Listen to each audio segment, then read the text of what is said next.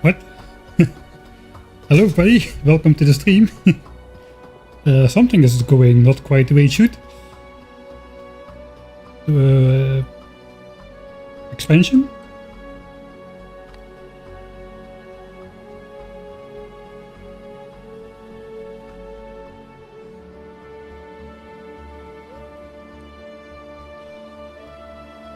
I don't see anything blinking nearby, and it's kind of strange they would come from all the way here if they go to the other side of the lake. Maybe a chunk was selected for expansion, but they already stopped blinking. But where are they coming from, and why don't they just send an expansion from here then? Or here? Or here? Where are they? Where are they going?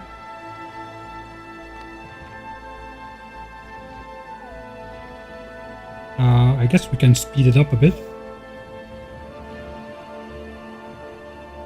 Hopefully we'll keep radar vision. Where are you guys going?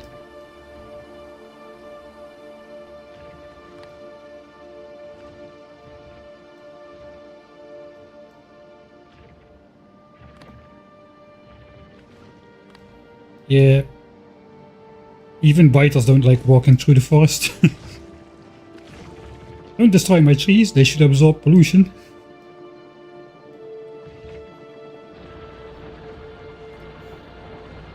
Don't tell me you're going to attack.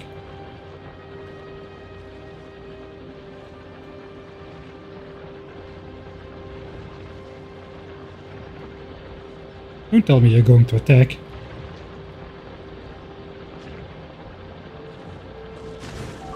Okay, that is not expansion behavior.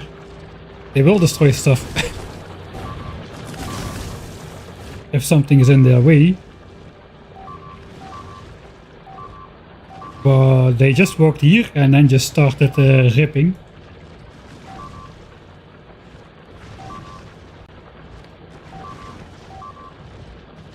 Alright, that is not good. Yeah, welcome to the stream. Kind of an unexpected opening. I was not quite ready yet. I just heard the beeping sounds. Thanks Sakuhara for the 5th month subscription. Off to a great start. Military science, they cut off my passage. They discovered military science first. Apparently. Well, I've got my flamethrower, so... Well, I guess we can check out... We can try out the running armor we made last stream. We might actually be able to intercept them. Especially since it was already going for 3, 4, 5 minutes. That's all? I know. We were already going for a couple of minutes. I think we can make it down in time with the personal flamethrower. And that technology is going to come in useful after all. And there's only one biter. I don't know if it's gonna happen again, but there's only one biter and a bunch of spitters. Spitters we can take with Gunter, it's the biter we need to flamethrower. He's immune.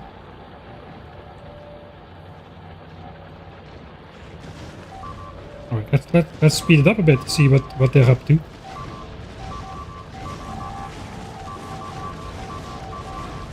There's way too many mining scrolls destroyed me.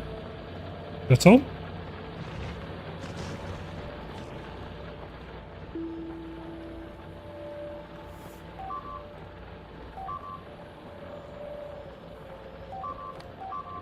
Okay, they attach themselves to this nest now.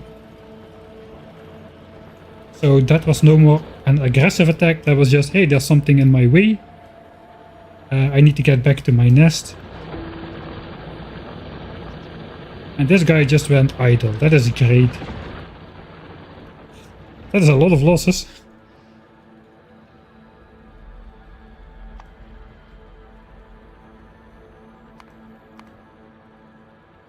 $40 rare mining drills down the drain. That is way too expensive. We're not gonna let that happen if we can help it. Holy moly. Yeah, so I guess we've got something to do. Something more to get distracted by. Another side-tracking thing. First we'll see if it happens again or not. I suppose I would, if I would play fair, they destroyed a couple pipes here. If I only react after they destroy the pipes, I suppose that's fair. And then I start going down.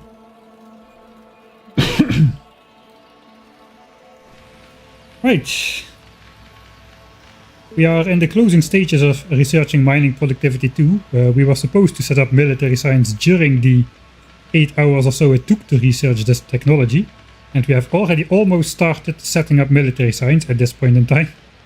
We haven't done anything just yet except think about what goes where. We decided the assemblers go in the base, 56 pieces. Walls will go in the south because we've got a lot of stone in the south here. 1, 2, 3, 4, 5 patches of stone in the south. I don't really have stone anywhere else, so the walls go in the south. We decided grenades would go up here because there's a good bunch of coal and a patch of iron for grenades as well. And then there is red ammo, which originally required 14 resources per piece of red ammo, but in the latest experimental update, Wube decided to give us a discount.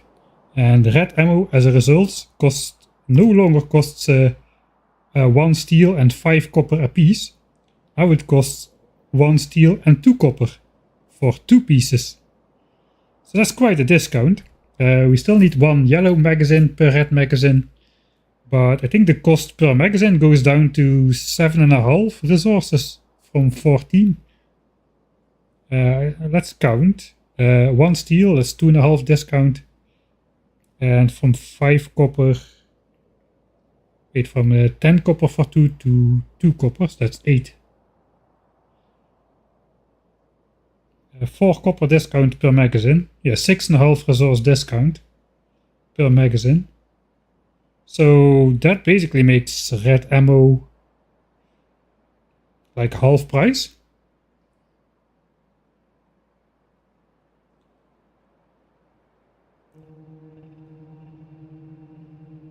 So yeah, we only need 1 copper per red ammo instead of 5. So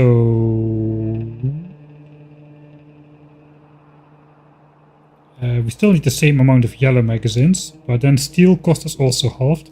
The iron cost is actually not that much declined. 2.5 iron and 4 copper discount per piece. The change was made apparently to do the space platform stuff with the red ammo. It was kind of hard to get red ammo on the space platform with the asteroids being limited in copper and all that. So they made it mostly copper cheaper. It's like 20% of the former copper cost. The iron cost is diminished a little bit. It does change military science though, which we are just about to set up.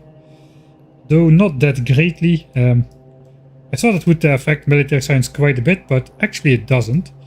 Believe it or not, red ammo already was the cheapest ingredient in military science.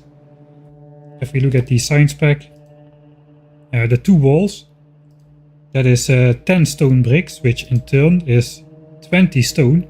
So it's 20 resources for the walls. Back to military science, so 20 resources for the walls. A grenade is 10 copper. Sorry, a grenade is 10 coal and 5 copper. So that's 15 resources for the grenades. And red ammo used to be 14 resources per red ammo. So it already was the somewhat cheapest ingredient on par with grenades. So all the changes for military science is this now costs half price. One of the cheaper ingredients costs half price. It saves a bit of iron and copper. The giant stone and sizable coal requirement is still the same. So yeah, the only thing that it really upsets the balance of is if you remember the early game combat, which we did against these giant biter bases everywhere with our super expensive red ammo, which could have been half price. In fact, how many magazines did we already make? Yeah, that that could have been quite a discount. 250,000 times 6.5 resource discount. So that is between 1.5 and 2 million resources which we paid too much, you know, in the early game compared to the current cost. Oh, looks like Twitch chat was stuck. I'll get all the updates now. Pollution triggered. I don't think it was pollution triggered. There is no pollution there. I mean, I guess we should load the save again. So I just updated the game and made a new save. So yeah, there's no pollution where they were coming from. Anywhere in the south here, anywhere here. We are not polluting any biters at all down here because they would attack us.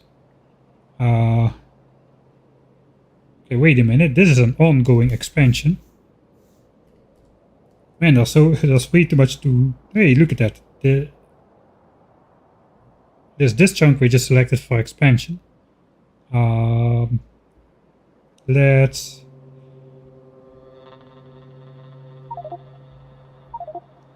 Let's see what's going on.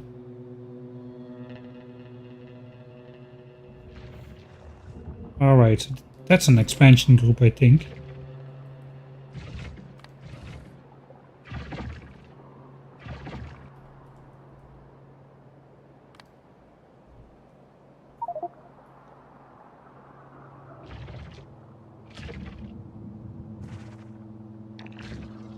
Yeah, they are state building. Okay, so these guys are building the expansion. But apparently, for some reason, I'm not even sure it's these guys, but that would explain it. Like one of those weird edge cases where they get interrupted. Maybe there's just not enough space for these guys to build enough bases and worms, because it's pretty forested here.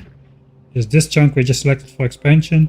They go right on the edge. Let's observe a bit what happens.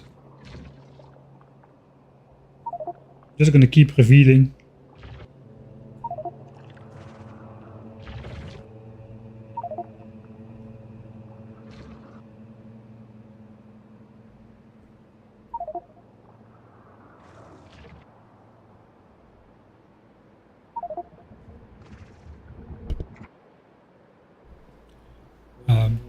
I thought you usually didn't update. Yeah, usually I don't. I already updated like twice. Should I use editor mode? Yeah, maybe I should use... oh, there I go. There I go. Yeah, okay. Okay, so look at that. They created one worm, and then they go. But where are they going and why?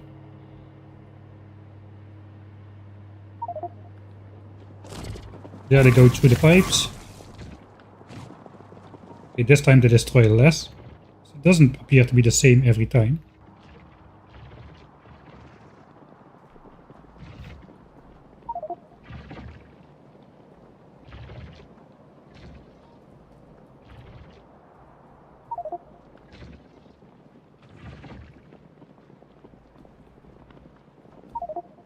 Let's see if I can get a mouse over on one of these guys.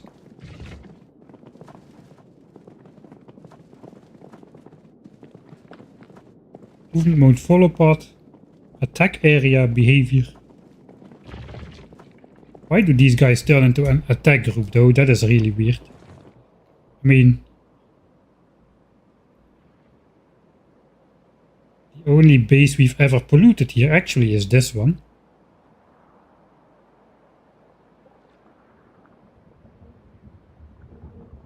This base has absorbed 313 pollution. That is not even enough to send one behemoth biter into an attack group though, so that is a bit weird. This group is way bigger. It costs way more pollution points. The behemoth biter by itself costs 400 pollution points to send into an attack group. So I'm not really sure what's going on with these guys. Let's just check if they attack again. I'm speeding up the game. One more time.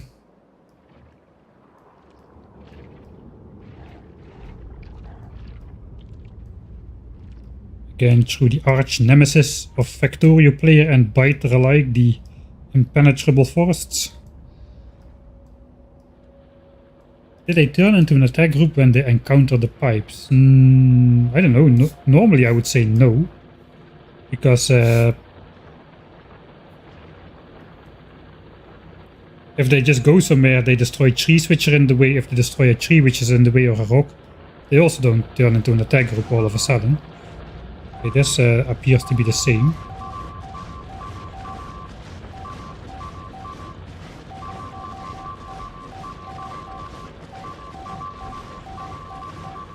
Well, I guess the rest is gonna go the same. Let's just play it out.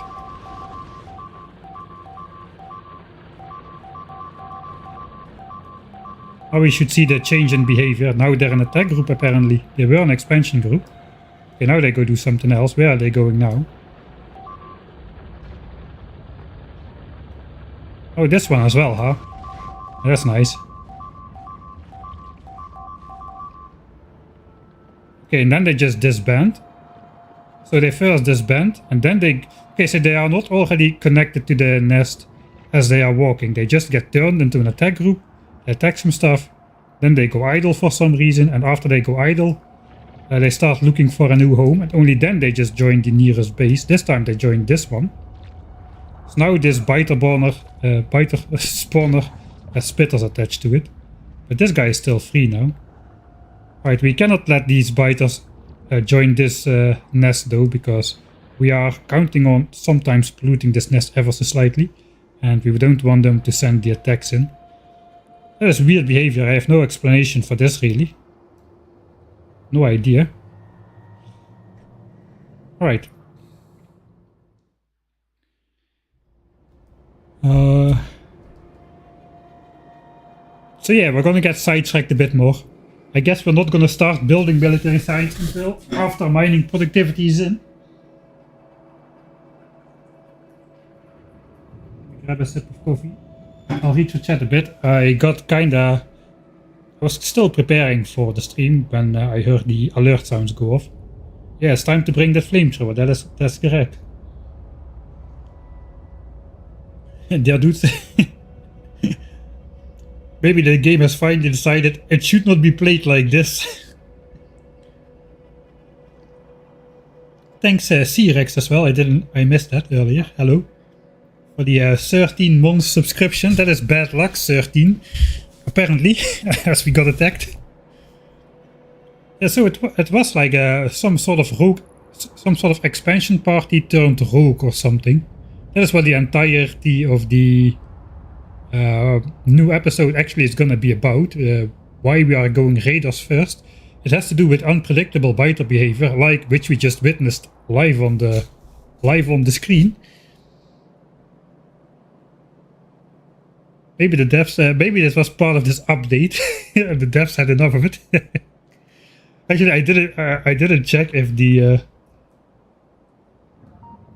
Okay, they didn't patch this yet. The biters don't start force spawning and destroying this, destroying the pipes.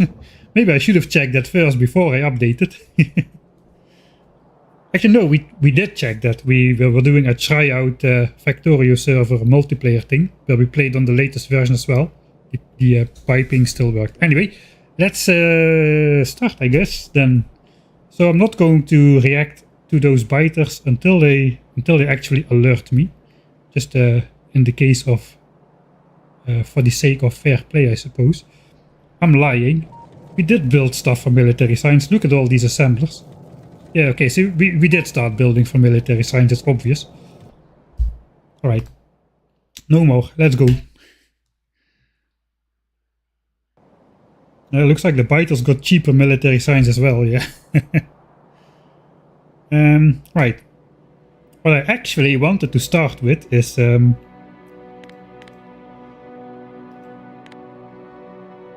we can get... you know how we are doing like exactly 1000 signs? Is it exactly 1000 signs per minute? Don't round down me with your 999.999.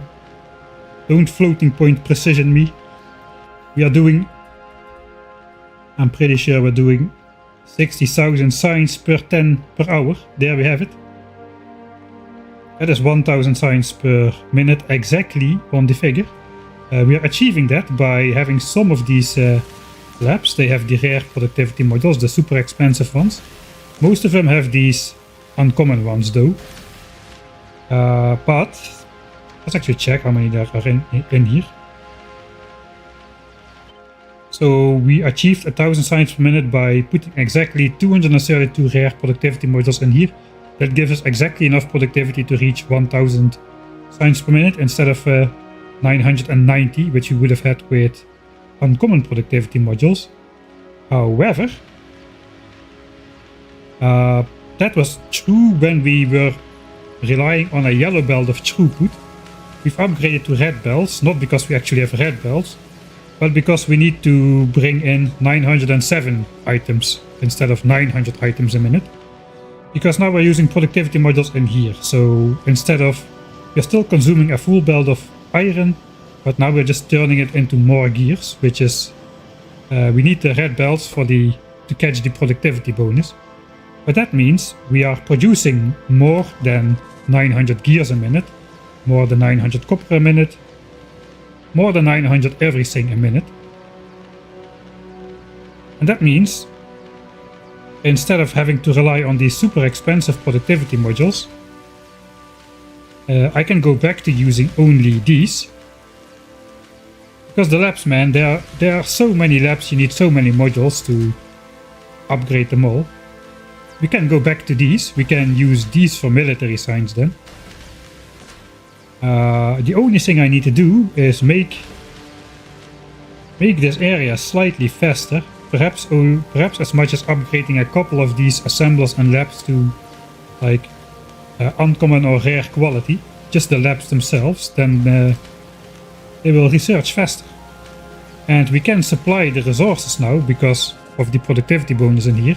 We can supply more than the machines we built, slightly. So I can just get myself back 230 super expensive productivity modules. If we upgrade some of these assemblers and labs to rare quality for a speed boost.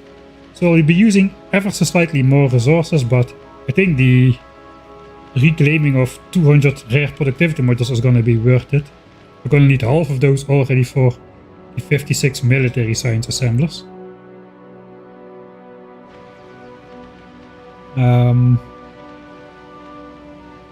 Alright, so how much wood we need? What we want is 1000 signs a minute. We're gonna go back to the flat 10% productivity bonus. So we need 909 physical science packs a minute if we look over the last hour. So we need 909. I bet we have a little bit less. So yeah, over an hour on average we've got 907 instead of 909. So we're slightly under. So that's like a quarter of it. We will be consuming a quarter of a percent more resources to claim back all those rare productivity modules. I think that's going to be worth it. This thing is freaking out right now. Look at that. In fact, how much are we doing now? We have 150 blue science assemblers. Okay, I think we get interrupted now. Oh no, what's going on? What? The biters are destroying pipes? I gotta go do something about it. Let's intercept them. I got my running armor on already. I have my emergency stuff in there, so I can just go immediately. Where do I need to go though? Let's switch off the expansion chunks. We need to go very specifically over here. Follow the marker on the map. Let's hope we are fast enough to intercept them with this 6-leg running armor. Perhaps I should insert all 8. I think I will lose more time switching out gear and bumping into trees and whatnot. And cliffs, like this one. Yeah, I don't want to look where they are because then I need to stop running. One advantage is I don't have active bot in this armor, so we can just run through the wall like that. Now we need to be careful. We need to go through here somewhere. I feel like I've sped up the game, but this is now my actual running speed. Johnnies don't even have time to react. Okay, where do we need to go now? Just down? Where are the biters? They're already there. They're already there at the coal patch. Let's go, let's go, let's go. Where's my hotbar? There. We need gun turrets. This walls. I suppose that's all.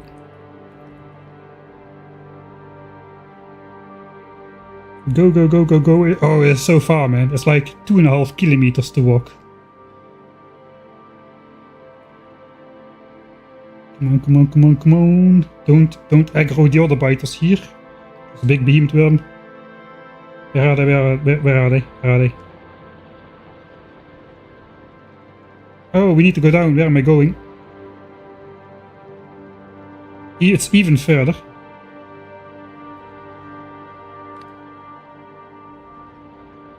Okay, they're there. Okay, they're getting through the trees. I should switch off the stuffy stuff. Alright. I suppose I just want to aggro them. Hello! Now they're probably triggered on me. I hope they're all triggered on me. I do not want to use my flamethrower in the forest here.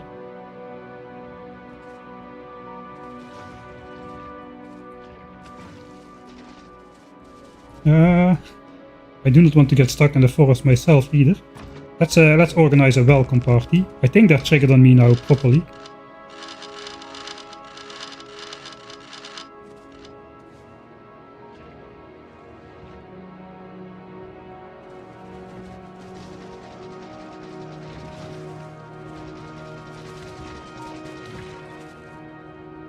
The behemoth is still there. Okay, there's the behemoth.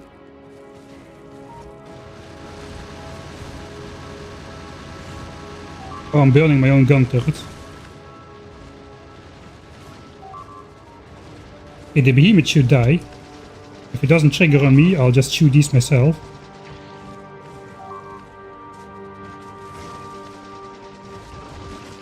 Okay, behemoth is dead.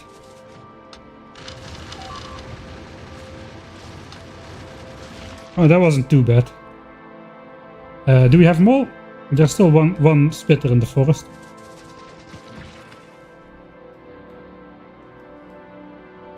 Alright.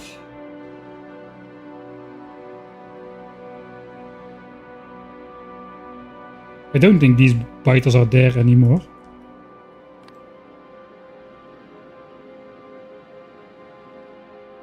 This base is not spawning any biters either. This is a biterless base. That is weird. Okay, I want to know that. This is how you learn new things, by the way. When something weird happens, you just observe. Well, throw back to the early game. Manually repairing gun turrets.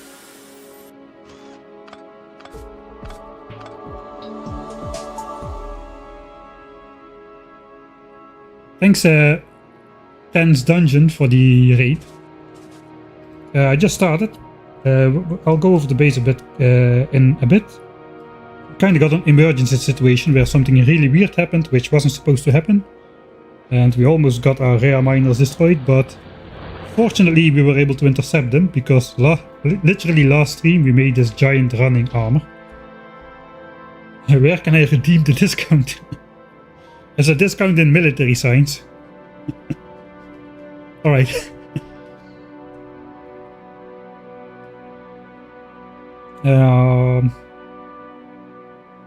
Wait, yeah, so let's save here. Crisis, like, biters intercepted. I should... Oh, this is gonna be a pain to get to put into the edit. Maybe we'll skip that just altogether, because I have no explanation. I don't know what happened. I just want to take a look here, what's going on.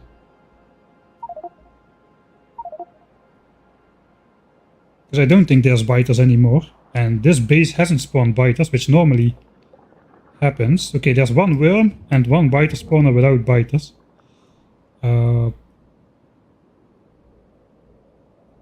Let's go here. I can pick myself up and I can put myself right here. Let's see if it starts spawning biters if I approach.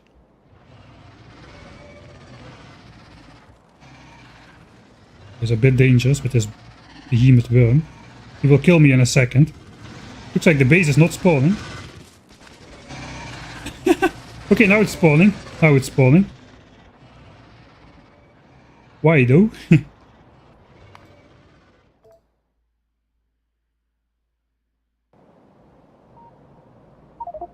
Was that a reaction on me shooting? Or is it maybe proximity? I mean, it's been without biters for quite a while. I'll just stay here a little bit. Speed up time.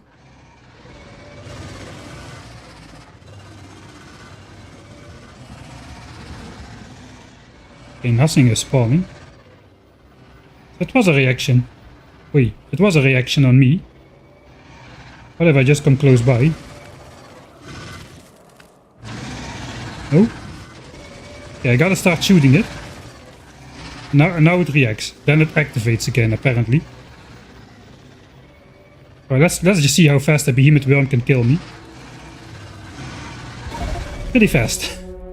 Not as fast as in the beginning of the game without armor, but yeah, we still should be very careful because I don't have any shields in my armor. Alright, sidetrack of the sidetrack is probably complete now. Yeah, redeem it by updating Factorio.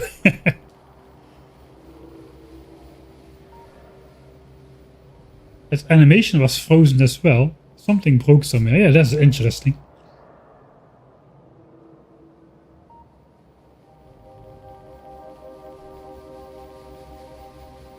That is very weird. I have no idea what's going on there.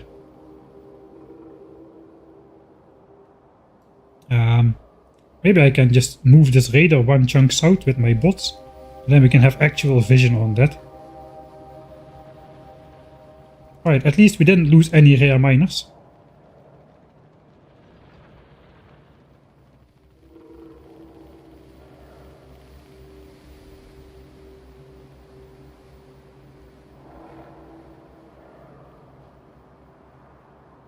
Yeah, it doesn't seem to be an expansion. They literally just broke up the expansion mid-process and decided to do something else randomly. It was not a normal expansion group. Okay, let's switch armor before I run into those biters. Now I have my bot armor again. Do not replace these pipes, I think. No, actually I do want to replace those pipes if it happens again. The worms will shoot my bots, but the biters don't care about my bots. So I can safely place this here. I think.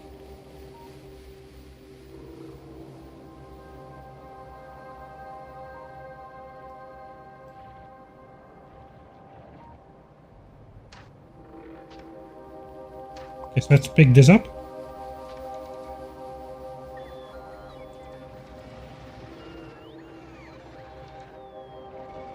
Okay, they're probably gonna get some shots in. No? Just screaming, alright.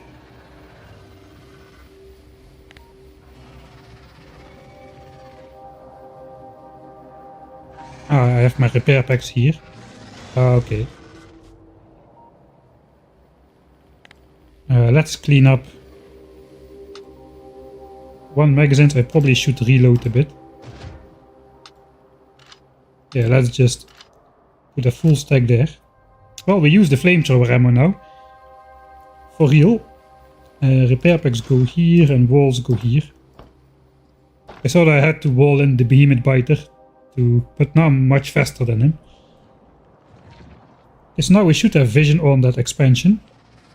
The base does not have an animation. These do.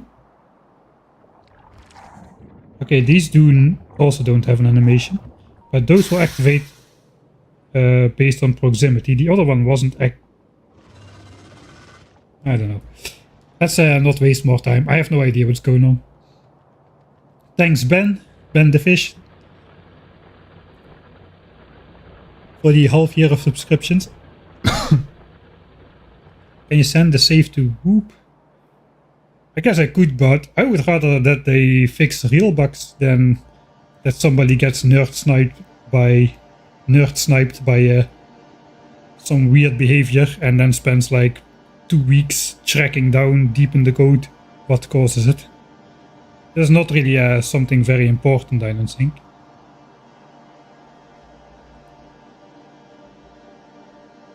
I don't know, I don't think it's important enough to report as a bug.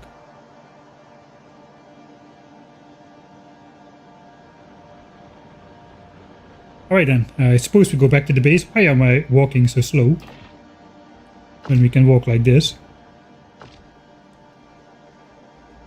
Still gotta get used to my newfound luxury, I suppose. Well, this stream is starting off very well. Even my sidetracks are getting sidetracked right now.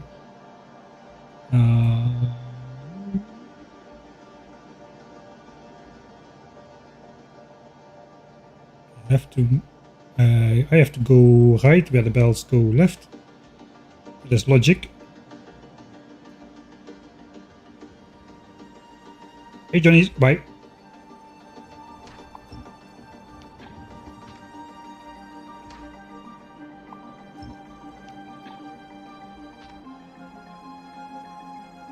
Yeah, maybe it's not even a bug. Maybe, I mean that I did pollute that one single biter base there. Maybe that is why they just simply got transformed into an attack group all of a sudden. I have no idea.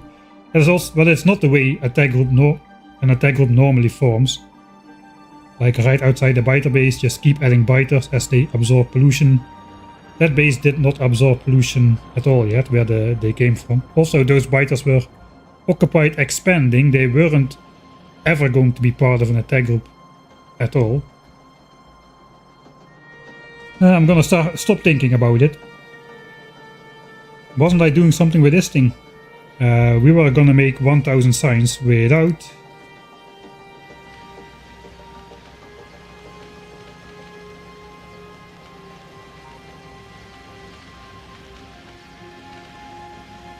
We were thinking about making 1000 signs and retrieving the modules.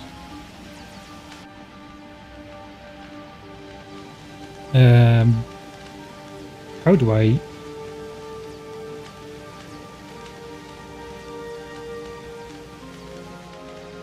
Alright, so I know how to calculate that. Okay, so first of all of these assemblers are full of signs. They are absolutely full because we have the ability to transfer in almost twice the resources than these assemblers need. The research spin, the limit is currently the labs over here. Actually, green science has a longer crafting time. I think the bottleneck is the labs. It is not the science assemblers.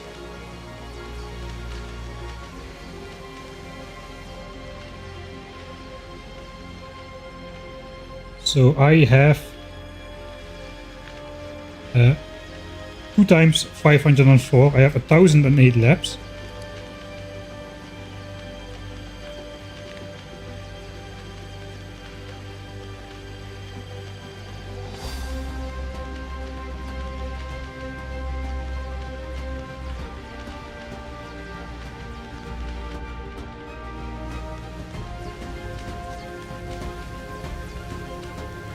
Can I figure this out right now?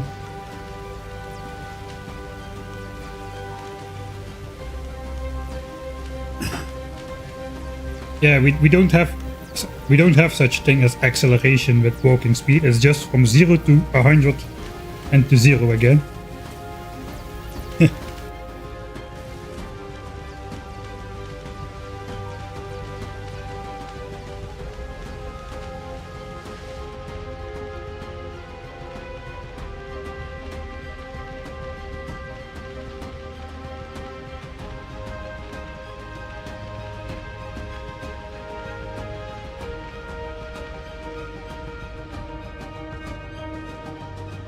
Alright, let's first do something else. I don't think I can figure this out right now. I do not need those productivity modules yet.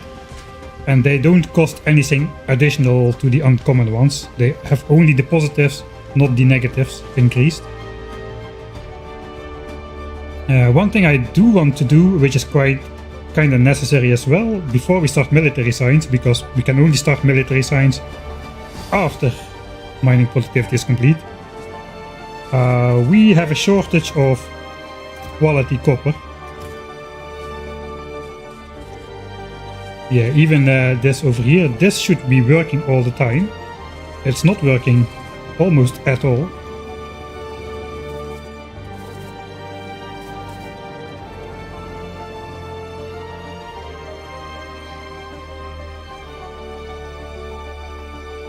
Alright, so this is what the production is when we are feeding from chests, basically. 135.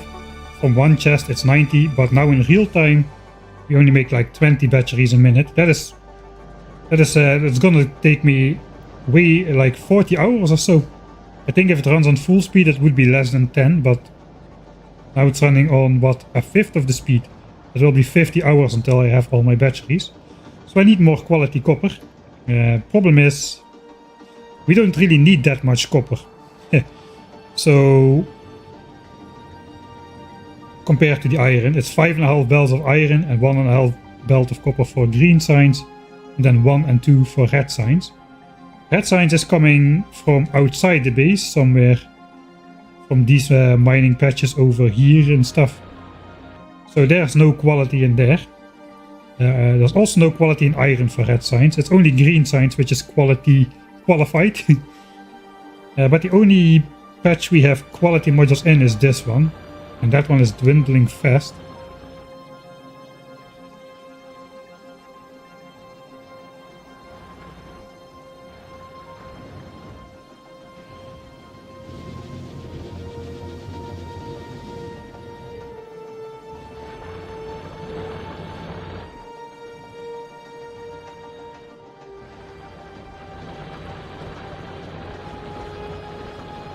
Alright, this is also copper. So we basically need, if we want more copper, we have to qualify one of our blue signs copper mines, the ones for red chips. We've got this thing over here, which is severely dwindling as well. 4.6 remaining out of 13 million. So we already extracted more copper out of here than we would have been able to extract from the entire patch, were it not for the rare quality. We have less remaining than we got extra in the ground now.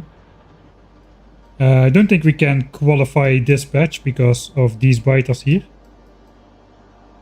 We've got the second patch over here, which actually has quite a bit of pollution space to the nearest biter base, so we might be able to qualify this one.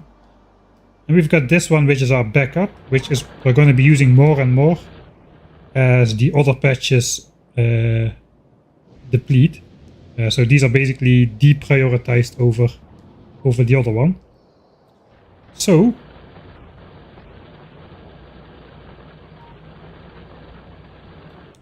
I'm not sure I should qualify this mine, because this one we are going to use more and more, and eventually we will be polluting those biters as well. I think we can put quality modules in here.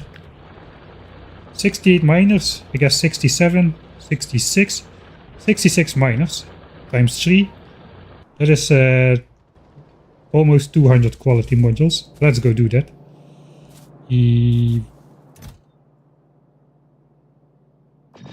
200. We also need to bring that back to the base then somehow.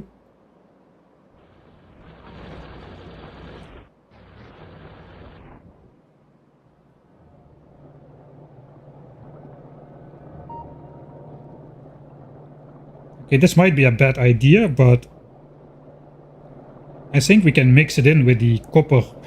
We can mix the quality copper in with the coal belt here, and then we don't need to draw an extra belt to the base.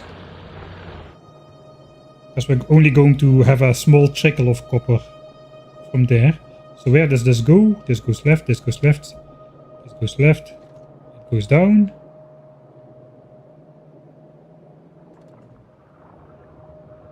Alright, it keeps its own belt here. This is from this patch over here. So we have the left belt, left belt, left belt, left belt, bottom belt, bottom belt, left belt.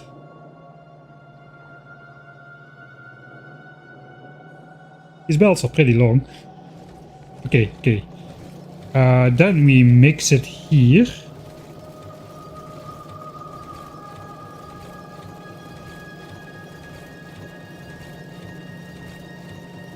So it does go in one belt eventually. This belt does look kind of full. It goes here. Okay, that's a problem. We do want it to go this way further though, so that is okay. Down more. Where are we now? We are pretty close already to the smeltery, so we want to get that copper over here. Suppose we, if it's on this belt, we can just branch it off. Yeah, we can do that. We can just branch it off here. And then just feed it in here. That would work. And it would be not too horrible. Would it be too horrible? The inserters won't take copper. Yeah, that's true. I could maybe just loop that one. I could loop it back into here and everything would be... No, actually this will take copper. We can do some sort of a bypass with like triple splitter thing, I think. But yeah, then we don't need... Point being, we don't need that many belts then. So just bring like a couple to get it over to the coal belt. And I think we can go qualify our copper mine. Man, this running armor is freaking awesome. I don't know how I played. I do know how I played before without the running armor. I just increased the game speed to have this running speed. But now we can just do this on one-time speed.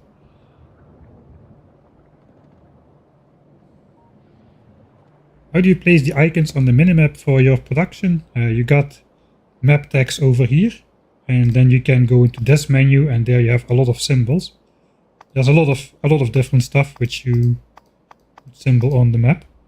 And then you can basically copy them. If you just press the pipette tool, you can just pipette a map tag and copy it over. So that is why I have that many map tags. It's way too easy to make them. It's way easier to make them than to delete them.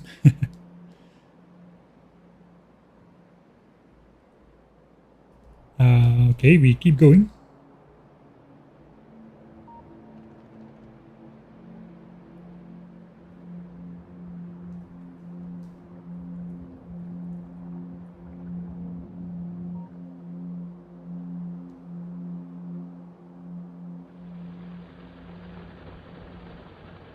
Yeah, I'd say too, the 4x4 balancer, like this one, and the lane balancer, if you know those, then you have 50%, or like, you have 90% of all cases for sure. I want to let the bots upgrade this, but it's in reach of this Johnny, I'm pretty sure. So we gotta be a bit... cheeky about it. I think I'll just try to distract him. Okay, if that doesn't work, I have my running armor. What armor engage?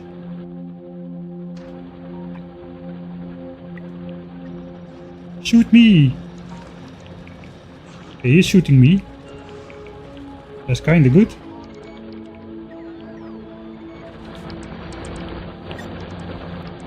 Okay, we didn't lose anything.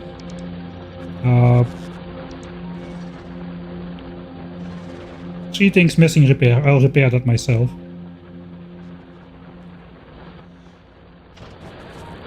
I can do it from outside the range of this Johnny guy. Oh, stop, stop, stop. Stop. Stop, stop, stop, stop. Stop, stop.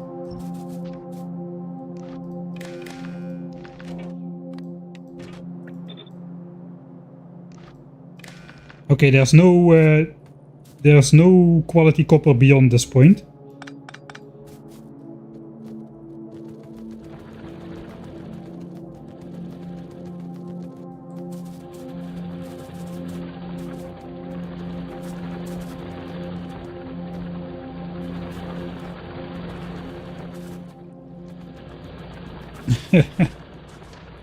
We gotta filter that out first.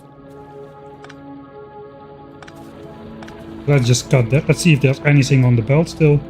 Yeah, there is.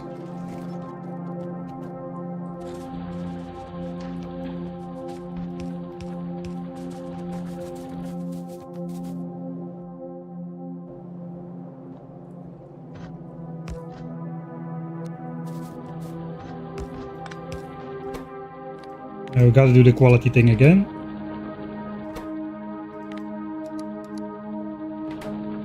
So quality goes into the 4x4 splitter. And the regular ore goes into the splitter. The quality ore should come out.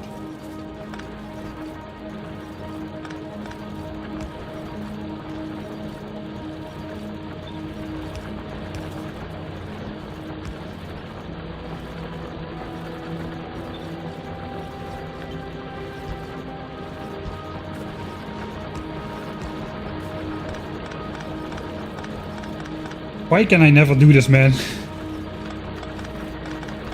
Yeah. Quality. I always have to prepare this. I should not do this. With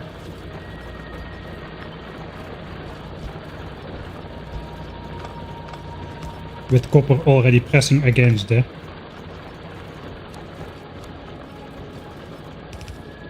Alright, that is correct, I think.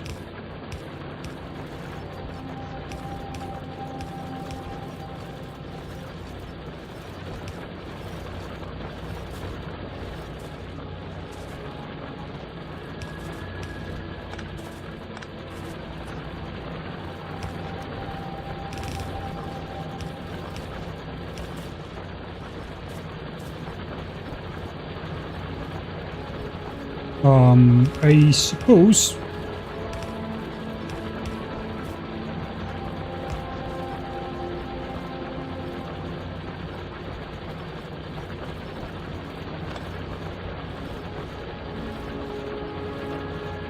do we just make a full belt or do we put it on one side? I think we'll just we want to trickle it in like evenly.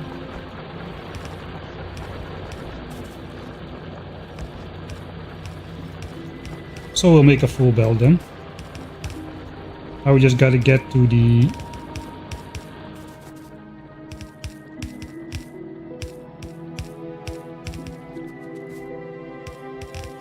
coal belt. Where am I going? Over here somewhere.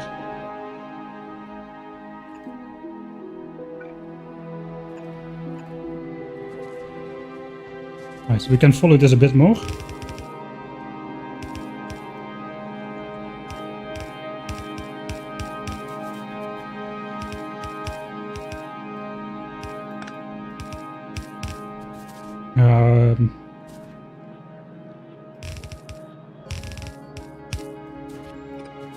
Gotta go down somewhere, so let's just do it here.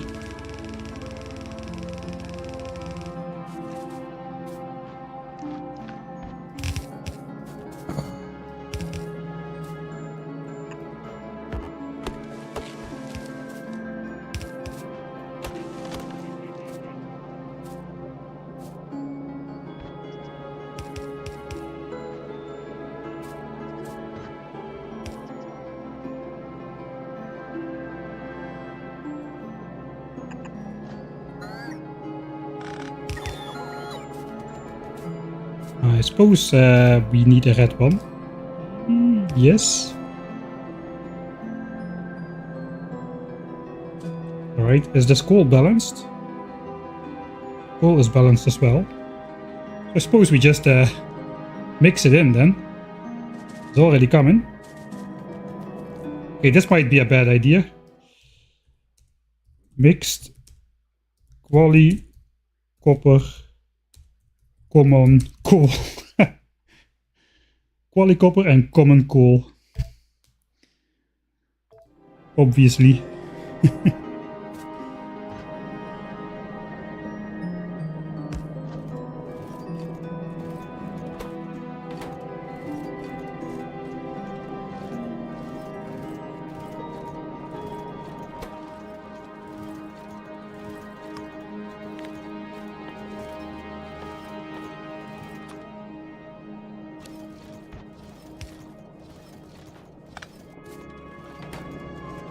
Okay, I thought, where is it coming? It's not coming yet.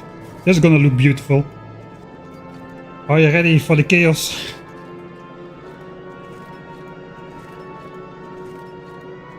I'm getting like those Warped Oreo flashbacks where I made that nuclear reactor fueling thing where it was also the uranium ore was mixed in with the coal belt somehow. Okay, this is the normal density, I suppose. Looks like we got space on the belt for that.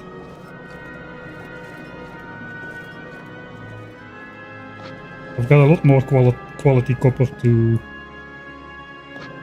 throw on here.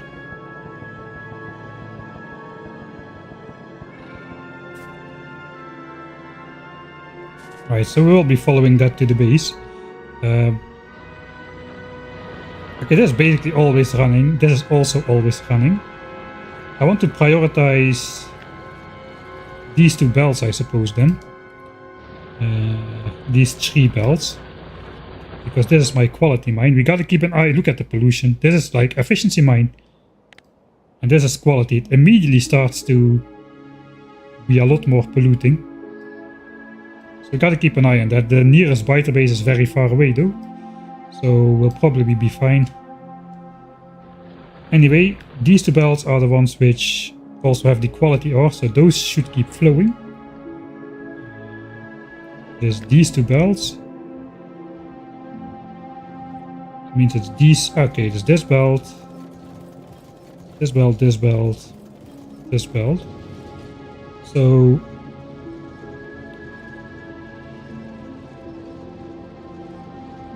that means we basically just want to be prioritize consumption copper of the rightmost 2 belts of copper here. Right. Okay, where's the half one coming from? Oh, the half is one from the right ones. Okay, so that is not good because we are not consuming this copper. This goes to red signs. This is like backup for red signs. We don't actually need that much of it, just a tiny bit. So yeah, we need to basically prioritize. Let me do a red one. I'll just hook that up randomly so it looks weird and I remember that I need to prioritize these 2 belts.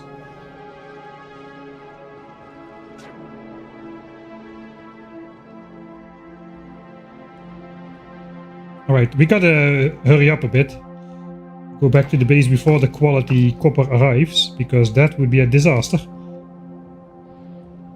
if it gets to the power plant.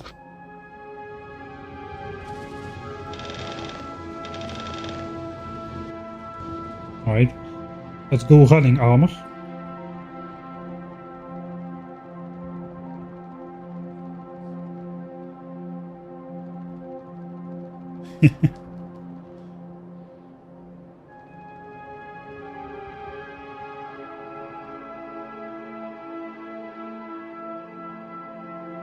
I really don't know how I always get away with, like, at first sight, and it's not really correct, at first sight impossibly sounding challenges, plus trying to build everything as cursed as possible, and just not really taking the challenge seriously. I don't know how that all works. The universe comes together in some sort of way. Okay, where is the quality? Okay, the quality copper is still very far. There's the front. Man, yellow bells are slow. Man, yellow bells are slow. It's all the way over here. Okay, a splitter. My heart just jumped. There is a splitter, but the splitter doesn't go anywhere. Probably some remnant of a past time. I'm just gonna leave it there. Okay, we have time. Suppose that means we basically want to priority input. You know what? I think this belt is part of the supply for power. But what happens is basically this belt is not running because these tanks are full, but then it gets night, the solar panels switch off, and then that belt starts running like a maniac because we are consuming far more steam than we are producing, so all the coal gets consumed. This belt will pretty soon be running uninterrupted, I imagine. Let's have a look at it.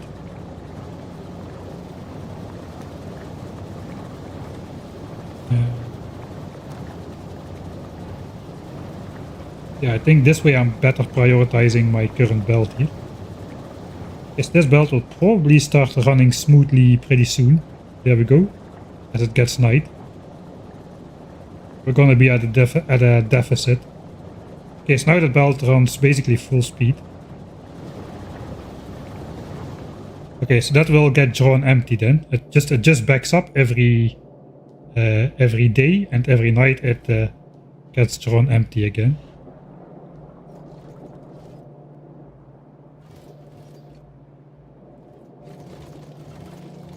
And here it's like empty again. Alright, so I think we don't really need to priority input anything.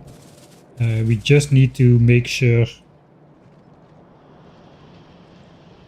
we draw off the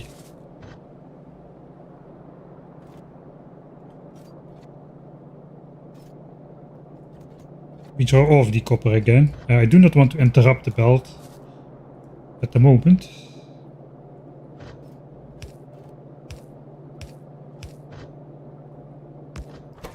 So we just make the coal go straight. And then the copper automatically will come down here. Oh, this is a bit too fast in the base.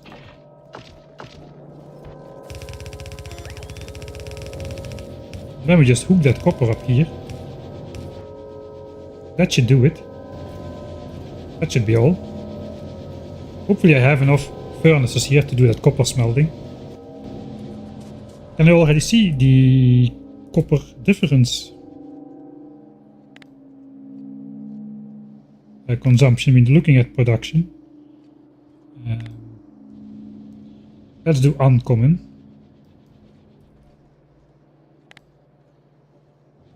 Okay, so we do. Okay, that is actually pretty good. We almost match iron now. So before it was about 90 iron a minute and about 30 copper a minute, and now it's about 82 copper a minute, almost 100 iron a minute.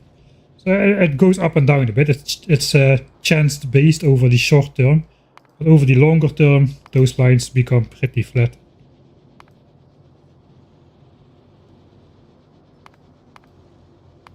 Alright, that's good. We kind of want... This is actually exactly the ratio we want. We want the 1-to-1 ratio for the batteries, but we want a little bit extra iron because we need to make accumulators from some of those batteries. And accumulators require a little bit extra iron on top of those batteries. So I think that this is perfect. We don't need to do anything about that anymore.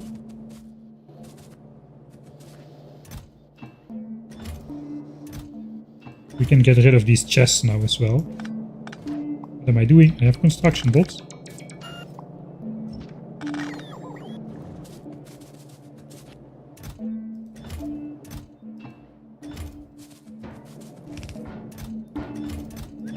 Cannot resist. Sorry. Okay, so that's just to get some sort of an overview where we are at. There's not too much in there. Not too much in here just yet. But I guess soon production of uncommon plates should go up as well then. Again, where is all this stuff coming from? Okay, so we have a little bit extra to make accumulators already. I think we're going to be about exactly fine. Alright, mining productivity is on 90%. We are legally blocked from starting military science until mining productivity is complete. There's nothing I can do about that. Yeah, so speaking about military science, let's check out the new ammo in detail. So 2 magazines, feeds 2 magazines. That is the same. The steel got halved. 1 steel now makes 2 magazines. Copper got cut by 5.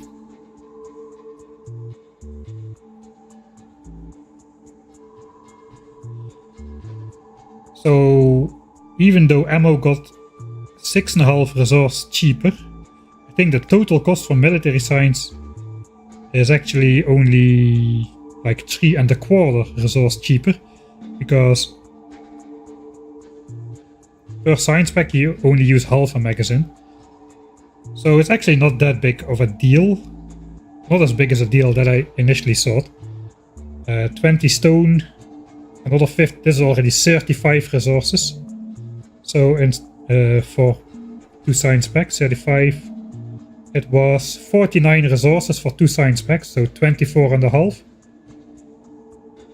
And now it's basically gonna be 35, 41.5. Let's say 21. It's gonna be 21 resources per science pack instead of 24.5. So like 10%, 10-15% discount on military science. So I'm not entirely sure that change is gonna stay in the game, or if they are gonna do something to compensate for military science. Like, say for instance, it would be pretty horrible if they decided, if I build military science according to the new specifications and then they decide to okay, we do want cheaper ammo in space, but we do want military science to keep having the same price, so we'll just require 2 piercing magazines for 2 science packs instead. That way military science gets almost entirely back to the old cost again. Slightly more expensive even, 1 resource more expensive. More iron heavy then, less copper heavy. Okay, I'm not going to completely build it as if that change is going to happen, but I am going to make sure I have enough resources to build at least the old style of military science, so I can then more easily rebuild it to the new version. Which means I'm just gonna still dedicate all these 3 resource patches to red ammo, even though red ammo is now about half price. That way, if something is reverted or something changes to the military science recipe, requiring 2 magazines instead of 1 to offset that difference, I can catch that later on. I don't need to rebuild everything, I just need to rebuild the smeltery and assembly a little bit, I think. It's experimental for a reason, that's true. But I think they're not gonna revert the changes for cheaper ammo in space. I don't think that was the entire reason behind it. If they want to bring the old balance back to the early game, they probably, that's my prediction at least, the logical thing for me to do would to have military science require 2 red ammo. So 2 red ammo will be costing 15 resources, whereas previously 1 red ammo costed 14. So that's like almost exactly the same. The problem now is before it was 5 copper and 9 iron. Now it's gonna be 8. And now it's gonna be 13 iron and 2 copper for 2 piercing rounds. So that's way more iron heavy. This always was the first thing which actually required a lot of copper in your base. Red science, green science requires barely anything. And then the red ammo comes along and it kinda starts swallowing up some copper. Unfortunate side effect though, these magazines are now like not even twice the cost of the yellow magazines by itself. So we basically add 3.5 resources. You add 3.5 resources to a yellow magazine, which costs 4. And you get a red one, which basically means a red ammo is going to be the correct ammo to use in every imaginable situation over yellow ammo. Whereas before you could get away with red ammo was quite expensive, 3 times the price almost for 1.6 times the damage. So it was kind of a waste killing small biters with it, for instance. But now yellow ammo is going to be basically outclassed by red ammo, even against small biters, I would say.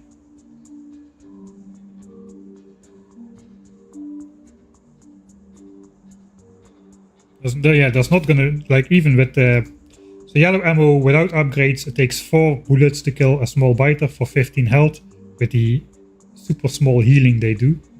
Red ammo would be 2 bullets, so that's like half of the bullets. That would be more expensive before. 2 red ammo, which is 3 times the price instead of 4 yellow ammo. So it's 1.5 times as expensive to kill small biters. With the first damage upgrade though, yellow ammo drops to 3 bullets, where red still uses 2. So then it's really much more expensive. If you use 3 yellow instead of 2 red, the red ones were way more expensive. But now, even in that most optimistic scenario, I think red ammo is just gonna win out. If you also put the other stuff in the mix, which has armor, like the nests, they have 2 physical armor. So red ammo wins there every case for sure. And as soon as medium biters, and before you had to look carefully about the armor thresholds and blah blah blah. Now it's just red ammo every time. Red ammo wins every time. So that aspect of the game kinda goes away. But I guess it's pretty niche, so let's not be too sad about it, I suppose. Right. 40 more minutes of side tracking. I suppose we can try to make that 1000 signs per minute base without those rare quality modules. I'm going to do that in a bit. Let me just save right here. I need to take a 2-minute break or so. I'll be back in a sec. Enjoy it. This will be the last time these labs are going to be on. Until we start researching 60-second per science spec technologies again. Which mining productivity is kind of unique this early on. I'll be back in 2 minutes.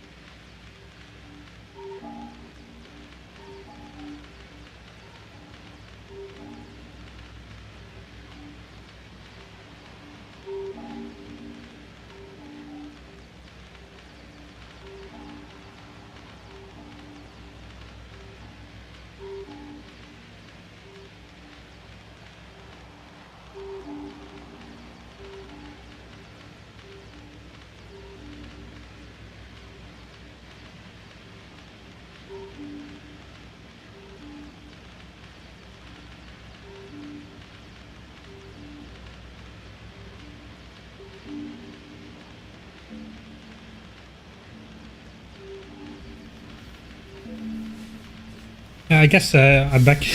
I guess yellow ammo technically still is slightly cheaper against spitters. But if you just consider the entire mix as well as the losses, because yellow ammo kills it a bit slower indeed. So you might lose a bit, you might lose an extra turret or something like that.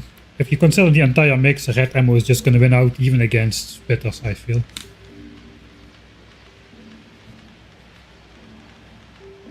Like if you remember the Biter Island Dead World, where I stuck to yellow ammo for quite a while, because basically the red ammo would be thrice the price, produce so much pollution that the attacks also became much more heavy. So that kinda entered some sort of feedback loop where the more expensive ammo would introduce more attacks, which would cost even more resources. So if you consider that feedback loop is way more than 3 times the price, and we had limited resources there. So we waited to upgrade to red ammo until the time was right, until the mix of enemies had enough armor to warrant red ammo. Now it's just red ammo straight off the bat. Right, I'm not gonna reload, I'm not gonna pretend that we have that we are still struggling against the tech pace.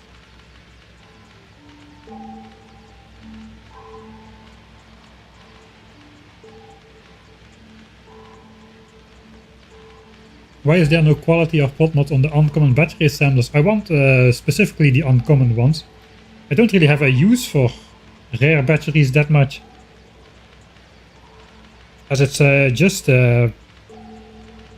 like personal armor stuff, which really requires batteries for the moment.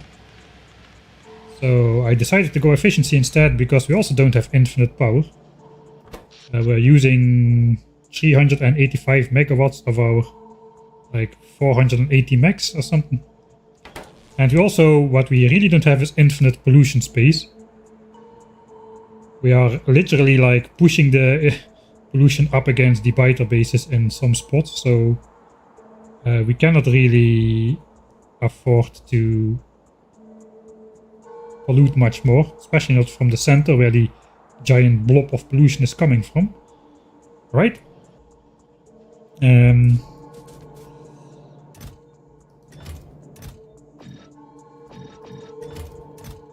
Okay, there is one thing I wanted to do. I'm going to... I've been switching out these modules way too often. But I do want to put efficiencies back in there. Because now we decided to go military science and all my stone patches are here. So I need the pollution space over here for mining stone instead of extracting a bit extra oil with these speed modules. So let's just quickly run down there.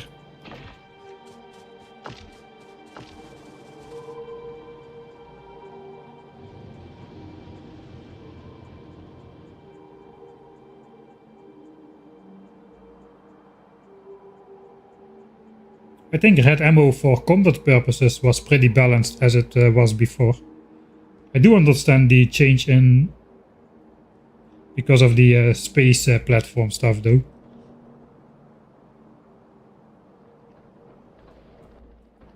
Okay, we got an upgrade planner already, so if we just change this one for speed module of uncommon quality and then unupgrade these things. And wear the right armor.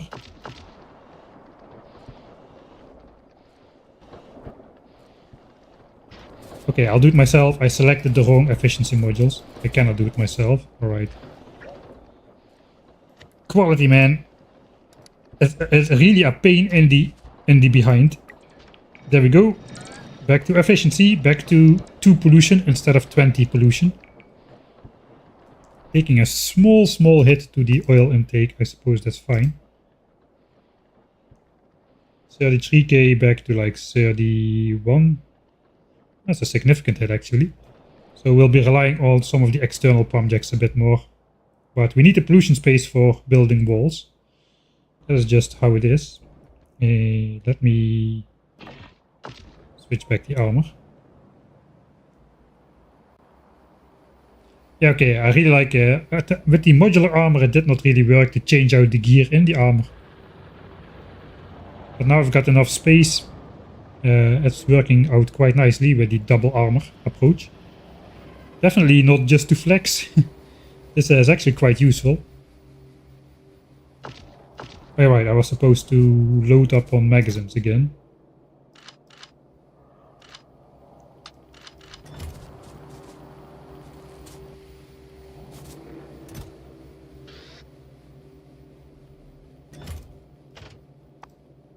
Alright. The 1k SPM conundrum. We've got a half an hour to figure that out. After that we have to start building military science. Can't you make infinite power from oil? Yes, you can. But it will be polluting power. You can make infinite power from solar panels really. You can make infinite power from oil, but you cannot make an infinite... You can make an infinite amount of joules, but not an infinite amount of watts, basically. The rate at which you can produce the power is going to be pretty limited. Right, so how do I approach this? So yeah, first of all, if we're doing 1000 signs a minute flat, very nicely so. If I say so myself, we have exactly on the like significant, like behind the decimal point still, we've got 60,000 signs per hour. That is 1000 signs per minute, flat out. That is the cleanest line you ever saw. It's probably. We want to keep that, but I want to do it by increasing production speed here instead of using a little bit of extra productivity. So we gotta just figure out what kind of. Basically, we gotta figure out how many labs do we need. I've got 1008 labs now. Those need to be able to.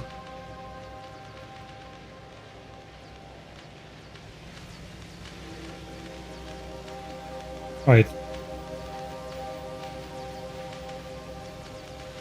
Let's try something. I have 1008 labs now, but they work at speed 0.9. Normally they work at speed 1. And then it means if it works at speed 1, it does 1 signs per minute, basically.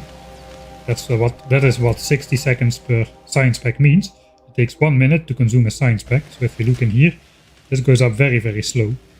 It takes 1 minute and a little bit because the lab speed is now 0.9 because of the productivity modules. So we only have enough labs to. We have enough labs to consume 907.2 signs per minute. That is weirdly the same number as. Hey chat, Mike, alright? Shoved into quality coal chest. Oh yeah, I see. Whoops.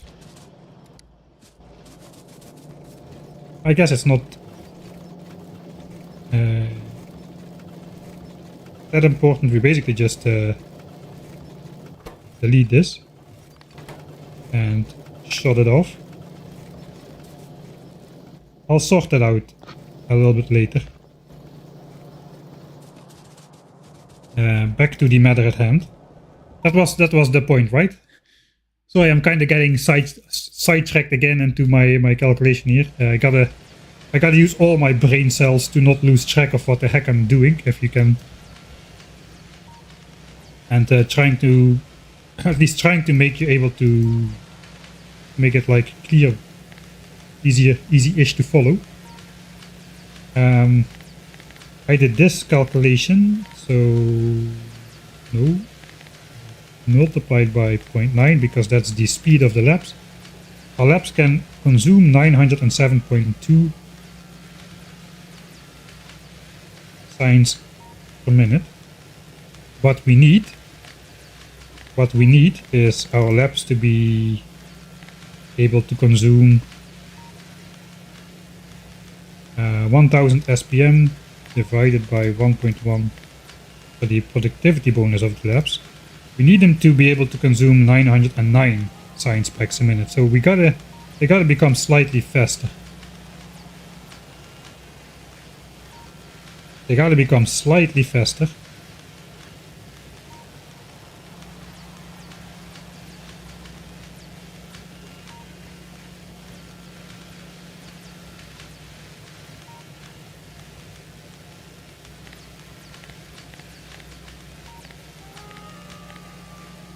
So we need 1.89 extra craftings. No, we need to consume 1.89 science pack a minute extra.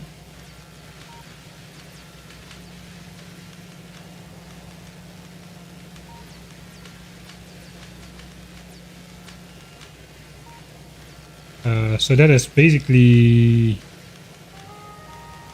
since each lab only does let me see, 1.89. Each lab only does 0.9.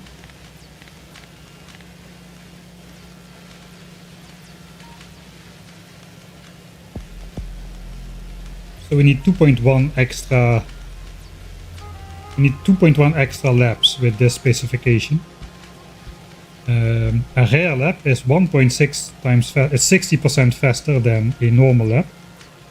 So if we divide that by the amount it's faster, we should get the amount of laps, the amount of rare laps we need. 3.5 rare laps. So if we make 4 rare laps,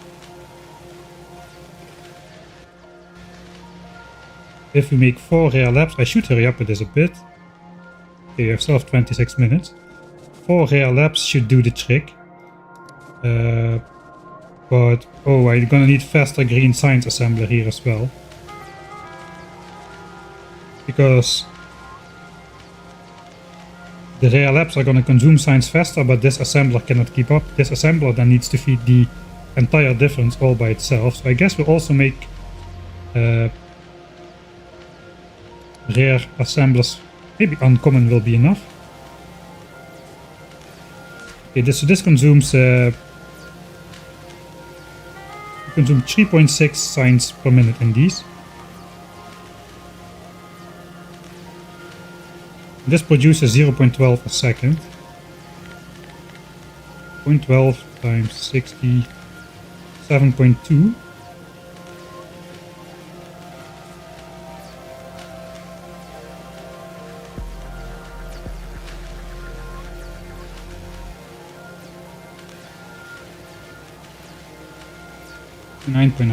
Nine. I think we will at least need uncommon assemblers. Do I have some of those in stock? I do. I'll just try that out. If I need better ones, I'll make better ones. But for now, green signs is getting the assembler upgrade. That should not change anything for the laps. Can I just make 4 rare laps? How do I make 4 rare laps? We need exactly the ingredients for that. 10 gears, 10 electronic circuits, 4 bells, so 16 bells, 16 rare bells. 16 rare bells, that is basically 8 of these with 8 of these.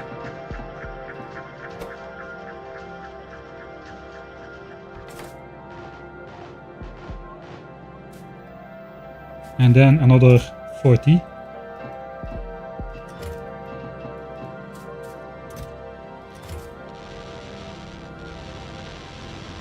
Work. Alright, rare laps. Completed. I have nothing left in terms of green chips, man.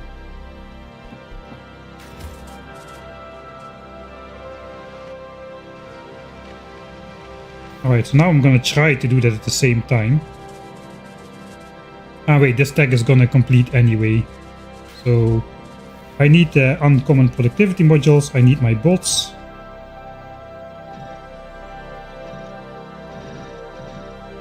And we're gonna make an upgrade planner, basically a downgrade planner, which gives us back the rare quality modules. And does this to him. That will drop our signs per minute momentarily.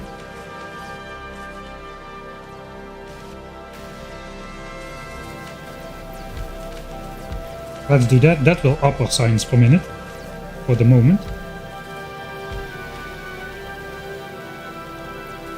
Not sure it's going to be visible, but should do it. Let's do the upgrade planner immediately.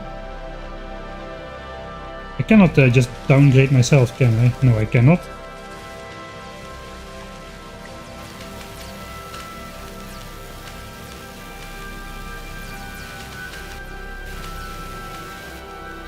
Oh, I don't have my bots on me. Okay, you can see though, it's working. We're doing 1001 signs per minute now. It's working. The faster thing. Alright. Here's my bots. Oh, I shoved my inventory somewhere in a random chest. That's bad. Is it this one? No. It's this one. Okay, it's not random. That is a legit chest. Thanks G40 for the, I probably butchered that. Thanks for the 9 months of subscription. Let's reclaim our rare modules.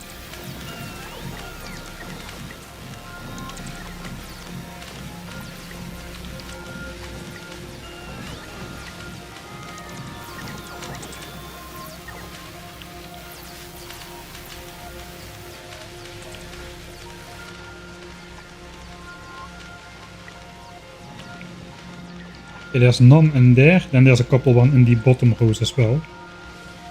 That should then bring us down to 1000 signs per minute again. So we went up a little bit.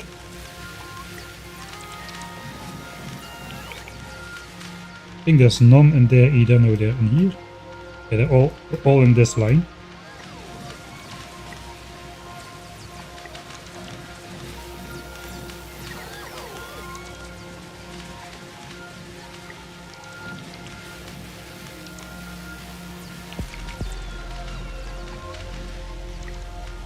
Okay, that's all of them. And then we should drop down to 1k SPM again.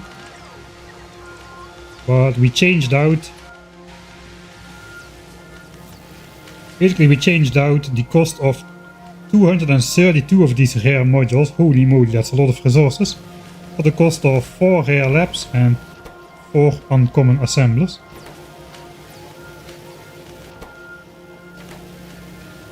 And this thing now creates 0.16 signs per second. 0.16 times 60. So that produces 9.6 signs a minute. And these labs, even with 30-second technologies, only consume 7.2, I think. I think we should be good.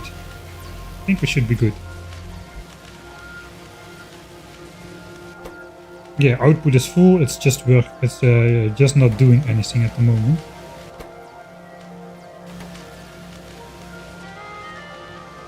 And we're back at 1000, okay. Looks like, I don't know.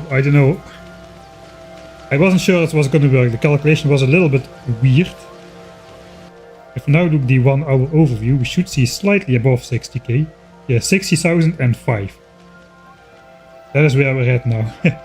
So after 1 hour, this should again be 1000 flat. Except we're gonna change technology now.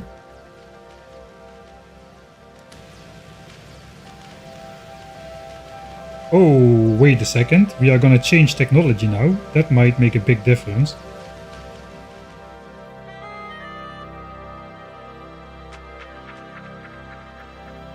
Yeah, we might do even more than 1000 signs a minute now.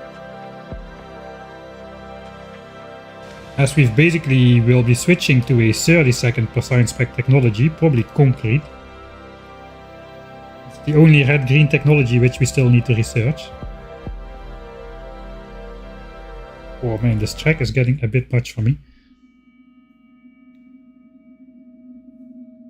Hydrate, yeah. Let's do that.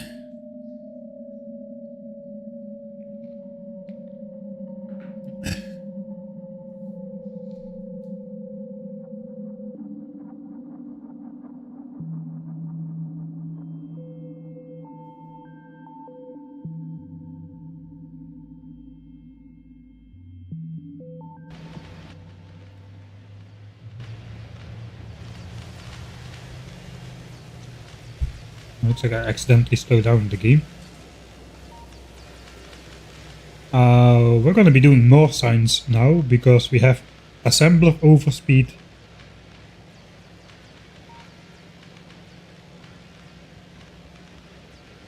We have belt overspeed and we have a bit more overproduction than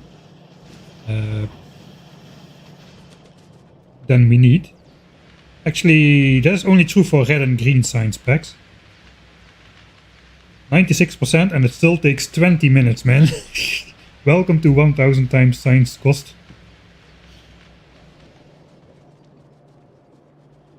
Actually, blue signs, we are producing blue signs at a rate, at a too slow rate actually. We cannot really upgrade that. Because now we need to produce need to produce 909 science packs a minute. I've got 150 blue science assemblers. Because again, this 150 science assemblers producing 5 science a second if everything had crafting speed 1 and no productivity bonuses. The assembler has a crafting speed of 1.2 and a productivity bonus of 1.12, but the productivity bonus comes at the price of a 10% speed penalty. So we are producing 907.2. We should be producing like 1.9 science per minute extra somehow.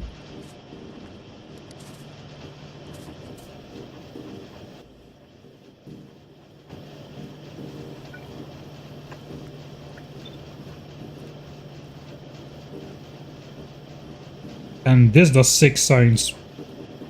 This does 5 signs a minute. You know what? I need 1 extra assembler. I can just copy like an entire line to just overkill it a little bit. Or we do something stupid.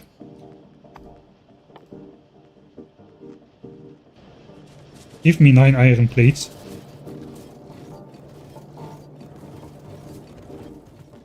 Okay, here's the stupid idea. We just need a little bit of overproduction. Have you ever made blue signs into a Mark 1 assembler before?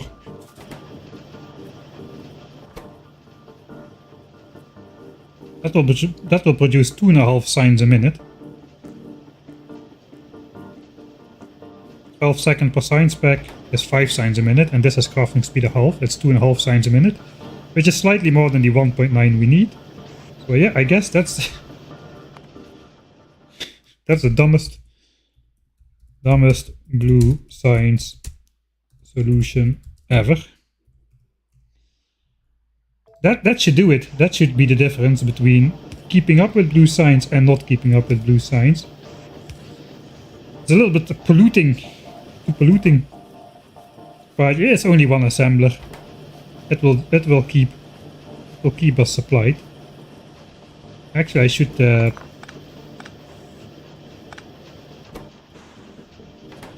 build it on the top row, because that is the line that always goes. That means no, I should build it on the bottom row, because this line sometimes backs up. I'll build it on the top. I don't trust this assembler. Keep up good enough.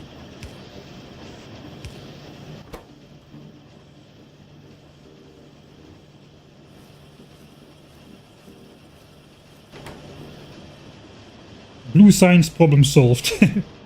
All this high-tech quality stuff, and then we've got this Mark 1 blue assembler unupgraded, as basic as it comes. 10 science packs into the game, and you unlocked that bastard. Even on 1000 times science cost. Perfect. No productivity module, yeah, that's true. It's not really gonna consume anything significant though. Alright, so yeah, we kinda gotta figure out the tech part then. I believe the great plan was keep researching towards rocket silo while we set up military science, because we need the laser turret stuff. We did research laser already, I think. Yeah, laser is researched. So the next one is military science. We want the laser turret and like a couple of the early damage upgrades. So we can do our behemoth laser strategy. So we can only start doing that once we have military science. So in the meantime, we're going to keep researching towards rocket silo, which means concrete, rocket fuel, low density structure. That's all the prerequisites.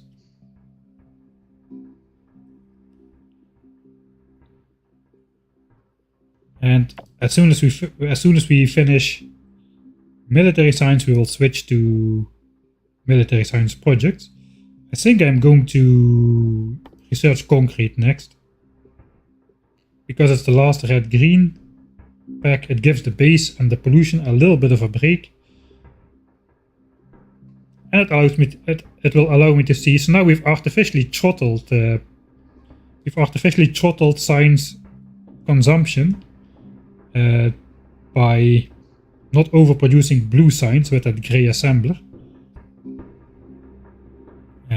But this does not require blue science, so we can see what the base will do with just red and green science. And we might decide to upgrade blue science later to just consume everything that is supplied to it as well. So yeah, let's go concrete next.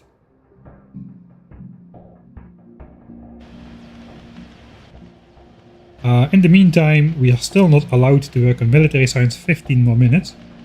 I think, so I've been stashing up this steel right here. We've got 300k already. We're also stashing red chips. That is just gonna continue while we do the red-green technology. That's independent of science consumption. We have an overflow which basically loads up these chests because we produce slightly less red chips than we need, so we rely on this a little bit. It has been going down steadily. Now it's gonna go up again for at least 4 hours. So 4 hours of red chip production. Let's look at it.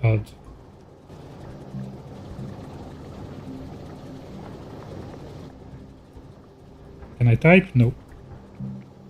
So we do like 70k an hour times 4 hours. That is going to give us like 300k red chips extra in these chests right here, if we have space. We might need to upgrade to quality steel chests for that.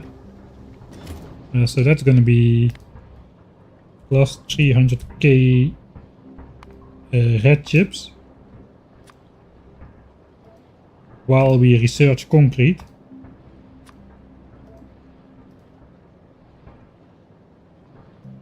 Hey.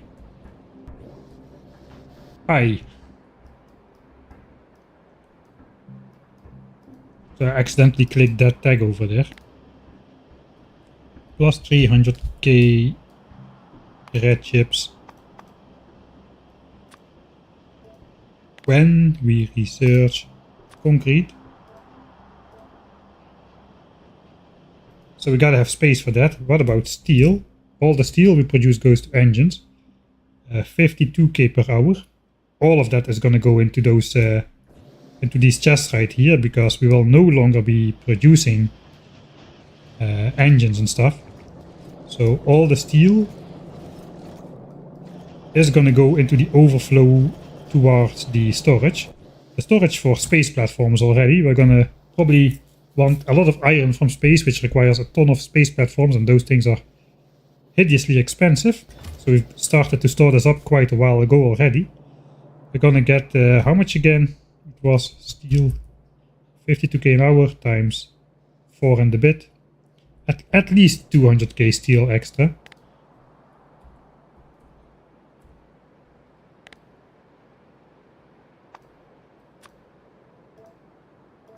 So we gotta make sure we can do that. The problem is, though, it's not really a problem, but it's getting out of hand a little bit. I want to make space. I just want to quickly make space platforms out of that once we research rocket silo. Like literal hundreds of thousands of steel will go into those space platforms. But those also require copper cable. And while that is of course much cheaper than steel, I still need to have it on hand or make it. So I think I'll just have it on hand instead.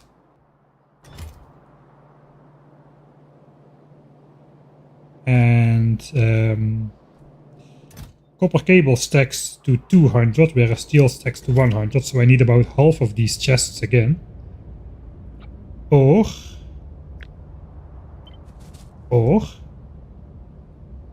I can use one more column for steel, so 4 columns, 4 rows for steel and 2 rows for copper cable. That also would be an idea.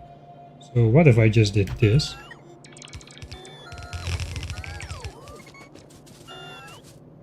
Then I just don't have enough stuff. That kinda was to be expected. So we need 104 more inserters and 84 chests. That is a nice 10-minute project to do until mining productivity completes, and then we can start working on military science. I swear to God, we are gonna do military science until it's done. After that, no more sidetracks. Chests and inserters.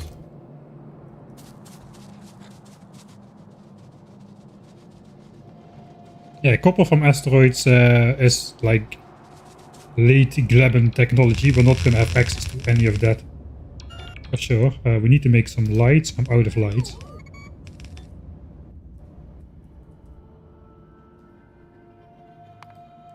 We made 300. Let's make 200 more lamps. How are those things made these days? Copper cable, circuits, and iron plates. What do quality lamps do? They have more health. They should shine more brightly. Quality lamps should have a larger illumination radius. Do they? I said no more sidetracks. I said no more sidetracks. After we start military sites.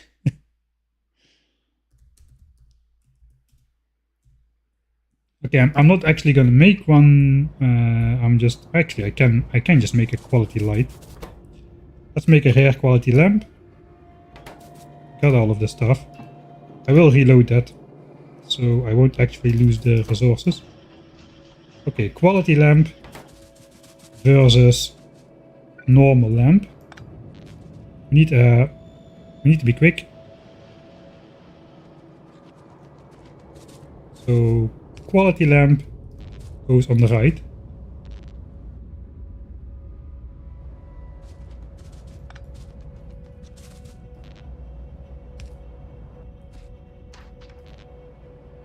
No, it's absolutely the same. That would be a cool feature to add though.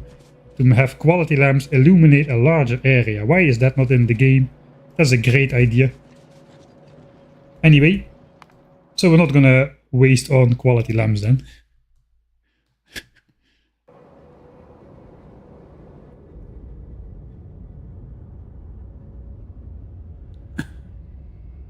My sidetracks are those infinite trees which you always see in those mathematics videos and whatnot. My sidetracks have sidetracks which turn into more sidetracks. It's a dark forest of sidetracks which you never can get out of anymore. Okay, normal lights then. So be it, normal lights. 200 of them. We need copper cable. I don't have copper cable, that is fine. I do have copper. 200 lights. Why not handcraft them? Like a normal person. Right? Like a normal... I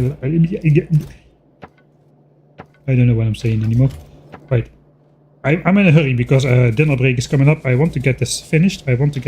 Before mining productivity. It's 98%. We do have 1k SPM again. Okay, lights are going to be ready in a moment. We can make the lights a little bit more ready.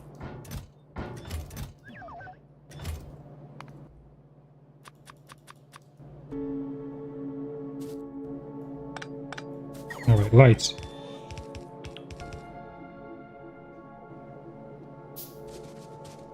Alright, actually, yeah, the problem was we wanted to prioritize copper coming from the quality copper mine, which means we need to heat up this entire belt over here. I think the time has come then to not hard fork this copper into red signs. Just make this go straight.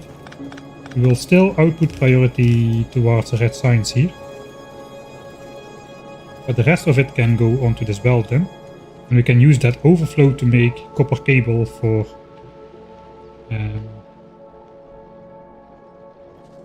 that's going to end up here. We can use the overflow to make copper cable and stash it in these chests over here. First of all, steel. I'm probably just going to turn that around then. We will never have to feed it out again. We might have to feed it out at some point. But we can do this then. And copper cable is probably gonna come in here. Something like that.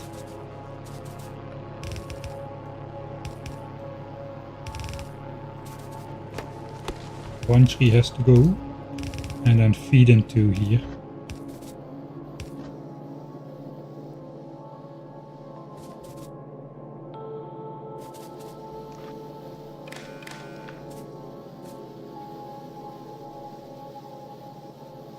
I think these are all connected like so.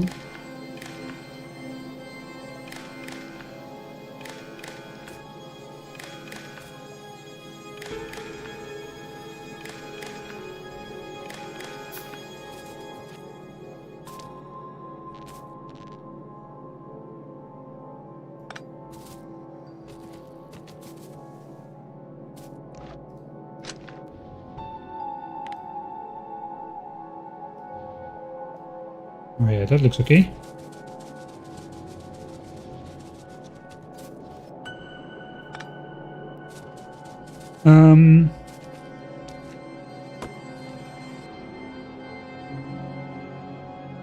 Okay, this is connected here.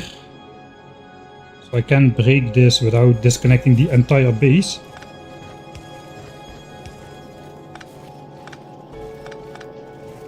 Right? Everything's still working.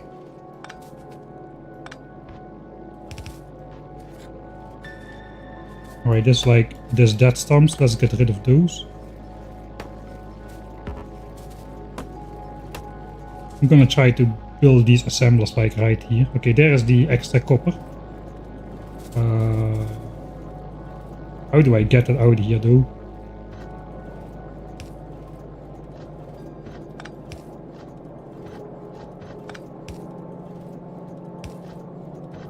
Again, we can just priority splitter to the right. So that goes to red chips, and then only the overflow will come out here. See if we can build some assemblers in here. Copper cable. We could use productivity on that as well. If we use that, we should use rare assemblers as well. So 3.02. Let's see, without modules is 3 per second. We will make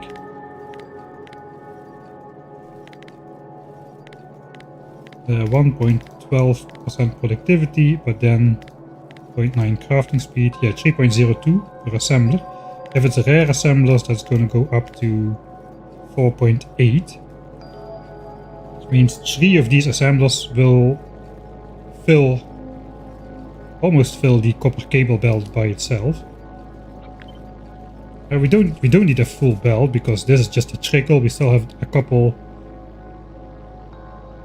dozen hours of researching blue technologies and rocket silo before we can even make space platforms. So we don't actually need a full belt. Maybe we just need 2 assemblers here.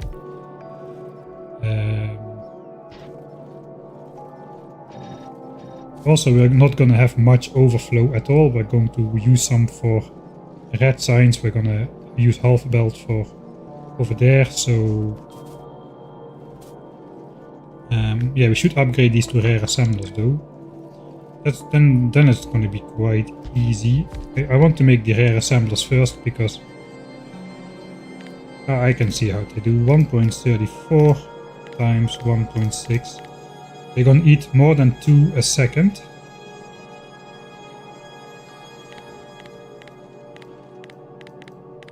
And they're going to output 4.8 a second.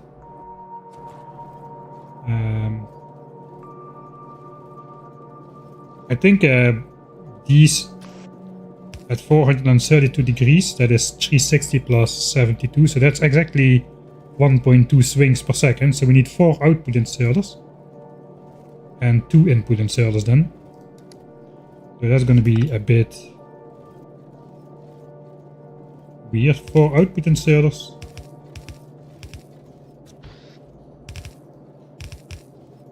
Something like that. And just join it up. And then the input. That is not going to fit like so. Maybe just do this. That works as well. Then we can do the input here. That is not 2 input inserters though. That's only 1 input inserter. Looks like we're just gonna have to go on the other side.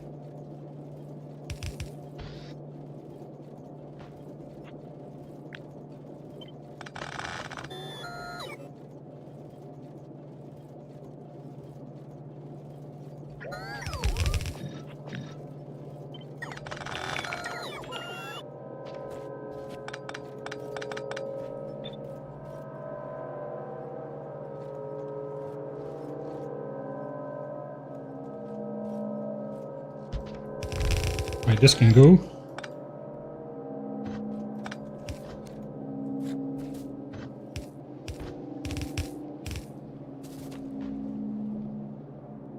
Okay, then the input bell just needs to come here.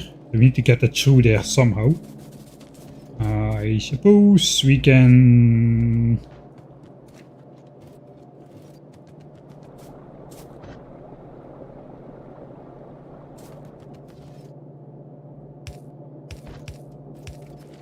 go through there or something.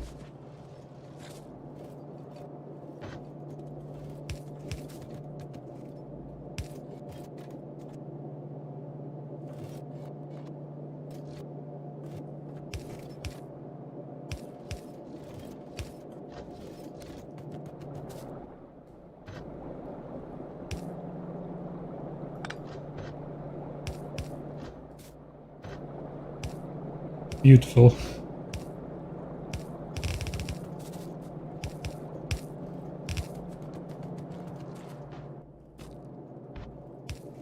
Then that goes in there.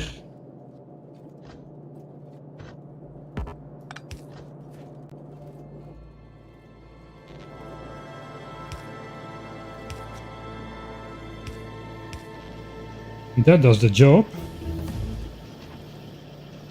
Alright, and we are officially allowed to start working on concrete. Now, very briefly, we're gonna go up to like 2k signs per minute. Because all the labs were filled. But of course, that's not going to be sustainable. We'll see where it ends up at. But that is the last. That was the last moment all the labs will be on. All right, we will make the 2 rare assemblers.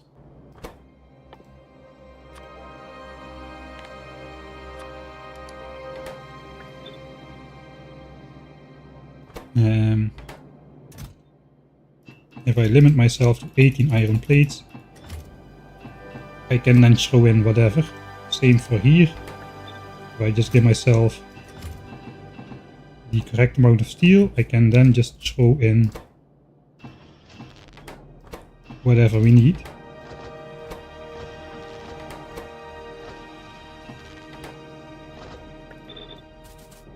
And end up with the correct amount of stuff. 21 circuits remaining. Alright, then I upgrade these. And that should hopefully give us most of a belt of...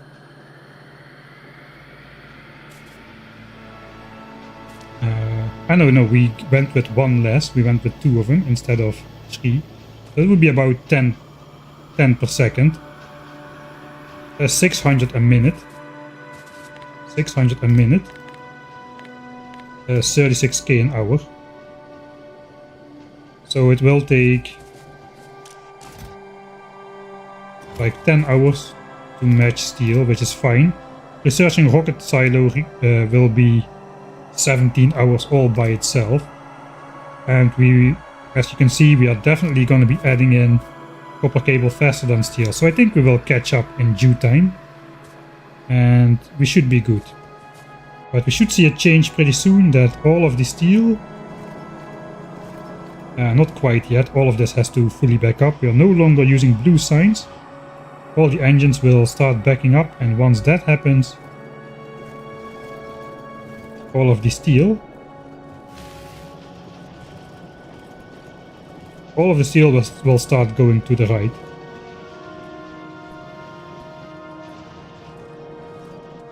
And the red chips output, the red chips is already backed up, just about completely backed up. So all of these red chips are now gonna fill these chests as well. So that's gonna be great. We're gonna be stocking up lots and lots of buffers. We're gonna start out at 85k. It's already up to 87. Right. How is science doing? It's going down again. It will take a while to reach the minimum. I'm quite curious where it will end up, and I think that we're gonna have that on the break screen while I go eat dinner. So yeah, I'll just stay right around here, I suppose. I need to make myself this. I don't have the belt immunity equipment, so I need to use the poor man's belt immunity equipment. I think right there should be good. You can see all the labs, alright. I'm gonna save here. Okay. Merely, it is time. After the dinner break, it's time. Pure focus and commitment, like a true army recruit. Full military science focus. We're gonna build it until it's done.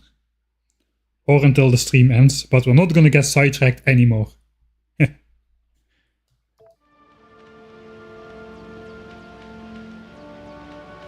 Hey Handy, you wouldn't happen to know the details? No, I don't know how exactly the biter attack parties choose their targets. I think that's somewhere hidden, not in the Lua files, but in the hard-coded part of the game.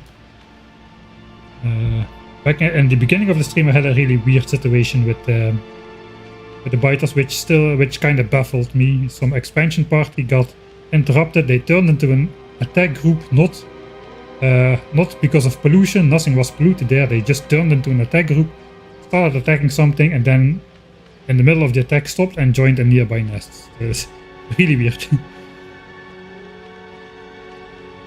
Okay, let's keep the mouse over here. Oh no, I need to scroll through chat a bit before I go eat. Yeah, the magazines could have some more bullets inside. I agree with that as well. Using 2.5 full magazines a minute. I guess it's fine. It's game realism.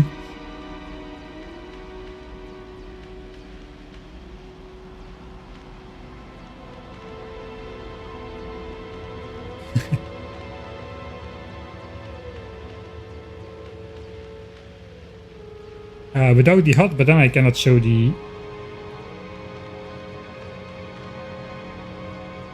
We want to have the that on there. I can at least disable the mini map. We won't need that anymore. That removes a bit of clutter.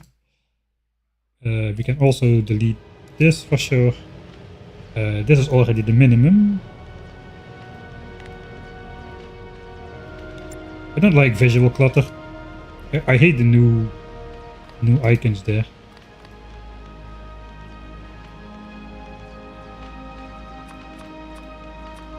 Alright, minimum clutter possible. We're gonna have the graph on screen though, because I wonder, this is gonna be our true signs per minute for red-green signs at least. We can probably match that somehow with blue signs as well, because we got the overproduction. If we add more signs assemblers, if we don't throttle ourselves by signs assemblers. But this is independent from blue signs, so we should get the true signs per minute at the end of this. Right, I'm gonna eat. I'll be back in roughly like 20-ish minutes, I suppose. So see you after the break.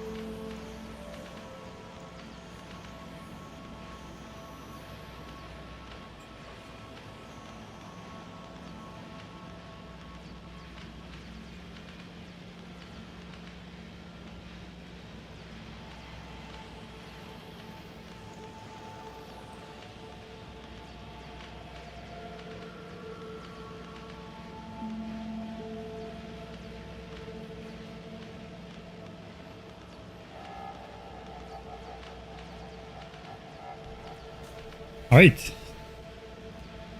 What did we miss? We missed the biter attack, yeah. It's easy to find, it's all the way at the start of the stream.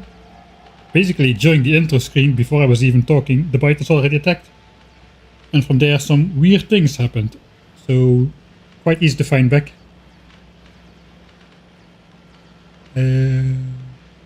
Productivity modules in the miners in general don't make sense because it's additive with the mining productivity technology.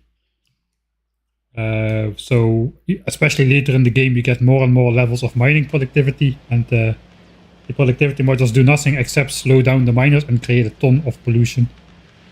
Very, very niche usage, I would say. Looks like we're back up to the top 2 rows of labs with our 32nd per science step back technology of concrete. Let's actually check if steel is already increasing like a maniac. It is. We have now the full belt of steel going to the right. Only the gaps where a quality steel was created are visible. And the quality steel, of course, still goes into the quality chests over here. How is copper cable doing? 15k copper cable already in the chest. We might be able to make some more actually. We could sneak a bit of copper off of here. I don't think we're using the full belts. This is not moving. We get two steps of productivity bonus on the copper. That also goes into green science here. So we probably have, we could like take a bit of this extra copper and also join it up with this belt over here. We might do that. Sorry about that. Does that already count like a distraction for military science? It cannot be a distraction if we haven't even started yet, right? Alright, so we're going to be doing slightly over 1000 science per minute, it seems, with the new system. That does strain my resources maybe a bit harder than I would like to. I could limit ourselves to 1k SPM again if I just not allow... Yeah, basically if everything goes up and nothing goes into these rows right here. Like if I block this off, we will be dropping down to 1k SPM again.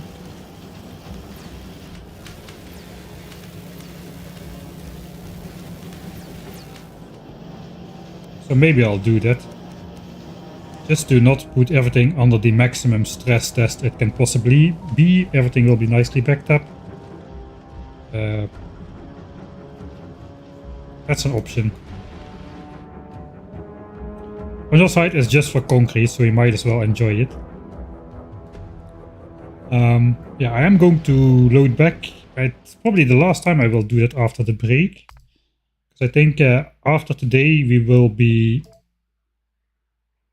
no longer struggling for time, as it should be in the 1k SPM. I'm going to keep my I'm going to keep the AFK spot right there. Let's throw some of that in here. I got all kinds of stuff on me now. was definitely a distraction. I would disagree. I would disagree. This is not a distraction. It is not a distraction. It is not. If I keep repeating myself often enough, I will believe myself. Let's just take quickly, just very quickly. You take it from 1. It has to go out somewhere. Can I do this? The bot automatically flop that into place. Can I do this? Man, that is so convenient now. I almost side-loaded copper cable on the iron belt. I don't think I did.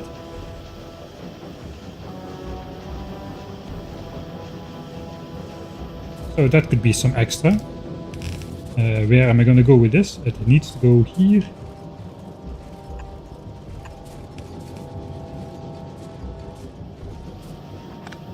Yes, here is fine as well. 1, 2, 3, 4, 5, 6. This is the fastest distraction you've ever saw.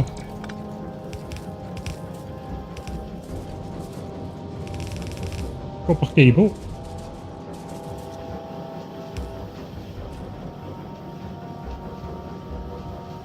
You know what?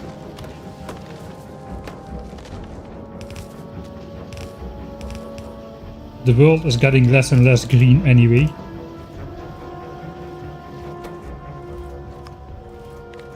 Could ban the fish on the output.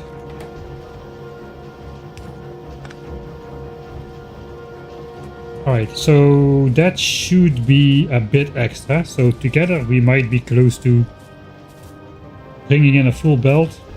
And I just pick up this side to see if it goes natural.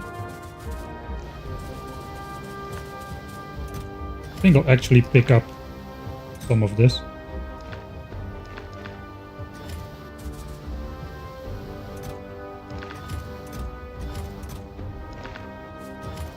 I'll put like 10 stacks at my base. Make cables and lights and whatnot. Alright, so not quite a full belt yet, but that's good enough, I think. Alright. I'm gonna make a save here. That is just extra copper supply. Wait, I cannot make a save here. 700. Okay, let's just override the save here. We'll override the save.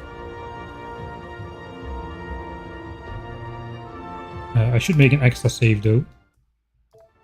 With the proper title for editing Mike, because I will miss this moment.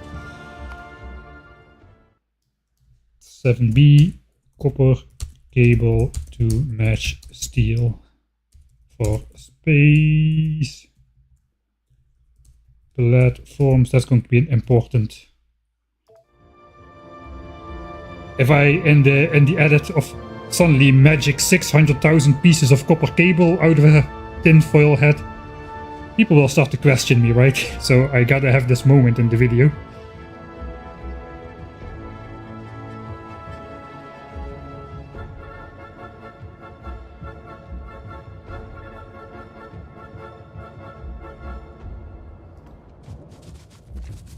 Right. Alright, we are gonna start. Let's actually check, is this actually working correctly? It's still not a side track, it is not a side track. This, I already said I was gonna do this. There's a lot of ore which goes in there already.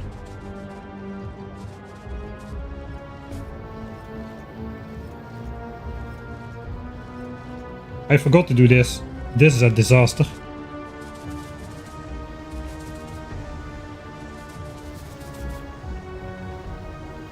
This is a disaster.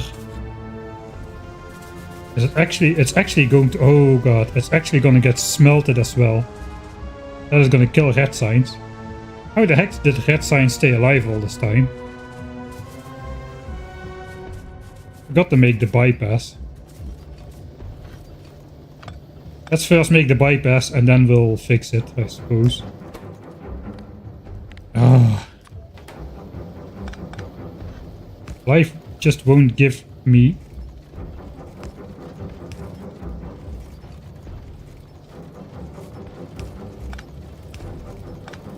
Okay, now it's only coal should be able to go in here. Copper goes here, and then it goes there again.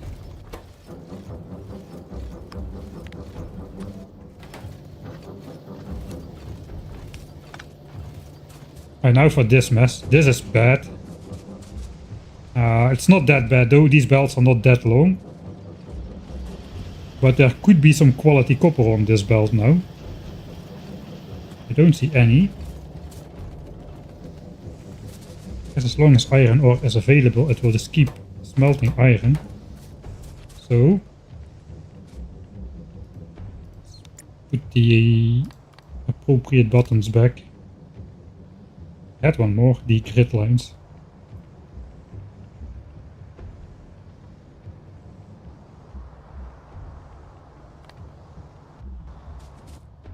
Switch off the Roboport. I'm glad I do not have a Roboport network in my base yet. So now I can just do this.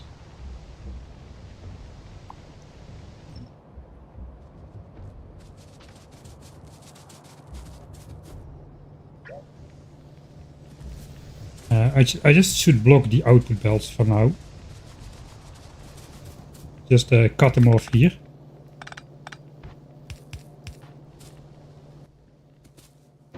Alright, this is gonna be a bit painful. I'm gonna end up with a bit more ore in my inventory than I originally was hoping for.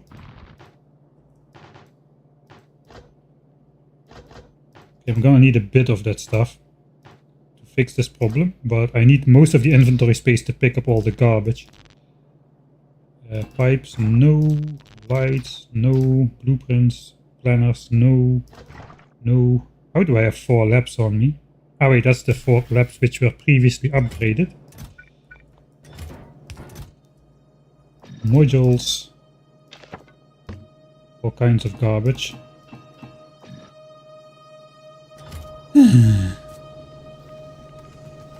Alright. Let's just start at the beginning. This is visual. It's a visual check of the coal input belt. There's a bit of copper in there. I think it's clean now. Just check all the squiggles. All the squiggles are clean. So basically... yeah, we're just gonna empty out these belts here.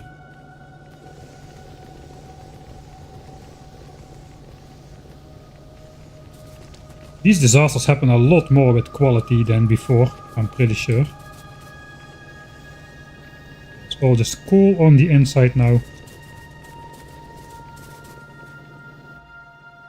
Right, at least we can just throw away the ore again.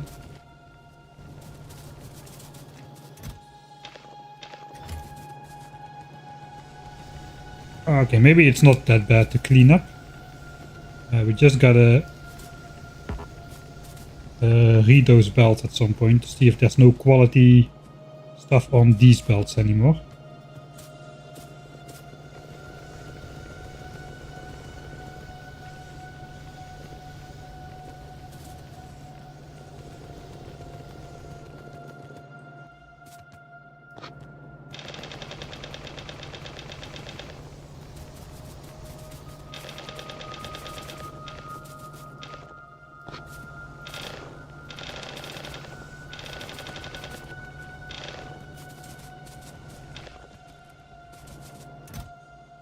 Okay, only quality copper, so that is okay. All these furnaces were smelting iron.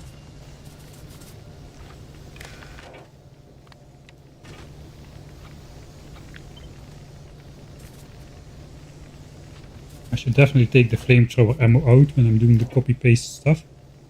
Okay, only normal iron. Only normal iron.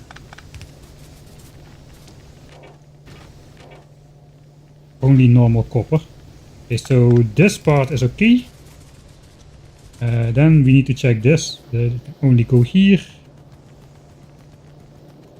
And then it goes here, where it goes to these chests.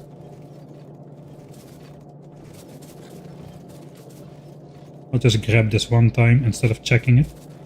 That should be fine. It goes here. Here it mixes with that, but that's fine. It goes onto here.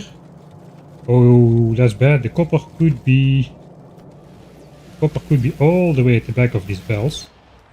That is why we have a map view.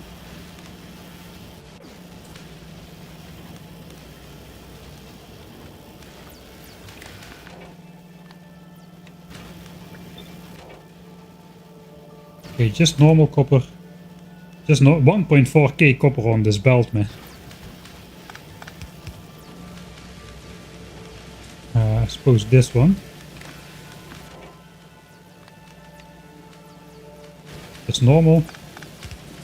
So we have one more.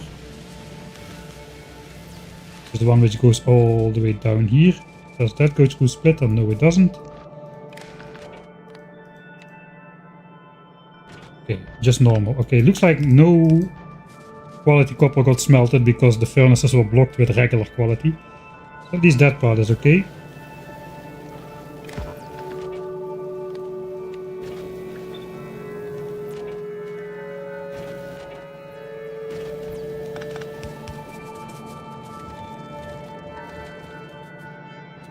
Alright, I think that was just about everything.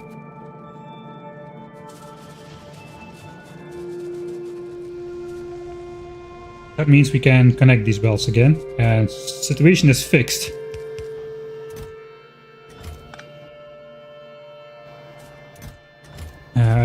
I cannot carry all of that. We have some inserters.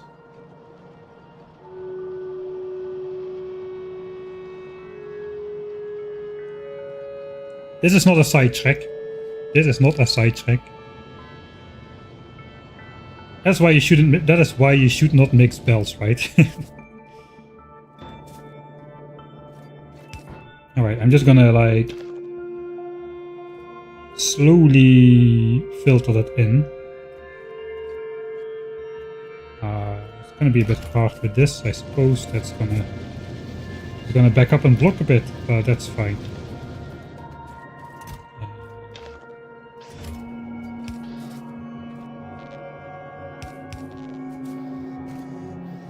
Okay, starting out with that one. Can you start out with the other one?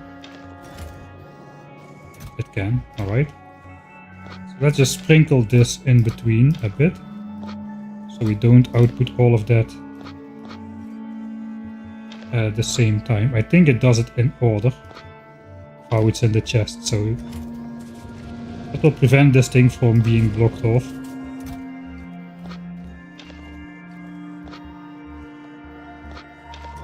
Right, that's good enough. Okay, that's fixed. That will all be smelted.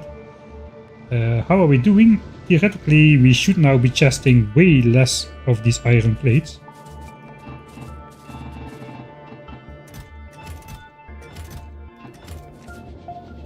Still some, but these should be more on than they were before.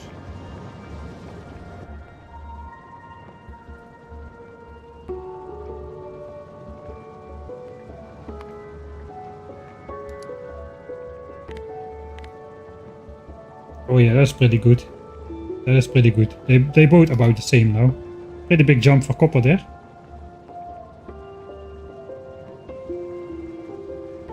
You can even see the jump when we switched on the this is copper. We switched on the, what's it called? The copper cable maker. So the miner does a little bit of extra work now with the quality modules. That's good.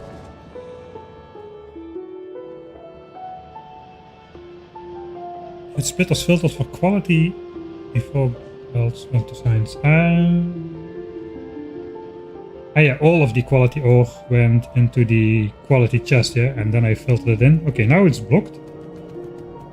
It's getting night, so it soon should start moving again. Okay, there, it's starting.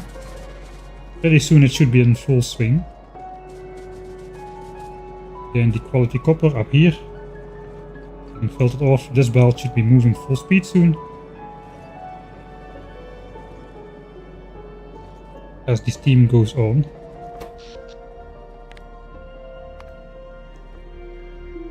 We are using a lot less power now that we are not doing blue signs. Not that much less because we are still making red chips and steel.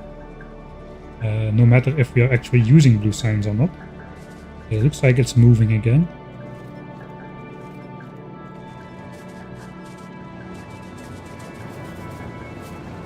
But maybe...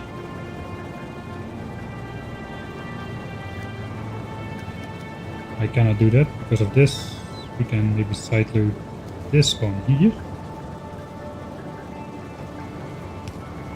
And then we can do this. Do a splitter with input priority on the top half. And now this belt is moving first, right?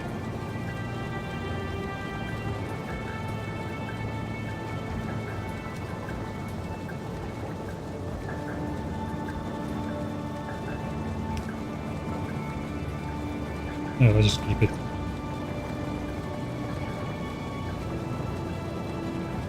I think that's okay.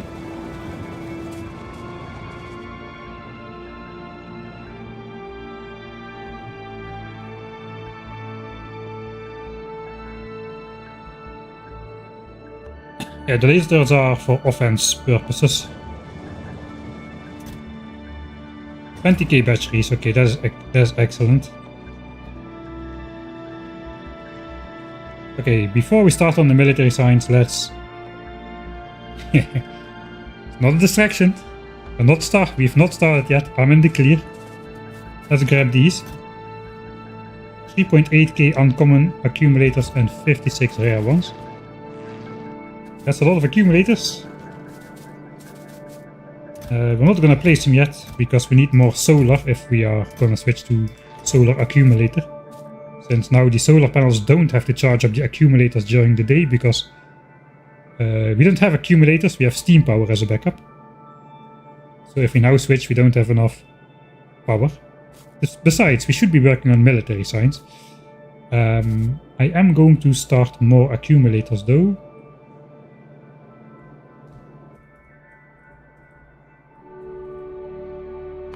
Because those take a while to craft. We did like 4,000 cycles. I think we want like 10k, something like that. Accumulators take 5 per battery, so we need to make 6k more.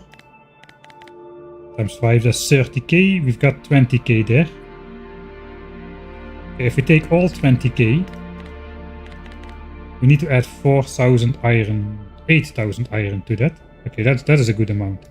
We'll grab 20k batteries and start off one more accumulator quality thing, which can slowly craft in the background without our supervision.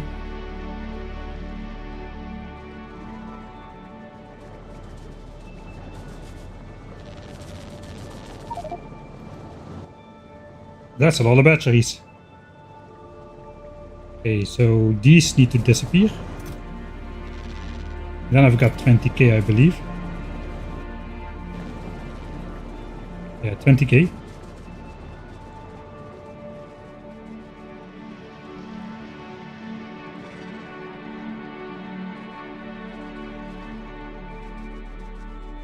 Procrastination is not getting sidetracked, that is something completely different.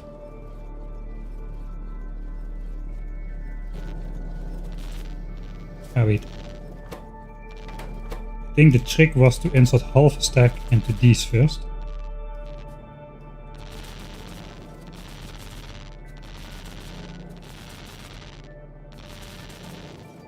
Yeah. Alright, that's divided properly, and then 8k iron, that's right here. 80 slots, that should be just divided like so, I think. 48, 32. Ah, dang it.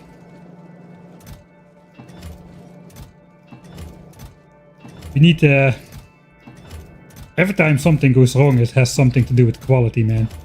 Every single time. I already thought, why are they not starting? Saw it happen. I think, why are they not starting? And I just continued anyway.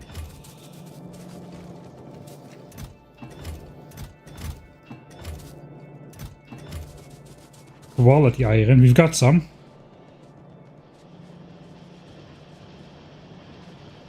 everybody in chat already saw, of course. I mean, it's pretty obvious. I don't know why I didn't do it. I can do this again. 1, 2, 3, 4, 5, 6, 7, 8. 8k. What is left? 5.5k. So we have found a use for our uncommon plates, man. I'm really happy about that, because if you think about it, the uncommon stuff is basically a byproduct, an unwanted byproduct of us creating the rare stuff we need. Except we found a good use to get rid of it. The uncommon accumulators, definitely worth it. Rare accumulators, way too expensive.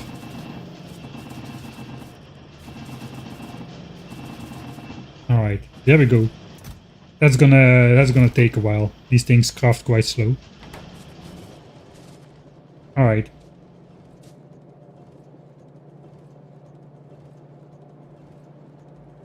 That should take us up to about 8k accumulators.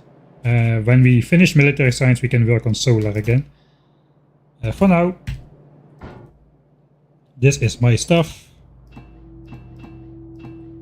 I suppose let us prepare for military science. It is happening. I'm just going to override this save. This is actually what I wanted to do. Military science focus. There we go.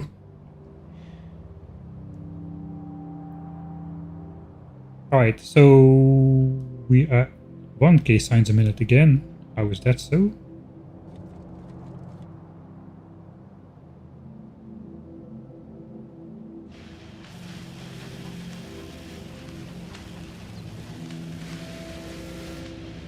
Alright, we are at...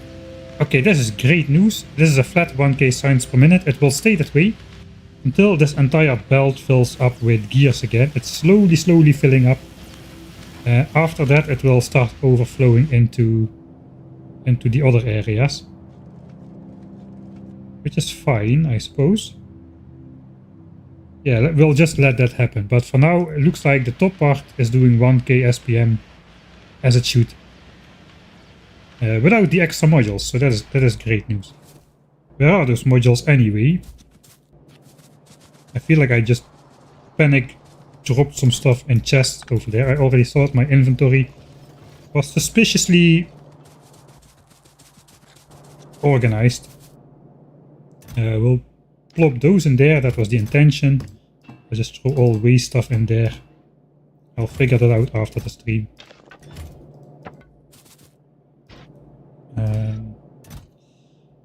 Alright, so we got a bunch of those now. Those are not located anywhere specific at the moment, so let's just throw them in there. We've got some speed for oil.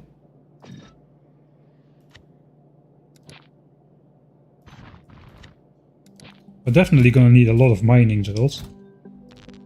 We'll take a stack of lights as before. 4 labs are now obsolete because we replaced them with faster ones.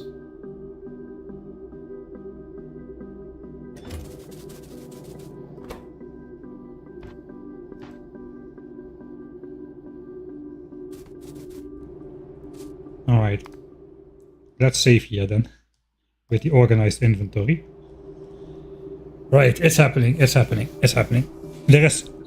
Help me think about it, chat. There is nothing to procrastinate anymore. I really should get on with military science, right? First sip of coffee though.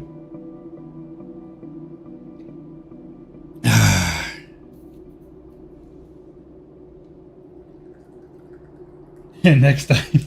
I would do that to you, wouldn't I? Yeah, I'm such a bastard. I would do that.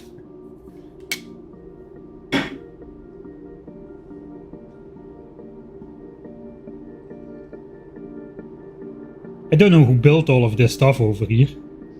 With all this me getting distracted. I don't know, there must be somebody else on this like server or something.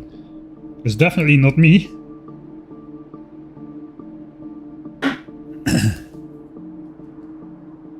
%10 concrete got procrastinated away. Well, we also fixed some of our mistakes, which basically would have locked up red signs, as it starved the furnaces of coal. Right. So I believe the idea was to start with walls, because stone is the most critical resource. So if we start with walls, like we don't have enough stone patches, is what I want to say. So if we start with walls, we can start stashing walls into chests while we set up the other resources. Just like we are doing for red chips, basically.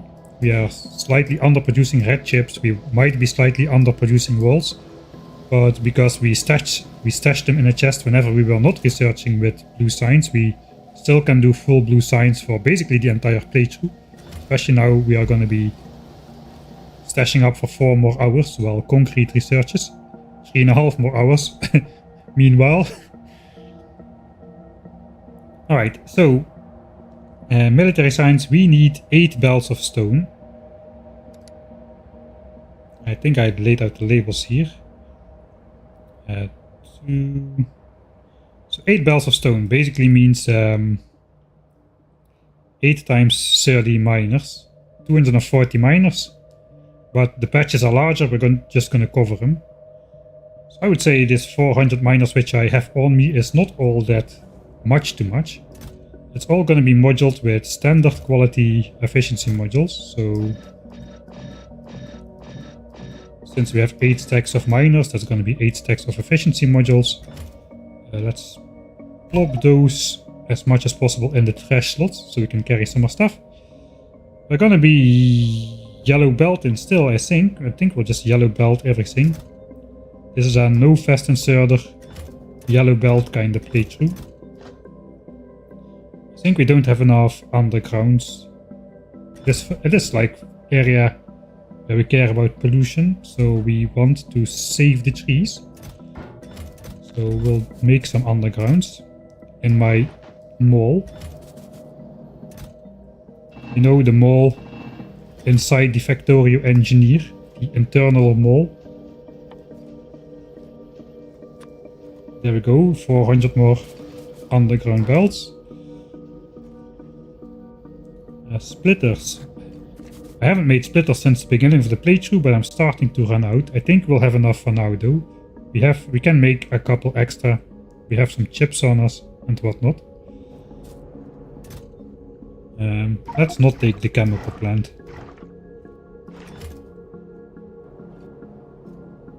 Let's take it. I like to have something of everything on me, I suppose.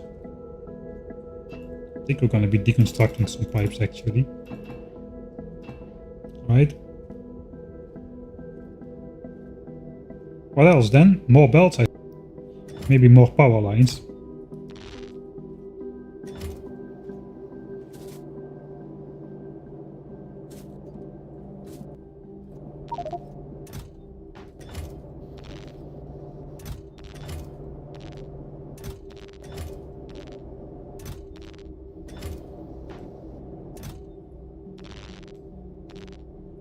Maybe no, that is something we could do smarter. We could just take this. I don't want to do it smarter. I have 12 chests of these things because I made these uncommon ones, gambling for uncommon ones. So I gotta use up these. It's more compact. You can take 1 stack of copper or copper cable, and you can make 4 stacks of small electric poles with it. With the trees you'll chop anyway. But I suppose we're just taking it like so. Alright, I think we are prepared then. We just take more belts. We always need more belts. We need to smelt it too, but we'll come back for the smelting part. We first need to do the mining part. Or do we? Or do we? Maybe we first need to decide where the heck we're gonna smelt all that stuff.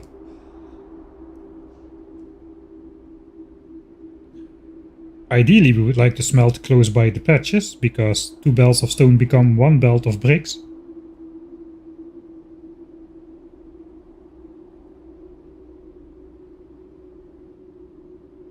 Here is stone, here is stone, there is stone. Can we smelt close by the steel somewhere? Looks like the steel has no problem staying out of the pollution area of the biters here. It has been working full speed all this time. And that's with quality in there as well. In half of these, we're gonna have only efficiency for stone bricks. There's actually barely any pollution at all, man. 0.22 pollution per furnace. I think we can totally disregard where we place the furnaces. Okay, how is it gonna look?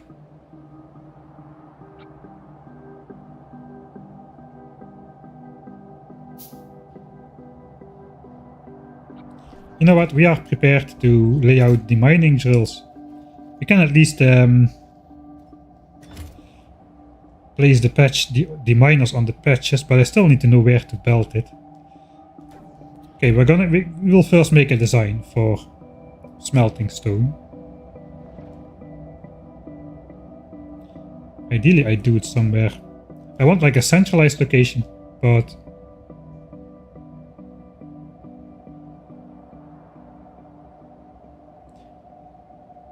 these 4 furnace stacks have not been polluting much either. They're inactive now, so we cannot really tell. Let's just make a design. So here's a stone patch. It's a little bit different. We need to bring in 2 belts of stone and bring out 1 belt of bricks. Suppose we can do the old the compact design with the output belt in the middle, like so.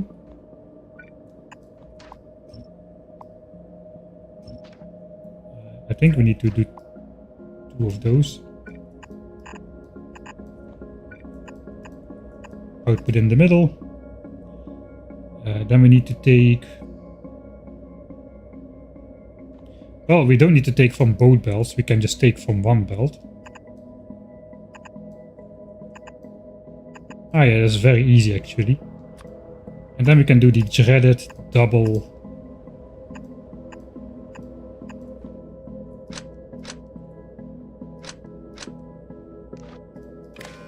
power line thing again.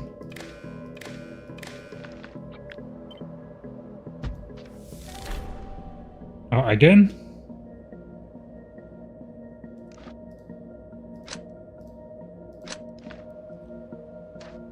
Which one though? Is it one of the green science ones? This one still has 2.9k remaining off of the 8 million. How about this one? This one still has a whopping 932 remaining out of 7 million.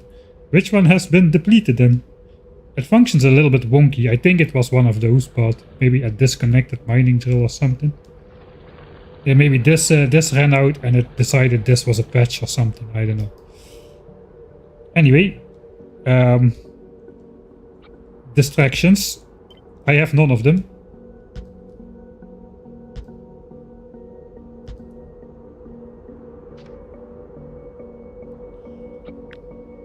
Okay, so that should be 2 belts of stone.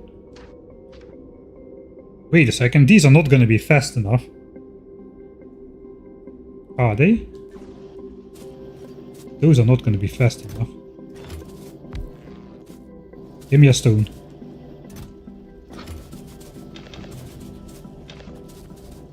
Alright. Yeah, we need to input 1.25 stone per second into these things. Holy moly, that is fast.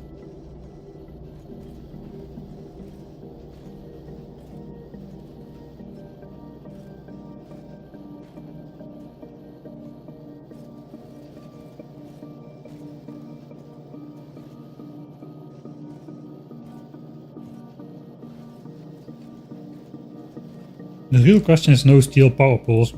I don't even have fast inserters, man. Don't start about steel power poles. Don't forget the modules. I got them in my queue over here. For the blueprint, right. That's even too fast for a red inserter to keep up. The red one does 1.2.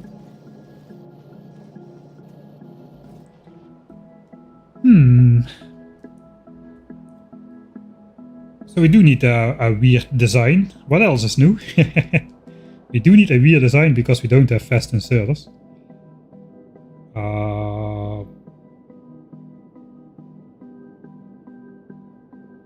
The red inserters are not fast enough either.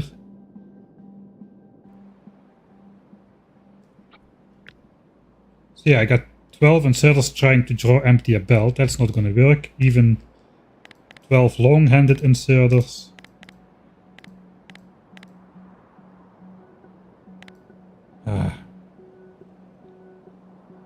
Even 12 long-handed inserters at 430 degrees a second are less than 15 items, right? Yeah, that's 14 items. What if this was 13?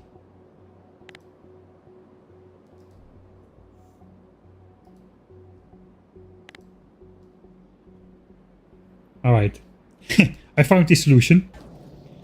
The solution to this problem. First of all, that's gonna be so dumb.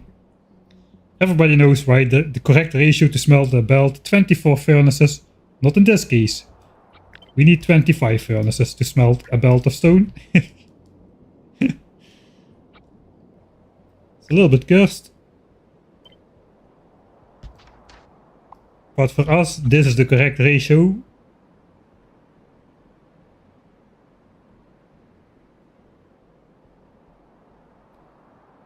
I suppose.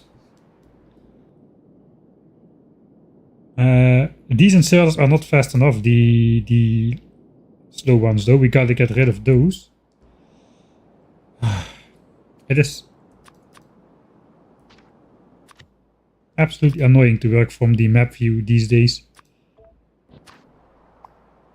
Alright, those are gone. We gotta take from the far away belt then, like this. So we take from the far away belt, because these inserters are faster. And then we gotta take... Okay, that is gonna also delete the power lines.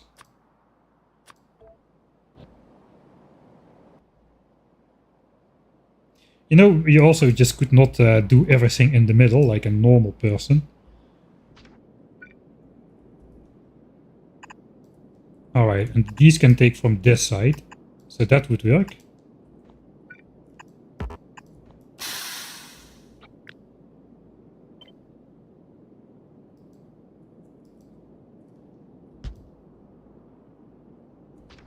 Alright, I'm gonna delete this because I don't trust that this goes well. 6, 8, 10, 12, 13. Thanks, Rolfant, for the 10-month subscription. If you see that I'm building 13 furnaces in a row, then you probably want to unsubscribe again.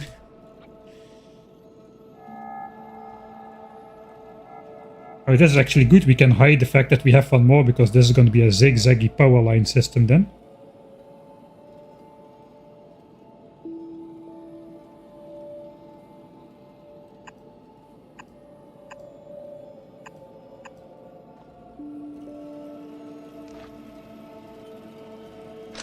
Okay, we're going to build a couple instances of this.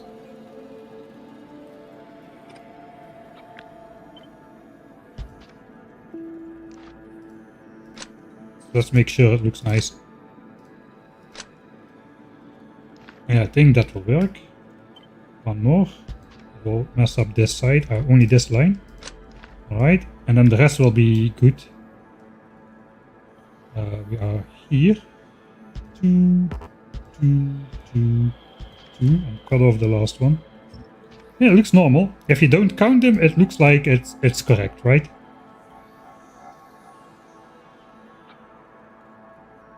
Alright, so that should be fast enough. That should be fast enough. Okay, then we're gonna probably switch off the... It cannot be aligned to the grid. It's one tile off like this, and it's even one tile off if I try to place it in the center, because there is no way to symmetrize this. Okay, then the question is, where are we gonna build 4 of these stacks? hopefully somewhere like semi-centralized.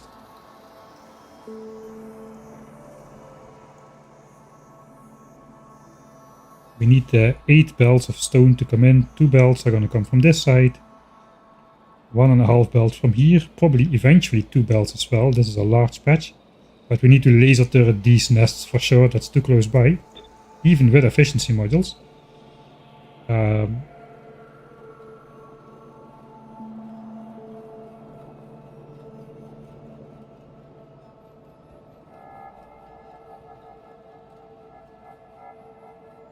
If we got 2 belts here, 2 belts here. Just 1 belt, 1 belt, 2 belts. Something like that. Maybe we should build it symmetrically between these 2 patches, somewhere in the middle here. It's not all the way over there, but maybe somewhere over here in this corridor canyon thing. I don't think we'll ever go through here anyway, because we've got a lot of green chunks here, which we want to keep. Yeah, looks like. So probably it's not going to be in the way for anything if I build it here.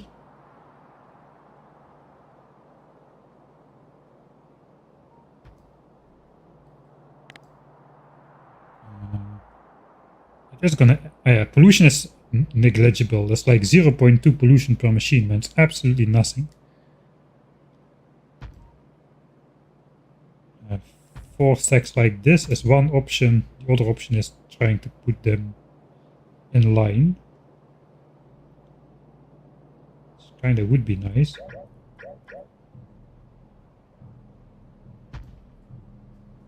We can place them against the edge of a chunk at least.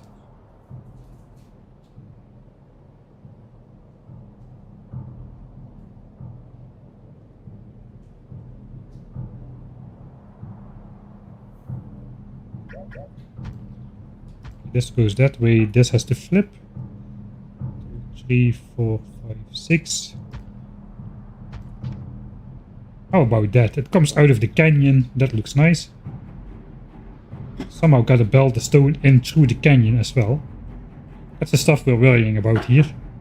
That the stone belts should go through this nice looking canyon, because it's not like we're running some sort of challenge map anyway. Now we gotta make this completely symmetric, so we gotta flip this vertically. Oh yeah, that's gonna be awesome.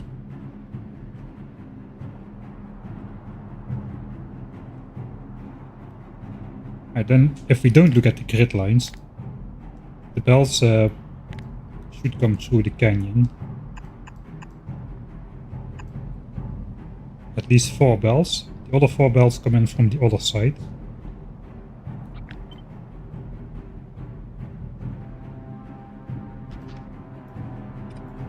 I think this is about the correct path.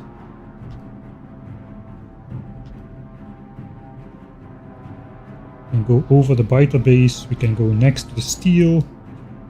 Yeah, that's gonna work. So then I should probably make this symmetric.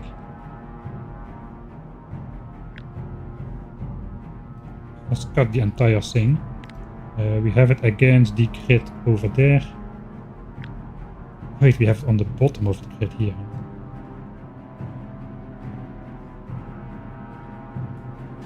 It would be good to keep those to produce the pollution in the top chunk here. On the other hand, only one furnace will be.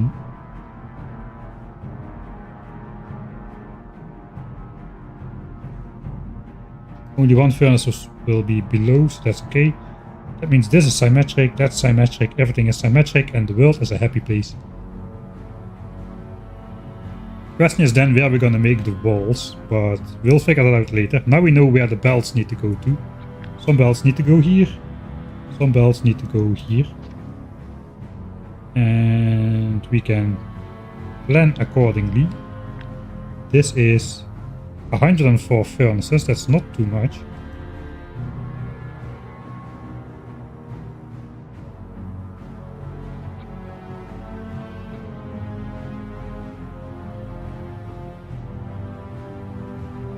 104 furnaces. I think we can just take that right now.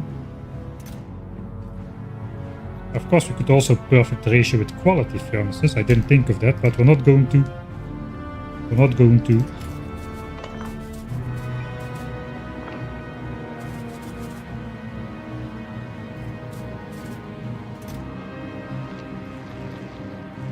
$104 furnaces this. I can just quickly make a blueprint from that. Just to see the amount of stuff we need.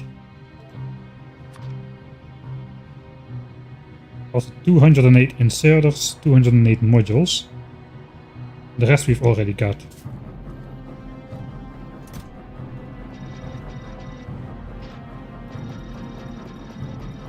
Then we'll go build that first, then we have gotten rid of that stuff in our inventory.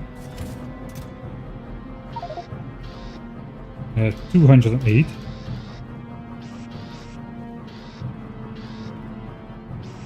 Okay, and then I just like to have some on me in general.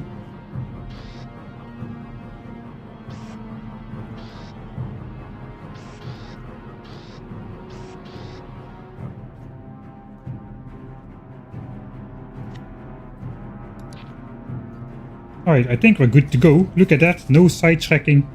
Another 10% is gone. Still at 1k SPM. Let's see, are the gears backing up further? Oh yes.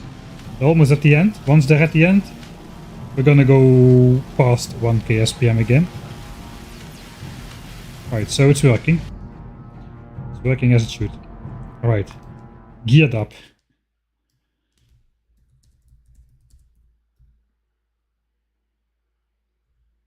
How does the game handle pollution for a machine that's on a chunk edge? It goes to where the center of the machine is.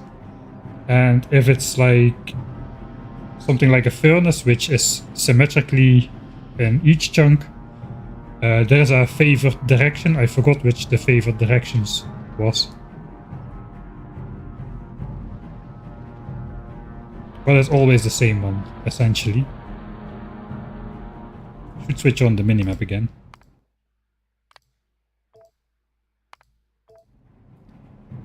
Up and left, yeah, it could be. I remember when I did the Biters for Resources playthrough, or something like that. Kill Biters for Resources, I think it mattered at that point.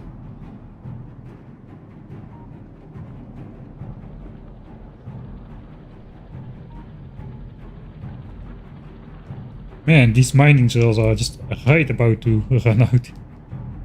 7 million ore with rare mining drills. Completely mined up, except 688 ore, which is remaining under this drill here. Incredible.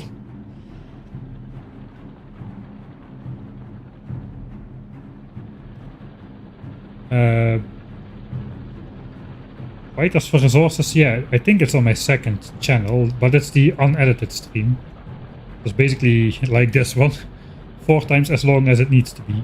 I think I got it on the second channel.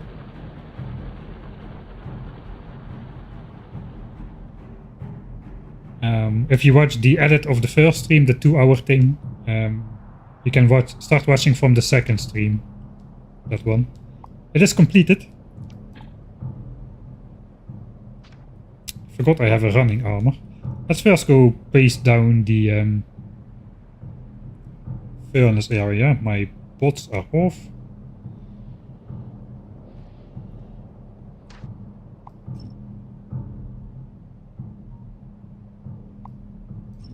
Right, and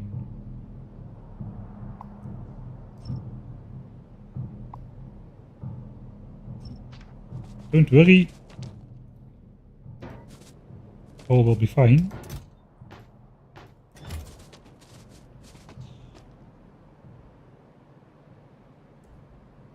First pick up all the rocks.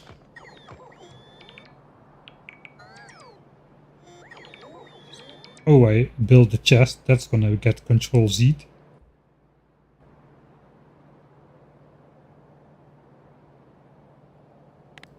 No, that's not gonna work. That was the idea.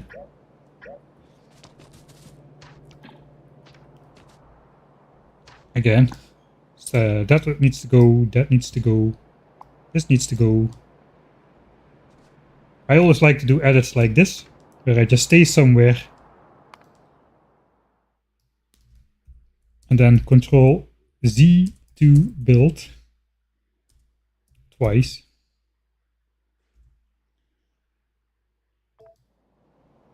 And then you just, you know, switch on the robo port, nothing happens, and then whoop, there we go. By doing it in stages like this, the bots also won't fly out too far, which is good.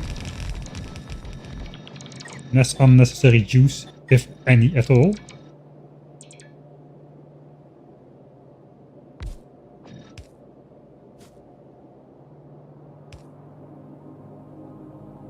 Alright, just don't touch anything, we'll go to the other side, and we can do it one more time. It's on the second channel, those VODs got a playlist. Alright, thanks for confirming.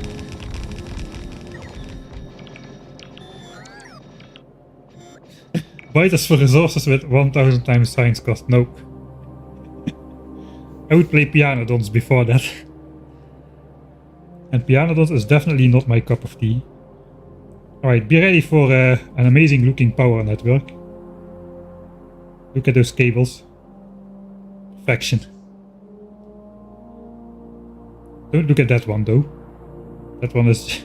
the cliff is in the way. Cliff explosives are still a pipe dream. Make some sort of official path to the north here. Those are offset by 1. We'll fix that real quick.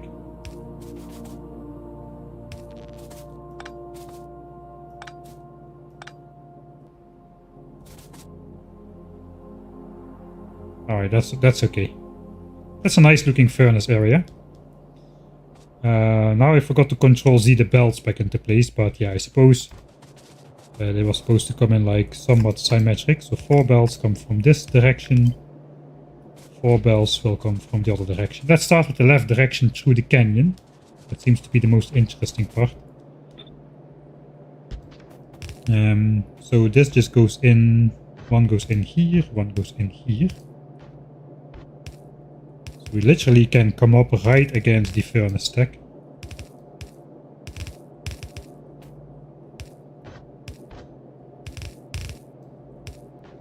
Like so. And we might be able to take out all 4 bells, like so. Through the center, ceremonial.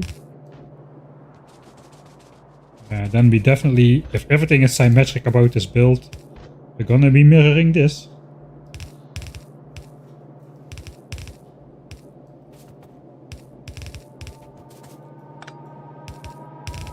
Does not really make sense for these belts to come in here though, because they're likely gonna be coming like next to the iron or something.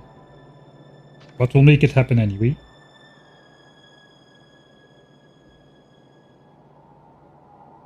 What's the other channel's name? Michael Hendricks Live, I think. Or Michael Hendricks VOD, something in that...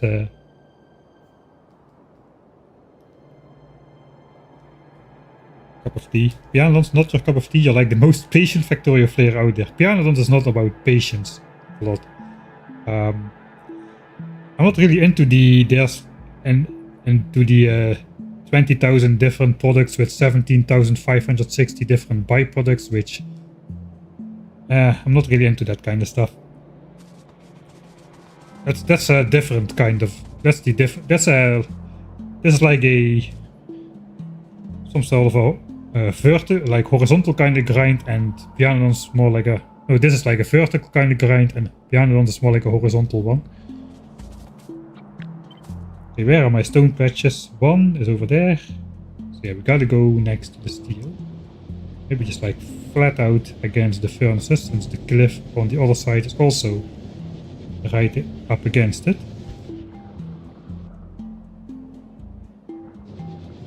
So we gotta turn here then.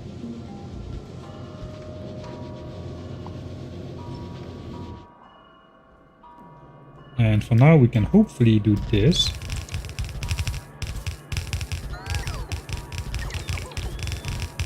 It's too slow. Bots are not up to speed yet, man. I'm out of bells. Okay, I'm not out of bells. Now I'm out of bells. Thank you, bots. I'm not out of bells. I left the bells in the chest over there.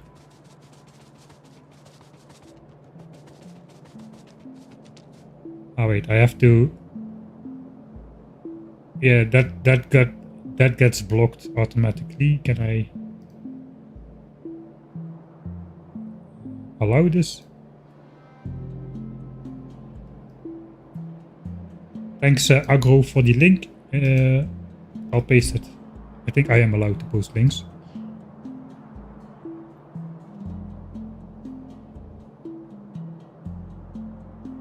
Military science before concrete is heresy. I would place concrete if I had unlocked it. You know, I concrete all my bases, of course. So unfortunately this time, you know, it's just simply not unlocked yet. So we cannot.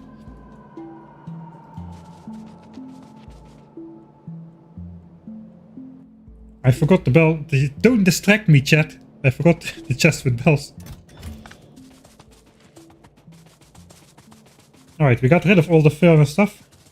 So now there's one less time we need to come back with stuff.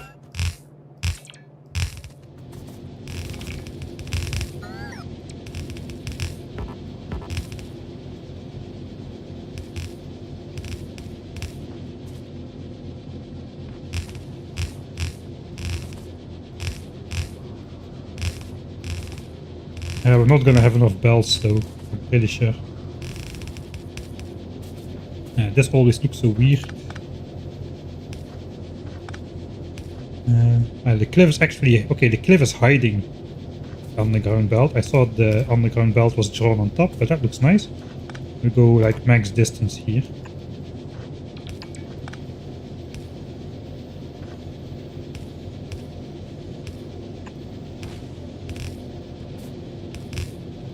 Because you gotta have some distance to bridge like a cliff. You cannot just simply go underground here. That doesn't make any sense. I should keep those trees, but... Let's get rid of those stumps. Stumps.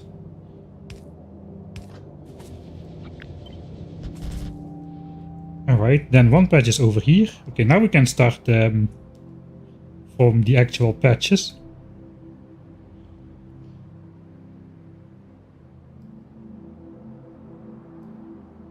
Now we know where the stuff is going to come in from. Let's just start with this one. We'll try to put some miners on it and see how it does. I'm kinda pretty sure that we cannot really put a lot on here. Oh, that's right, where the Johnnies are. That's going to be interesting. I don't think we can pollute a lot here because of these biters mostly. Maybe because of these. There's not that much forest here. And there's like a gap as well. So that is not great. And there's also already pollution here. Is that at least dissipating? No, not really.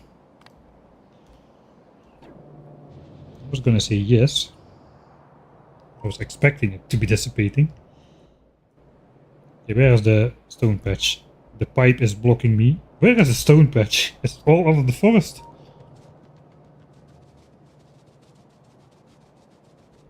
I'm standing right on top of the stone patch. I cannot even see it.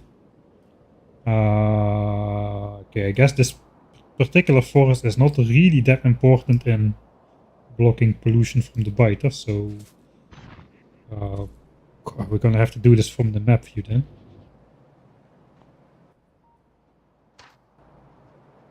Switch off the bots. I have no idea where the stuff is. Is this okay? This is like a draggable blueprint. There's a cliff here as well.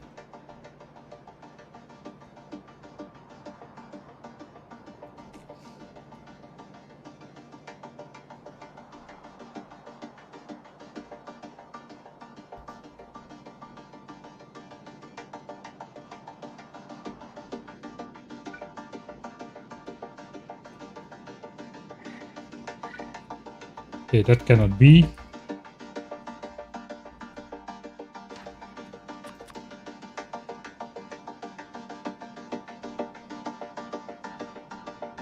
Okay, where is the stone?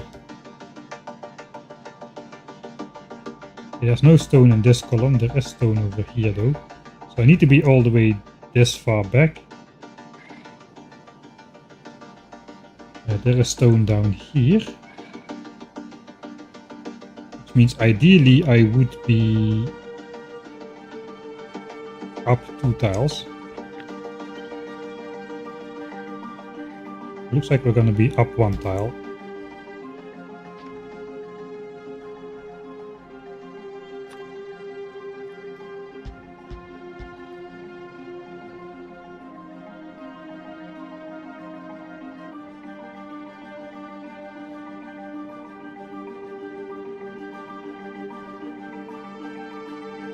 That's about right. Could go right 1 more tile. Balanced out better.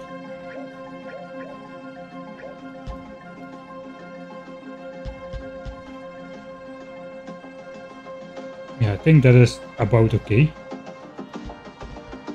I would just fill it in.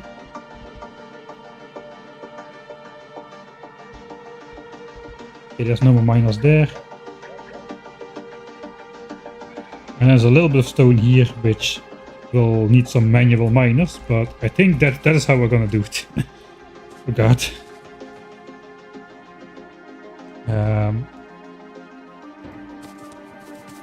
I don't want the bots to place the modules yet, so I'll hide those. Just a single flight.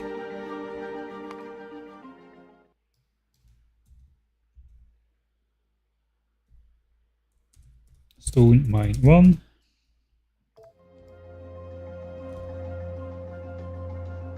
Developer discounts. The discounts are in the military signs. The latest patch makes red ammo about half the price. That's not a discount to the game or anything. Oh wait. Redo is now a thing, that's so nice. I just need to switch on the bots. Let's do it on the moment supreme with the music, and I'll just shut up. Who knows, maybe I'll edit this moment in.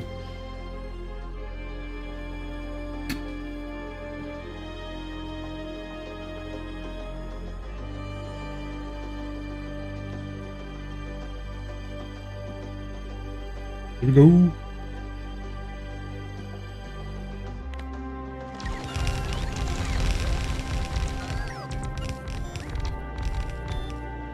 This is the non-hero variant of the song. It's a little bit more calm. Alright, why are these guys waiting? Is this bot destined to deconstruct this tree after he plays this miner? I bet he is. Yeah, there he goes. Holding up those other two, huh? Alright, let's grab the modules. Go back in the center. Yeah, that does make red ammo more. That was the idea behind the change, as far as I understand. To make red ammo more viable in space. It now costs 1/5 of the copper, because copper is a problem in space. And half of the steel. Still the regular normal magazine. You now craft them in pairs. So that's the change to red ammo. Regular magazine, half the steel, and 1/5 of the copper. Yeah, I probably picked up so much garbage that my inventory is still full. Despite placing the entire furnace area and the first mining patch. Suppose I could just throw that in the trash slot instead for now.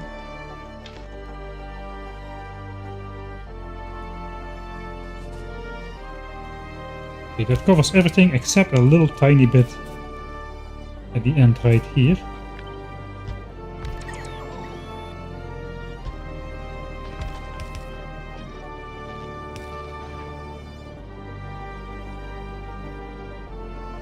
Okay, there is stone as well. We need one more here.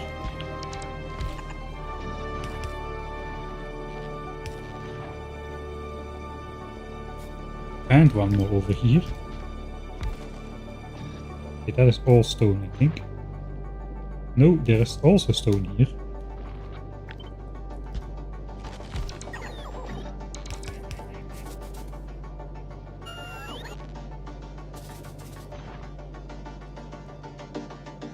Okay, that's the entire patch covered. I was planning to get 1.5 belts. That means we need at least 45 miners. I think we have more than 2 belts here. More than 2 belts, yeah. 67 miners. We need... Hey, we have mining productivity too. We need only 56 miners then. No. 54 miners to make 2 full belts. So you need 30 belts, 30 miners to make a yellow belt of ore. For every level of mining productivity, you can delete 2 of those miners. So it's 28 with mining productivity 1. We just finished mining productivity 2. We're at 26. This is true for the first 5 levels. And for the next 5 levels after that, it is 1 miner per level. That's probably all you will ever need to have remembered, if anything at all.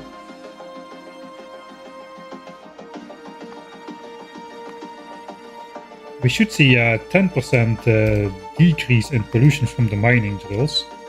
It's a bit wobbly, so no, we won't really be able to see that a lot, I don't think. No, we won't be able to see that. But the mining drills should be producing 10% less pollution because they are producing 10% less resources. Because we get the resources for free from the mining productivity bonus. Alright, we're gonna stash this into 2 bells. I believe you can just do this for 2 bells, right? Not entirely sure that is how it works. All the ore can go everywhere. This can go all the way onto this belt. It just cannot go here, but there is no belt there anyway.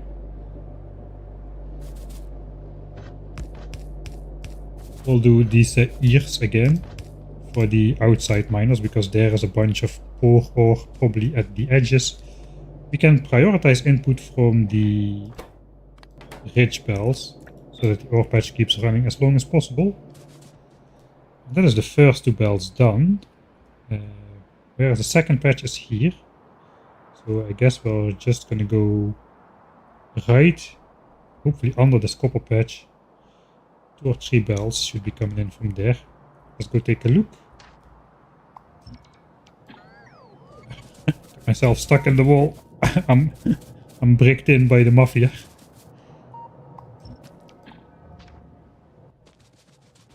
Hitboxes change when the wall is attached to another wall or not, and when it's marked for deconstruction, it's no longer attached to its neighbors. Same with pipes, that happens in those cases. They were still a bit away from we're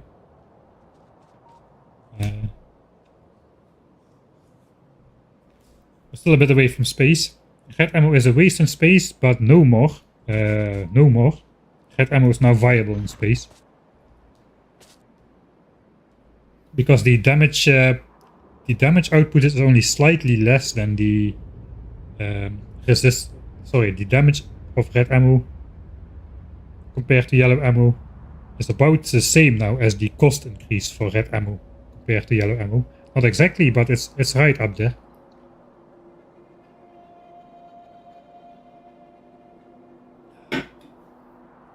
Yeah, it's still, I forgot that again, hands clean. Still on.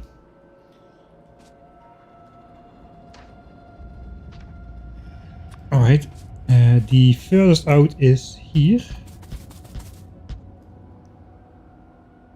Furthest out here.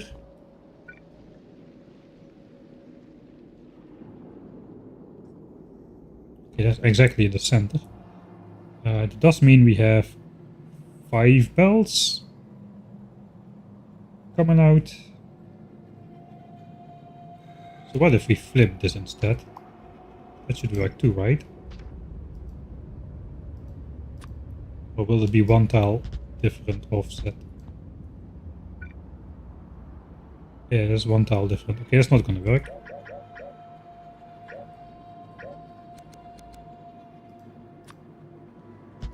Like this it fits. Where is the northernmost point? That is over here. And the south point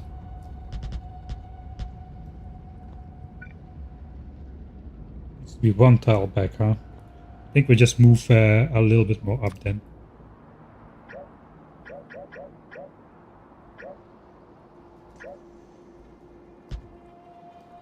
Like, just like right on top here.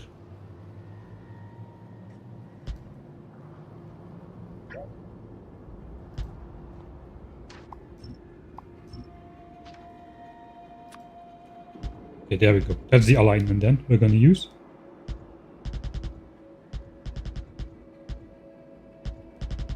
I did not check the other mine for fake miners. Basically mining drills which don't have anything under them. Theoretically this is 111 miners. But we likely... This one has only 600 pieces of stone under it. And not even under it, it's under some other mining drill. So okay, maybe we should just check that out real quick. There's probably a bunch of those we can delete. Probably easier to see once it's all built. Let's do the same thing again. Stone mine 2. That's all gonna be safe 710, who cares? No epic music this time, so here we go.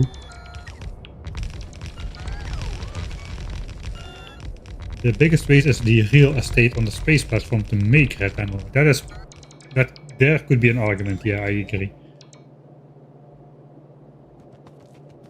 I guess there was demand for it though, because it got implemented. Maybe there were too many complaints that red ammo was too expensive or too hard to make in space, I don't know.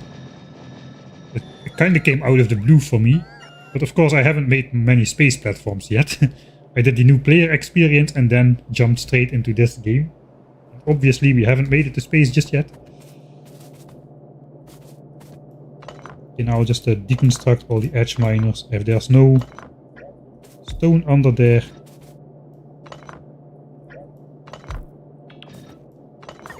they can go. Actually there is stone, 109. Well, so be it. That one has to be there then. Then we'll place that one as well, because if we don't it looks funny. These can go all together.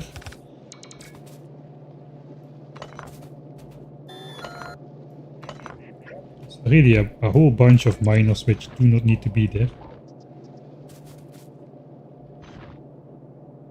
That is on the edge. One tile off. That doesn't need to be there, but it's 14k. I think we'll leave it like this. 99 miners, potentially 3 bells. But we will be adding on top of the pollution of these mining drills, so I'm not really sure we can afford that. It would be great though. This is also the richest stone patch by far, 5.7 million. I think we're just gonna try that. This is about 6 million. Less than 2. 2.6. 2.9.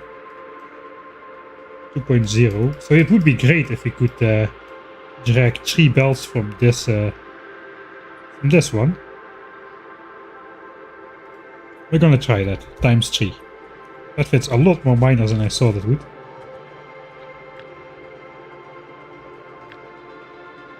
$13 in a row. Exactly what a yellow belt can handle at the moment with 2 levels of mining productivity. That means we need a different kind of split routing. I want to take 3. Oh god, I don't know how to make a 5 to 3 splitter. There is just no way. There are no problems which you cannot solve with a 4x4 splitter.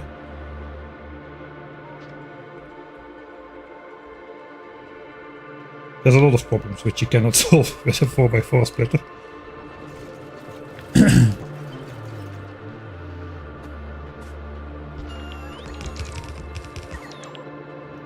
There's basically something like this we want. It's not going to draw evenly. That's the problem.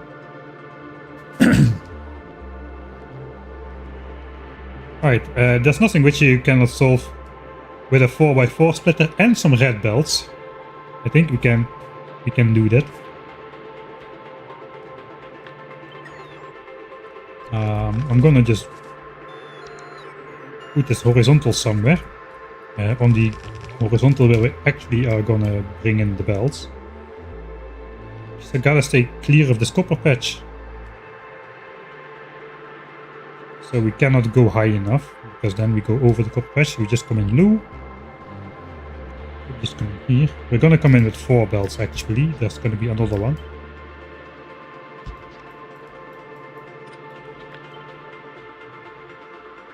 How does this horizontal look?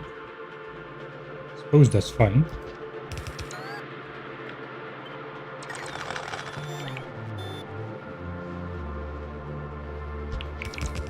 Okay, I got an idea. I got 5 belts here. I will be having a 6th belt from here, I think. So then I got 6 belts and it needs to become 3. That is a lot easier than 5 belts which need to become 3. But the don't use your brain solution is just this.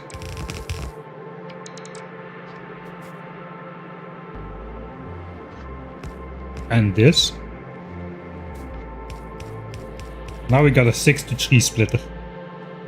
This only works if you have a belt tier higher available.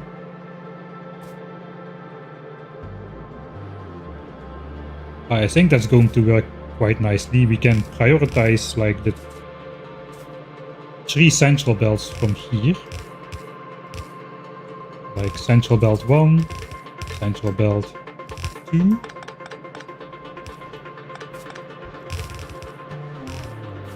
Dang it. Alright, and then we got this leftover thing. This a little bit.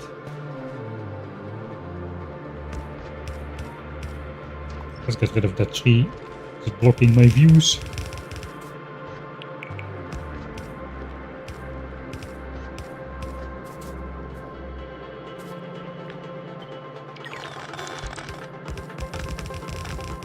Alright.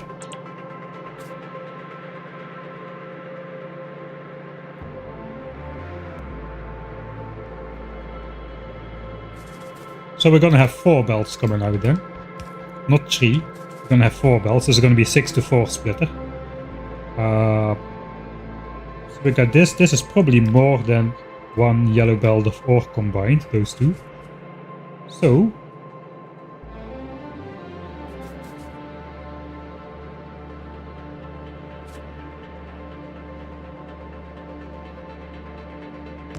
that's gonna be red belt 1, I suppose.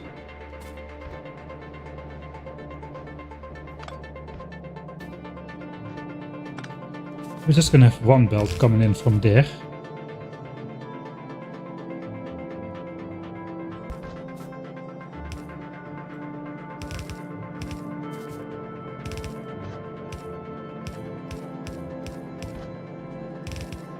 Okay, so here we can prioritize. The belt which is gonna come in from the other mine. Here I can prioritize the rich belt. We also want to prioritize these 2 rich belts.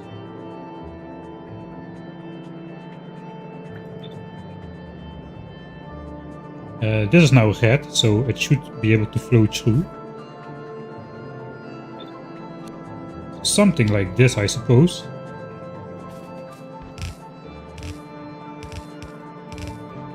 That is a weird 4x4 splitter.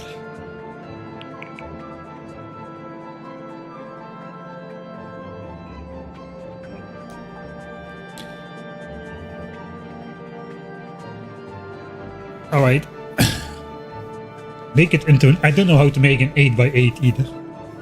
My 8x8s are just 2 4x4s next to each other, and then I just mix and match the belts before a little bit. So everything can flow everywhere. Still have not installed the blueprint book. Okay, that is mining patch 2. Now we need to find how to get there. Suppose we'll leave this here.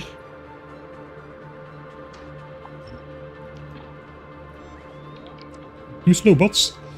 Oh, this is gonna be fun. 28 repair packs missing, huh? Alright, bots. Here you go. I know you're just waiting for it. As long as you don't deconstruct one of those walls, I'm fine with that.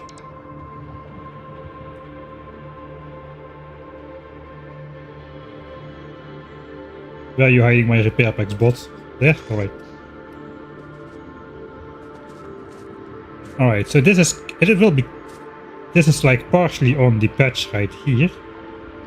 It is gonna be safe to deconstruct some of this. Let's switch off the bots before they do something which cannot be reversed. I need the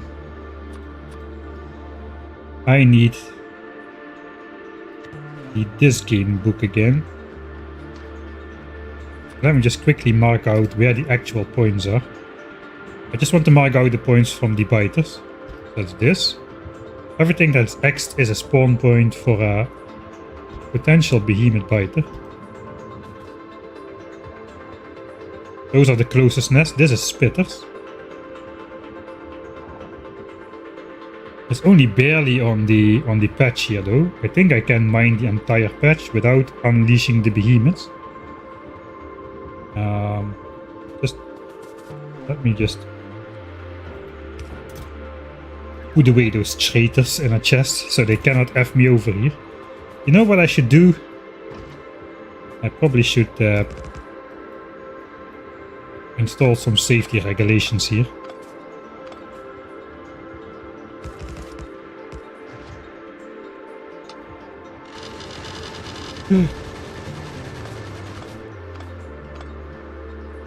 Dang it!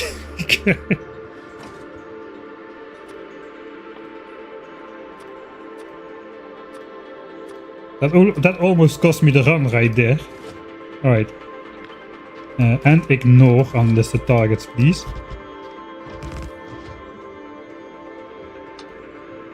Again, I got saved by the devs. 3000 hit point biter bases, and it's down to 2700. So I already would have killed the one which like the Factoria 1.1 thing, where they didn't go up in health. 350 hit points, I did double that damage. Alright, so now I just gotta find out where to put my mining drills again. So if you look closely, the patch goes here. So I definitely do not want to go above. I want to stay under the chunk border with the mining drills, preferably. Okay, there's no inaccessible ore at all. So that is good.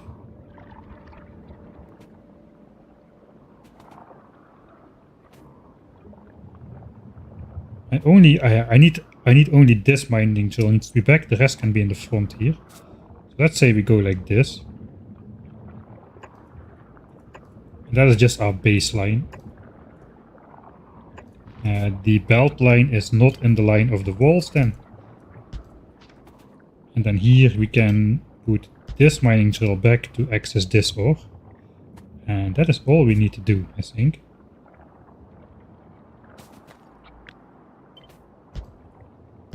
And that will go like so. Alright, so now we know how to do it.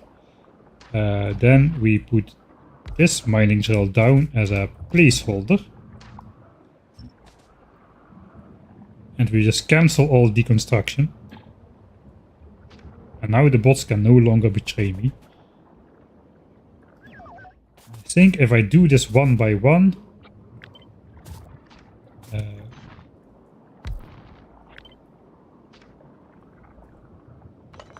if I do this one by one, only deconstruct one wall at a time, I think we should be able to get away with this. I think. It's a random save. Not for any specific reason.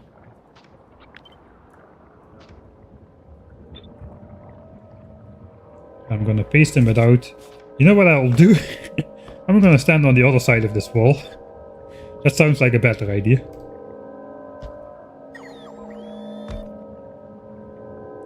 Okay, I gotta make sure the wall bot reaches first. So I gotta stay up here. No, I gotta make sure the mining drill bot arrives first. So he's in place to put down the mining drill on the same tick as the wall gets removed.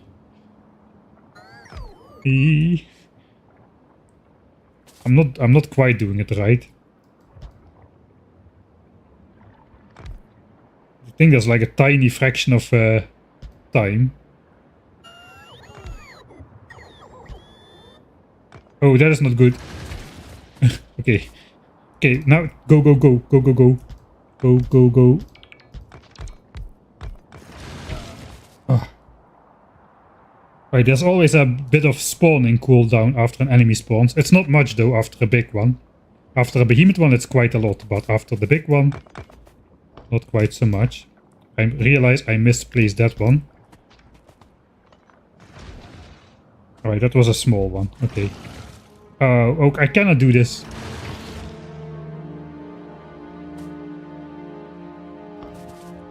Is that the spawn place? I think that's the spawn place. Okay. Okay, I think we're good. I think we're good.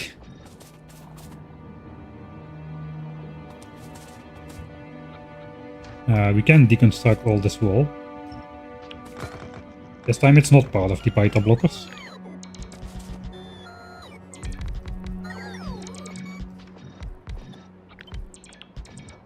Okay, a little bit of custom building for this one.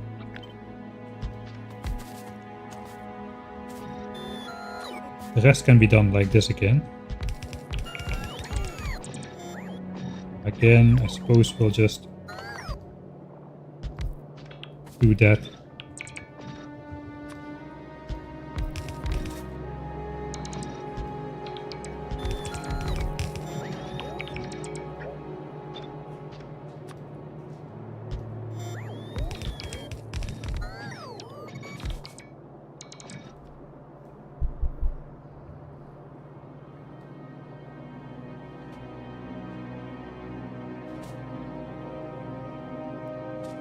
Alright, how many do we have here? 41. Alright, that's actually quite a bit. And we have the pollution space here for sure. But I guess some of these are gonna run out. I don't think I... Should I try to get more stone out of here? Like 1.5 belt, it's possible. Not quite though. 26, 39 miners for 1.5 belt. We've got 41. Yeah, let's just grab 1 belt from here. Alright.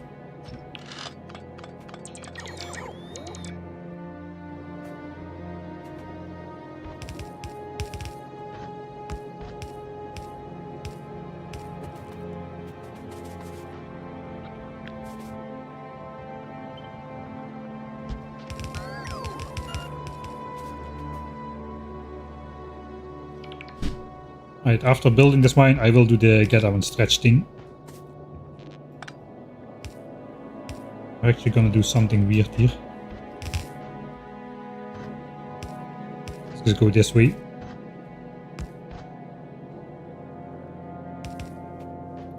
We'll join these belts up.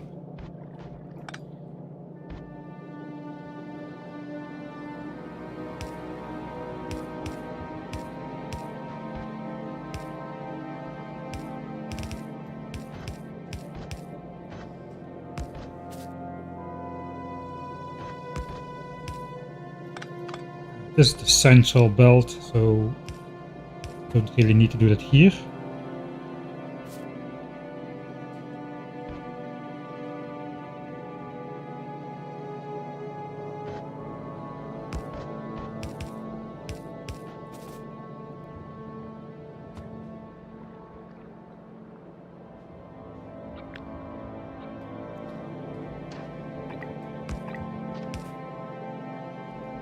In case I change my mind, like this I can take 1.5 belt out of here quite easily later on.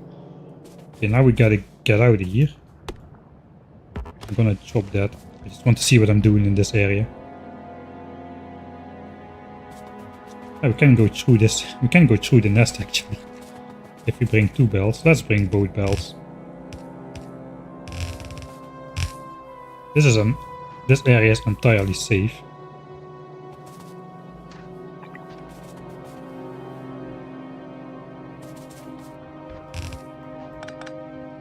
Alright, that is my number. Mine 3. Actually, mine 3. There is no evidence of me making a chicken save. The numbers just go up as they should. I will do the gather and stretch now. That's 3 of the 5 mines into place for the first ingredient of military science. It is a lot of work. Military science is about as much work as blue science. Holy moly. Yeah, I just saved this right.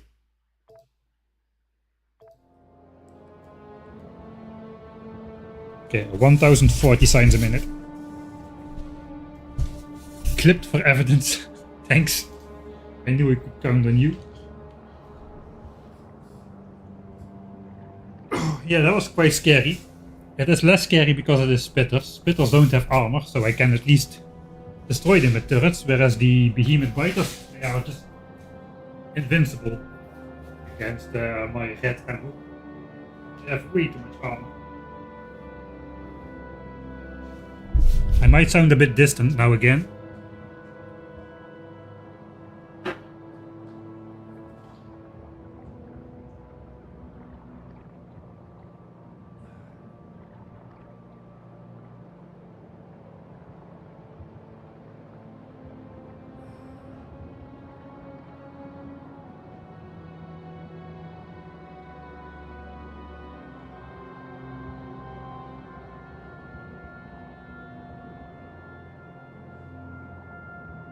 Oh yeah, the offset miners, I forgot to connect them.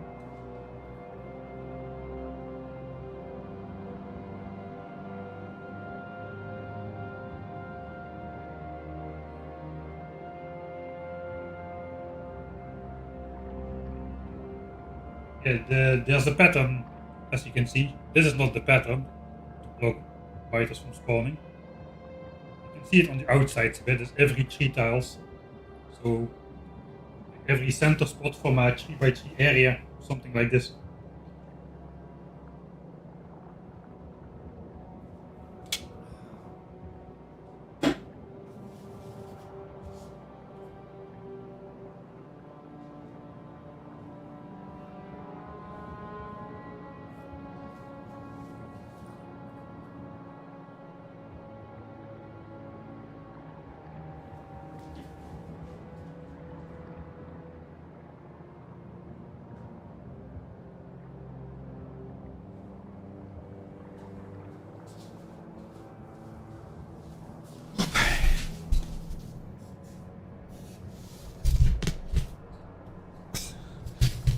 Oh hey Fentanizer, we've already missed 2 biter breakouts. One at the very beginning of the stream, and one planned for, which basically we need to replace a couple walls from the spitter spawner to... Ah wait, this cannot output at all now. I cannot delete this wall because then more spitters will spawn. I remember 2 of these were also offset. I never remember which one can sideload onto the underground, so I usually just go with this.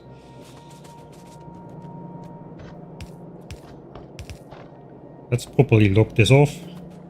No biter or engineer can walk through. Prioritize the inner lanes.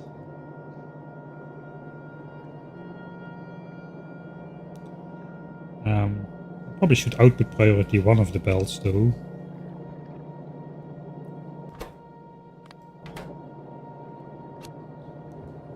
And input priority there as well. Input priority from the center again. I think we're just gonna grab the one belt.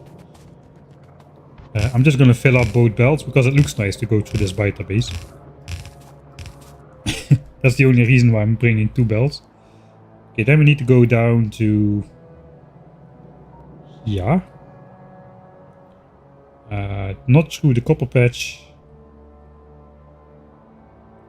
Probably we just want to go down somewhere in this chunk though.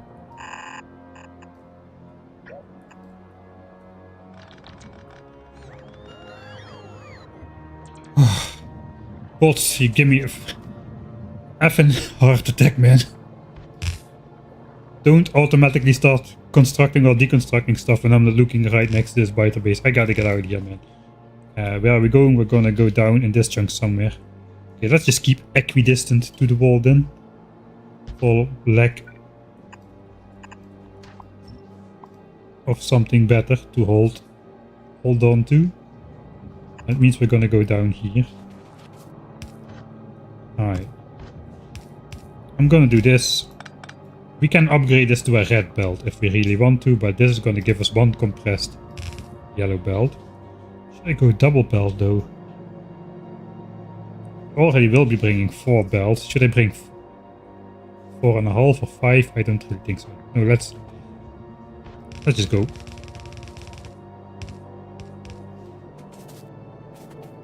Okay, that seems connected.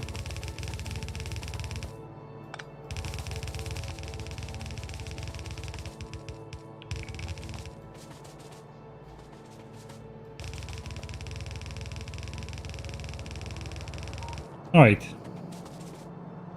That is the first half. And the biggest half. Now we just go straight. We will end up over here. Wait a minute, I already have 4 belts right here. I only need 4 more belts. Ideally 2 from here, although this might be a little bit too small to fit 2 belts. Then I'll probably need to prioritize this mine, and this dangerous mine I'll deprioritize. And as the other mining sites run out, this one will be used more and more, but hopefully I'll be in time with the lasers to neutralize this area before this mine pollutes the biters. That is then the plan. Alright, I'm probably not gonna have enough belts to go all the way.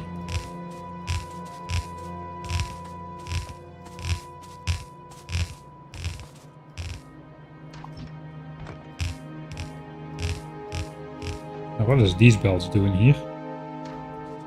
I think this was my old route to landfill into my base. This is now part of my base though, so...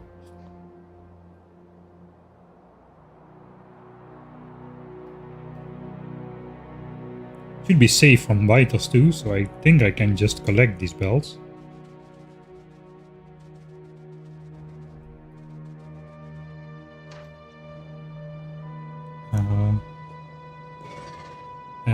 Not sure how this is gonna go. Distract them with my presence, so they don't fire at the bots too much. Oh, repair pack. Yeah, this is not gonna go well. Okay, he didn't shoot. Let's go one more time. Right.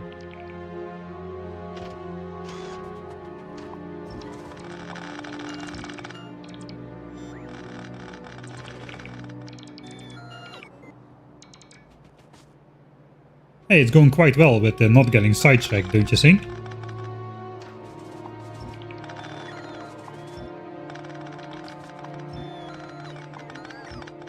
Shouldn't jinx it.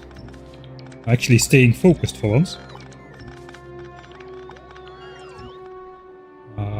I suppose this area might be...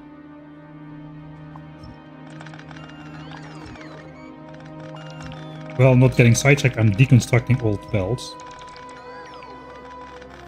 We'll leave the rest in place. Here we might rely on this for like expansion denial purposes. At least that gives me a bit of extra belts to work with, so that's nice.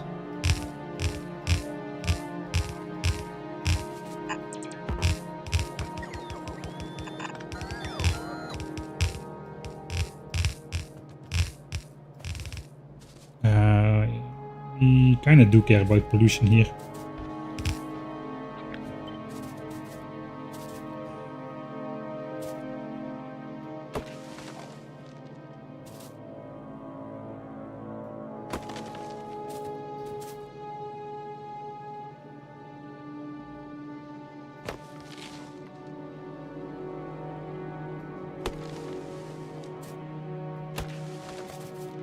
I think that should, yeah, that should connect all.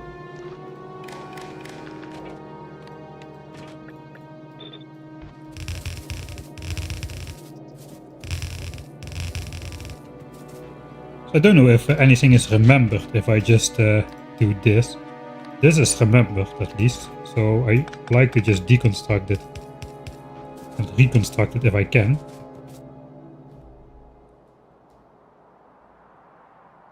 Alright, now we just go straight. I think we'll just let the bots do it for a bit.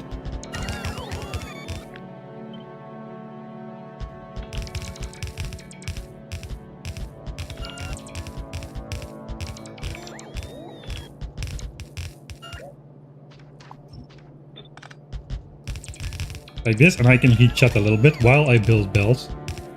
It meant more shore walling. I already walled off my entire Dutch shore. There is nothing left to wall.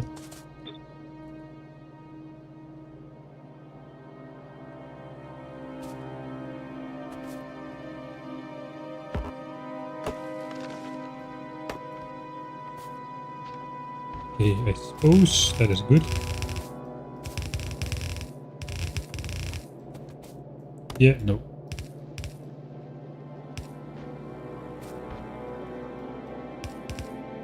Wait, what?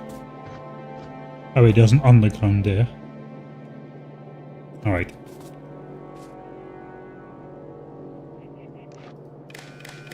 I should make a copy of this.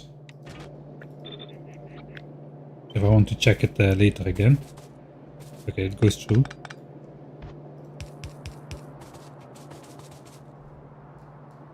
Limburgers are the only people in the Netherlands that don't need to worry about the sea level, I suppose.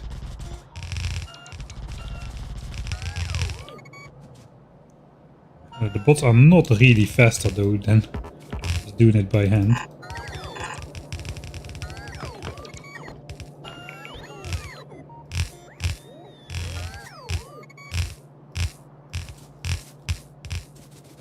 Alright, here we come. With our 4 bells. I gotta sneak these bells out somewhere else then. They gotta come in from the other side, that's the law. So they'll probably come in from next to here or something. How do you like my noob splitter, by the way?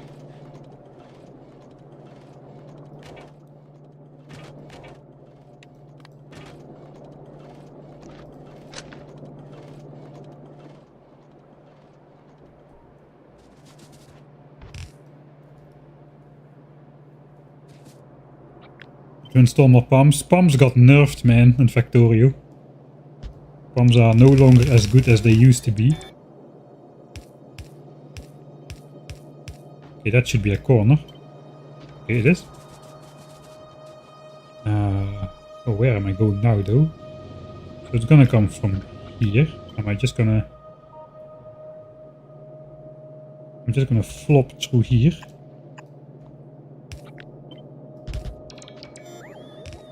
And go on my merry way.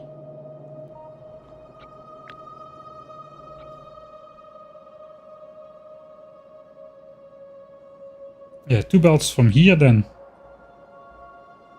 2 belts from the far away patch. And this one just will fill in the gaps with the other miners prioritized. I think that's the way we're gonna do it. So that's good enough.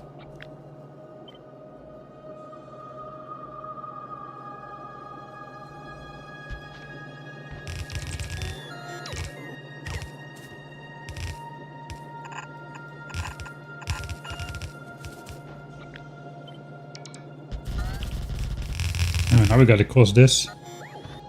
Suppose I should do this. Let's try to do it without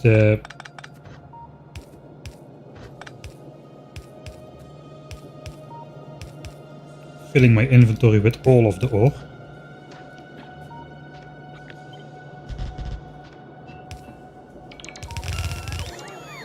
Who put that in the way? That could be put somewhere else. Okay, we should go up at some point. It is already almost some point.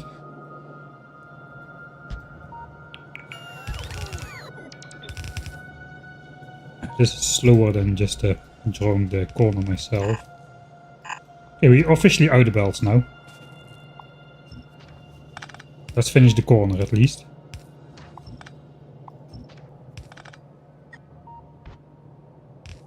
Alright. So, we either resupply or I think we just install the other mines first, but then again I do not have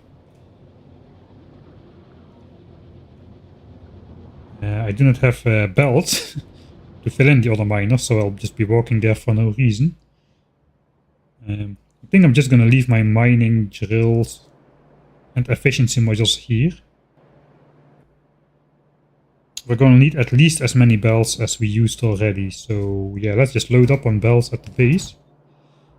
This goes here. These go here. Let's use the power lines here as well. The rest I'm just gonna take home. Fill the rest with bells and we'll be good to go. Where are we? We need to come back to this point. And we need to go to the tree. We're gonna switch to the running armor. Because then I cannot accidentally deconstruct myself into a corner.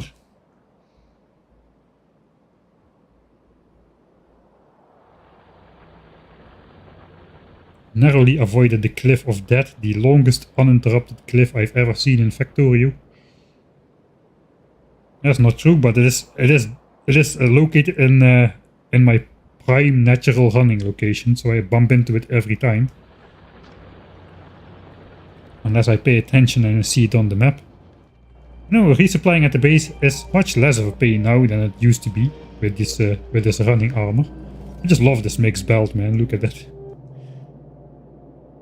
That's a lot of quality ore in there, though. Suspiciously a lot of quality ore in there. Maybe just comes in bursts, it just backs up or something. And then with the night-day cycle and the usage of the coal belt. That's a lot less dense. This is what you would expect, I would imagine. Are these chests empty? Yeah, okay, this is empty. Now we have fully rectified the quality situation.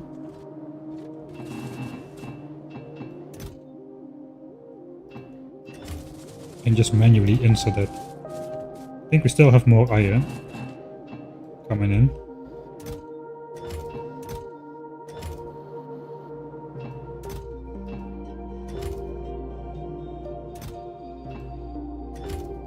We used them for accumulators. Yeah, I forgot about that. Right? No sidetracking, no sidetracking. We're at the base. The base is a dangerous place to get sidetracked. No sidetracking. You need to know though how much is in here. 77k copper cable already, 400k steel, it's going well. Look at that incoming. All space platforms, man, all for space platforms, that is ideal. How is Red Chips doing? This is not sidetracking, this is just monitoring the situation. We went up from 85k to 213k. So about 130k extra. About 50% in though. So not quite. That's 260. Yeah, we are gonna be pretty close to 300k chips, I think.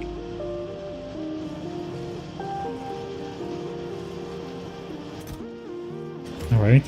How many green chips do we have again? 1.3k rare greens. Alright, that is excellent. But right now I have 21. And we still need to make a bunch of rare miners for military science for sure. Alright, let's declutter this. I suppose coal, stone, wood, walls. And those are the walls we deconstructed far away. My guns should go in here. And just let's fill up on belts again. I think we can again use our internal mall to make some more underground.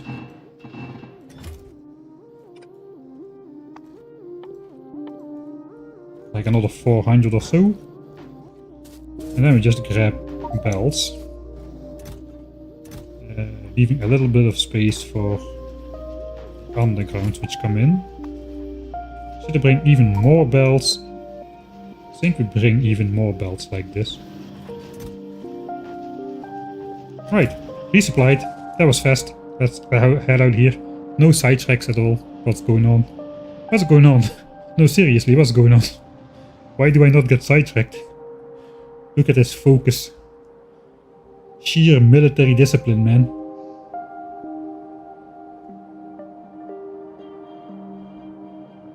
All of the blue boxes, yeah, you can just you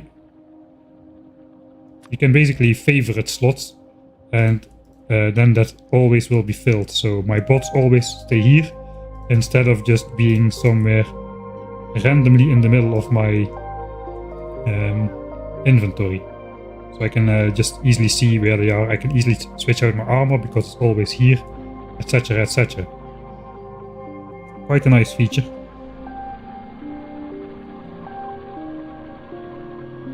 Yeah, filtered slots, yeah. You can do that too with stuff like cargo wagons and some other stuff.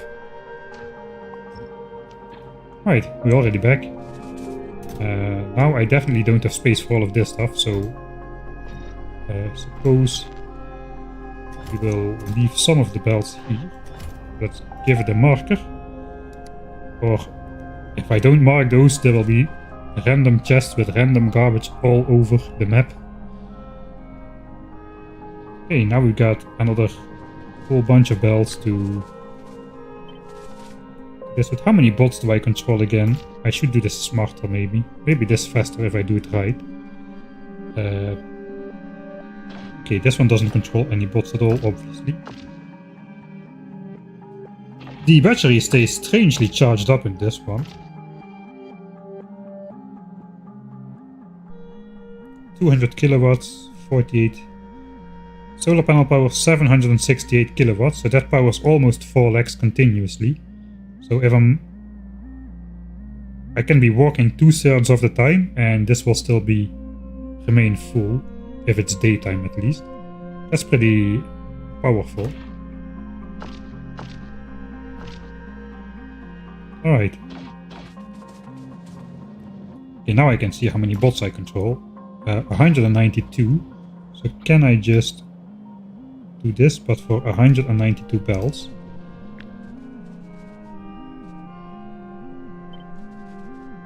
Okay, then all the bots should just fly out once. That might be faster than me just hand placing it. Of course, it doesn't work when we need to go through the forest.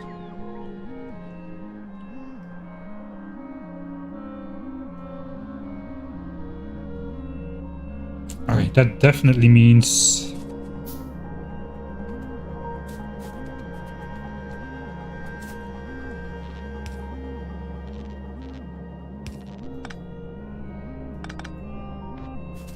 these two bells are gonna come out here then.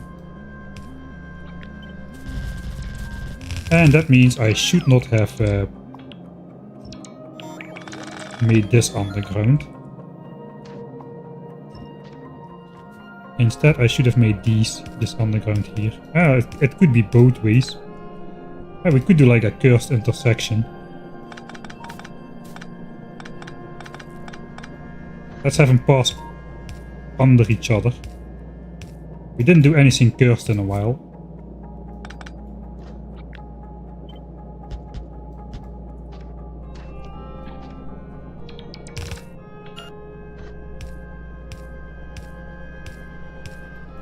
Don't stand inside, it's the magic vortex, it will suck you away.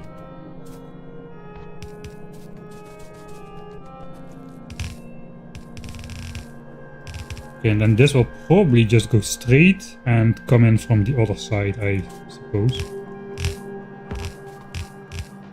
So this looks weird.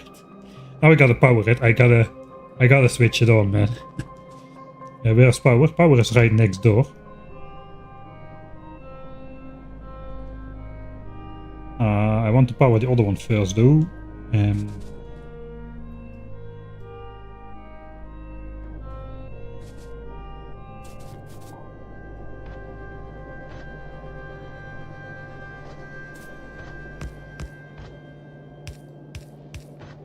Temporary.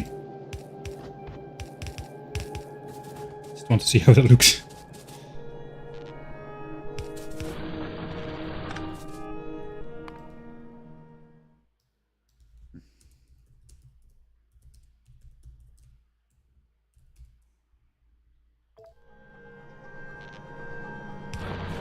There we go. Yeah, that should keep flowing for a while.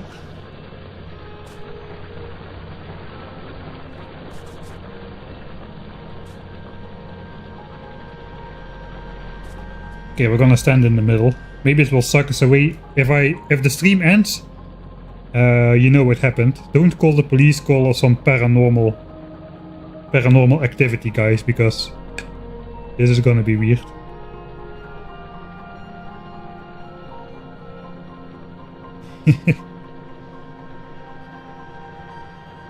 For radars for symmetry. I think we should like make a vortex belt inside or something.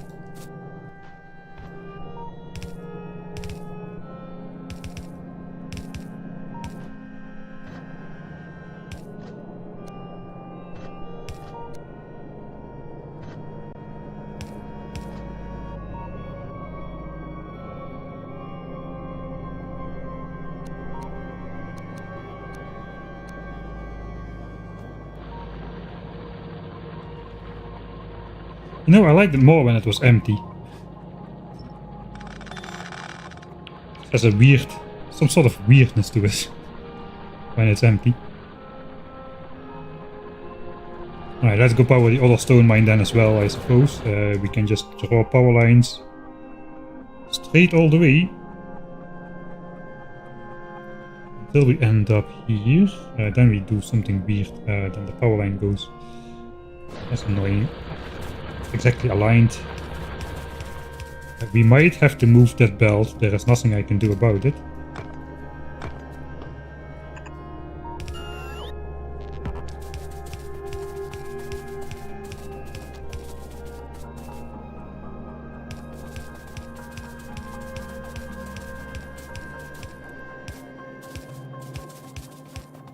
Remove pipe? Yeah, I'll probably remove those pipes as well.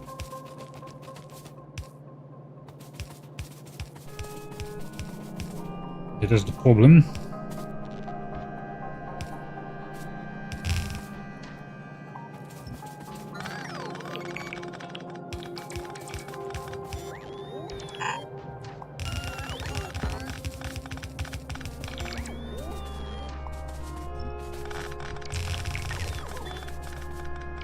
Oh, I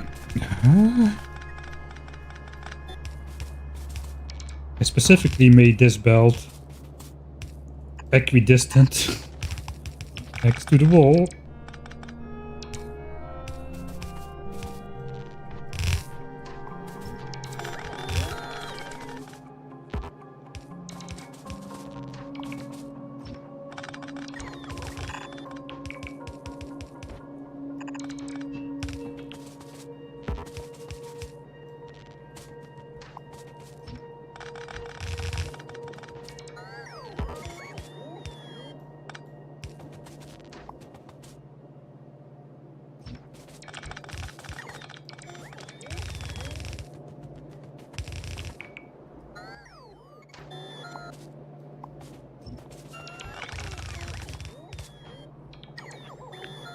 Okay, don't be too fast in this area. This is a dangerous area.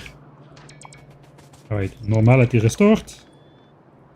Guess I should wait for those bots or they'll drain my batteries. I like to use the free power of the bots.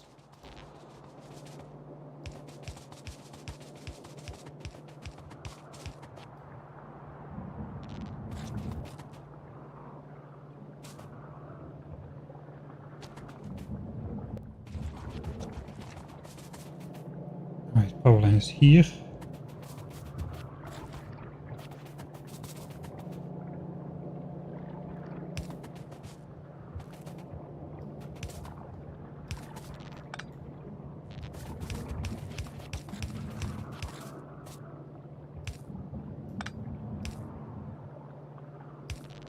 Alright, that will power up this stone mine as well.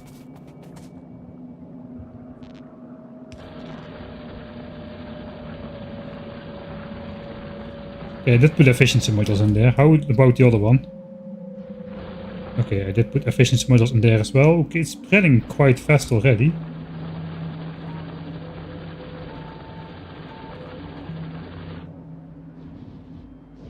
Oh, I already connected that. I did not leave a gap in there. That explains why that is still going. I suppose it's fine. I did want to start storing up the stuff.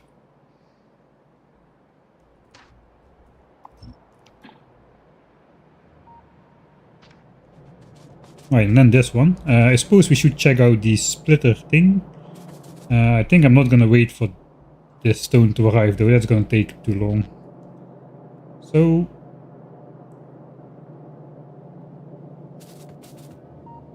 any of these line up? They're all max distance.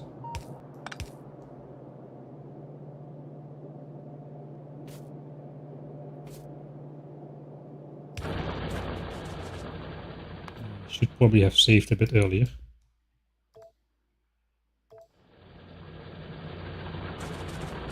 Alright, so we should be prioritizing these 3 bells. And this is like a filler. Here we prioritize the bell that comes in from there. From the other mine. So eventually we should see that this backs up. If I did it right. This gets prioritized. This gets prioritized. This will back up. It will still provide a little bit because these 3 bells are not full, I don't think. Yeah, there are gaps in them. Not many gaps, but there are gaps in them. So this will backfill all of that. Now though, it will of course all flow. Because we don't have enough mining drills to provide 4 compressed yellow bells, or do we? We shouldn't. 99. We can miss 16 on 120, so we're 5 miners short, so we're pretty close actually to be able to compress 4 bells. 5 miners short. It's not bad at all. Okay, there comes the other ore, so maybe we can wait for it then. Let's wait for it. And we'll see if this starts backing up. I'm curious. And that will be without gaps, so let's also show the gaps.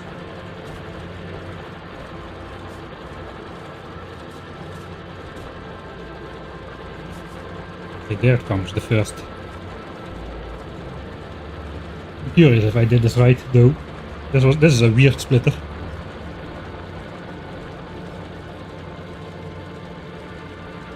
Remember to fix the merge around the crossing. Ah, yeah. I would have forgotten that. Okay, out come 4 bells already. So once the splitter fills up with ore, then these bells should start backing up. That is the plan. Alright, they do. That is great. And these keep on flowing, so these do not back up. Those are constantly consumed. The central 3 bells are constantly consumed. And this just adds to it. And this one is constantly flowing as well. So that's good. That one of course already gets merged up here. So looks like it's working. Now we just gotta make sure that we are not gonna pollute these biters because they are not gonna be happy about it. And it will be a while before we can take on these guys with lasers, I suppose. Thanks Sheep for the 14-month subscription. Hello.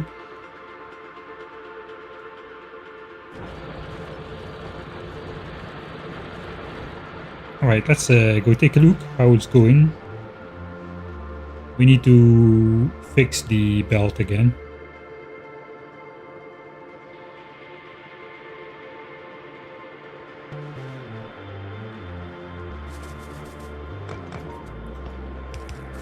If anything, I wish I had gates, man.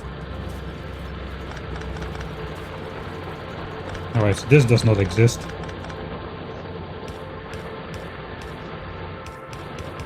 Okay, so that is how it should look. Look at this cross pattern. Oh, we have gaps in here because it's a red belt with a yellow belt speed. So we can get a cursed pattern if I do this. For a little. A little bit more. Okay, I'm full of stone. Oops, that was a mistake. That was a mistake. Switch off the gaps. No more mistakes. It is stone though, we can simply make landfill of that. This is an anti-expansion pipe, indeed, that is no longer needed.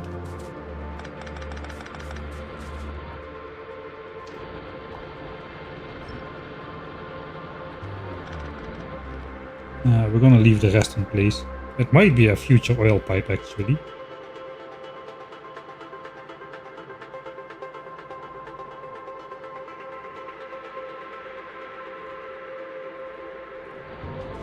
Alright.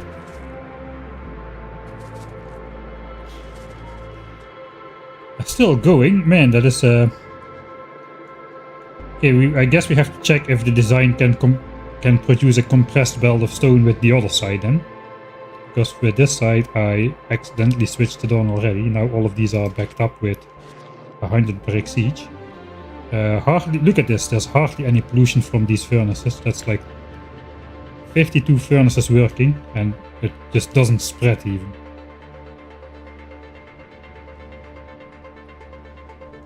Alright, I suppose then we just continue with these belts.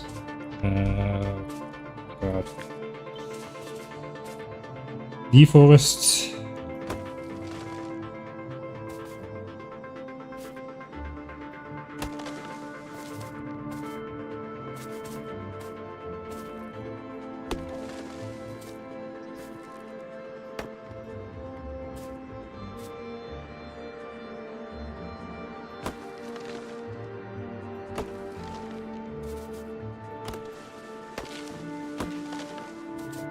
Okay, that should do it.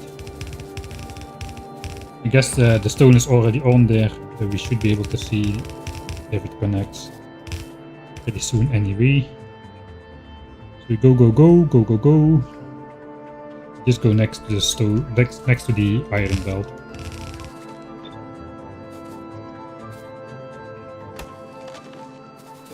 Gap of 4, this should all connect.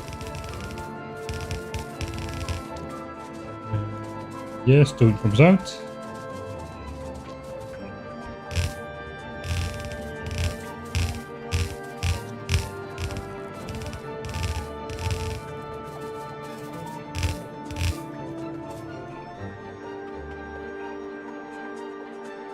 Oh wait, I am not next to the iron belt, I am higher than the iron belt here. Yeah, I'm not gonna force myself through that forest. How about going through this nice cozy opening right here? It fits 4 belts.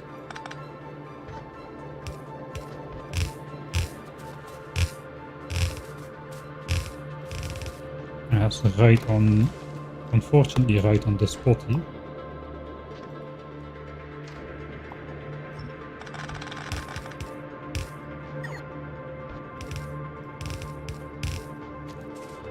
Stone is coming.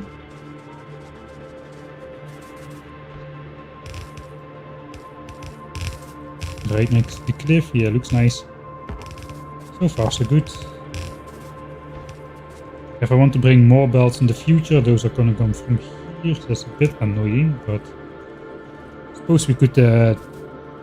this belt is already gone anyway. We could merge this into a red belt, and then this belt in the future can keep going straight. This is only a short belt anyway,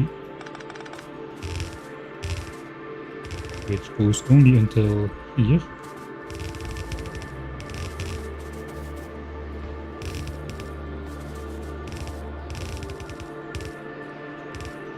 Let's not make the same mistake again. We will keep This switched off, like a small park in the middle of this belt. Nice. This is on the split point, so that has to go. There's no underground corner. Alright, so that is actually 6. That is 1.5 belt. Or is it? This is going to be 2 belts then. I underestimated looks like we have way more stone than I thought we had. There's already 6 belts.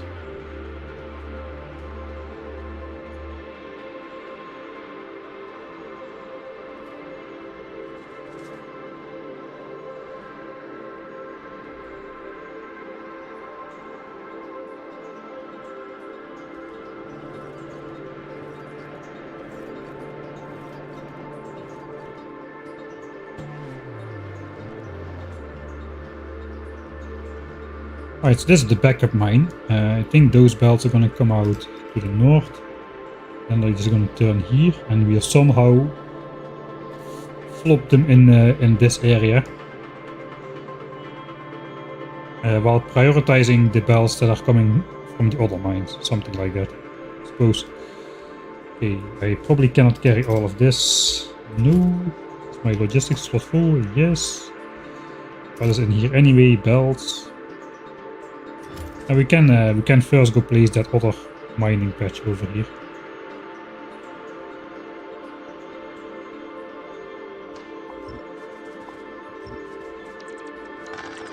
Finally a normal patch. Oh, spoke too soon. Finally a normal patch that isn't covered in forest or with biters on top or whatever. No, this one has our medium Johnnies. Life sucks. Alright, let's switch off the robot then first of all. Why can I never make a normal playthrough? Everything always has to be like this. I suppose... I'm not sure on which chunk I want to keep the miners. I don't really have too much choice anyway. Let's keep it as far away from the Johnnies as possible. That seems like a good point to start. So... the bottom one is this.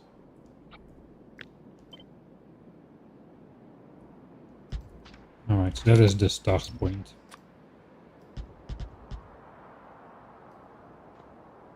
Of course we are like 1 tile stone short. So it's not the start point. We'll just plop this miner 1 tile down, so it looks awful.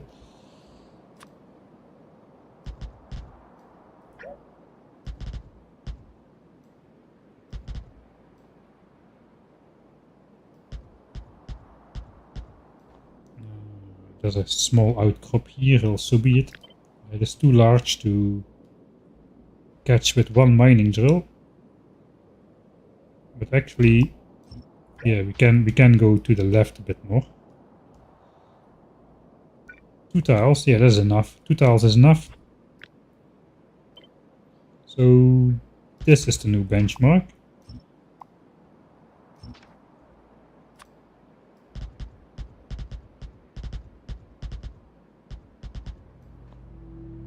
Okay, something like that then, with this mine going down 1 tile. Let's do this one as well. At least it is symmetrically stupid. Is that a word? It's probably not a word. Symmetrically stupid.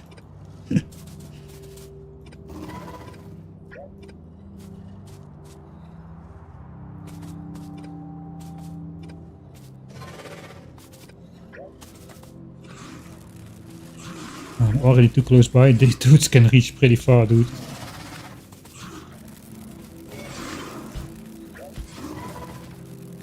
We gotta have that one in there.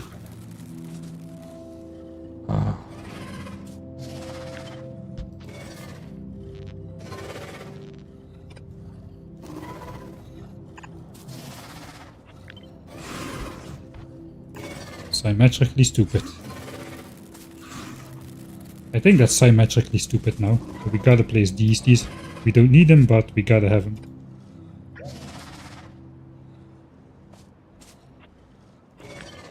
Okay, this mine is just gonna be Symmetrically stupid, we have decided. There. Symmetrically stupid. Can I copy it and flip it? Oh, there's one drill. Over here.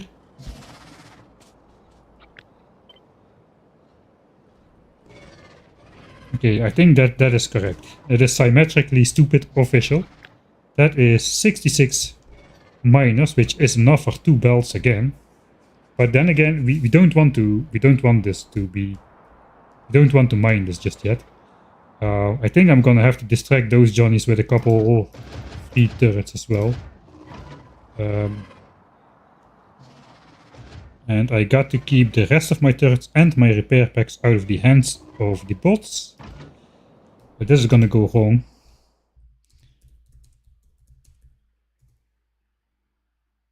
Silly symmetry, alright.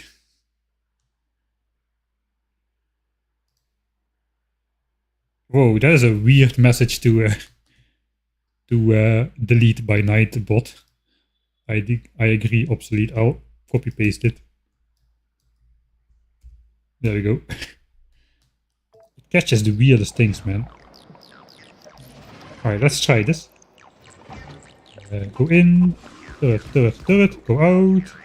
Switch on bots. I should have put my efficiency models away.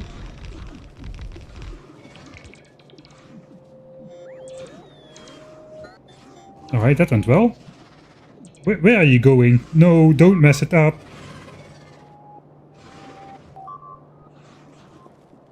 Alright, they both on that. Bots off.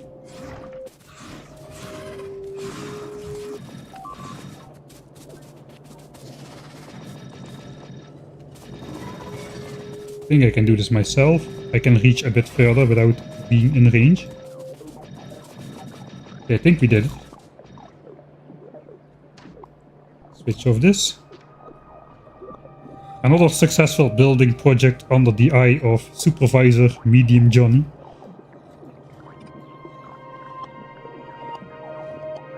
I'm a bit scared to turn on. I can switch on my roboport. Yeah, okay. Nothing flies out. If something would have flown out, I could switch it off again and the bots would come back. New change. Alright, so we don't need to be there again. Now we gotta just make sure to not walk there again.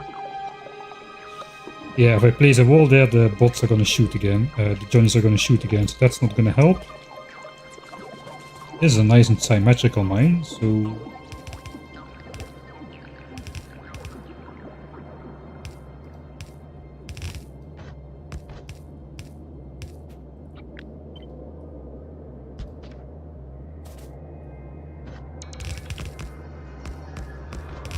Two bells of output again. But yeah, this mine is gonna be deprioritized, so... Wait, something got...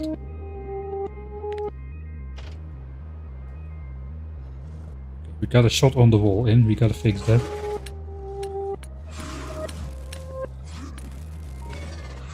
I think we fixed it. Yeah, alright, that's all fixed.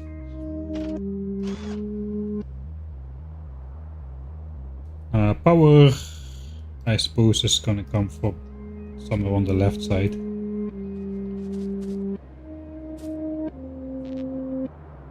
Why not on the chunk border?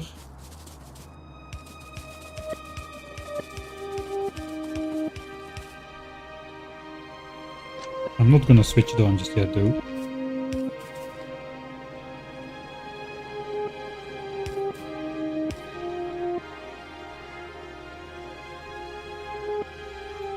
Now we can carry a bit more belts.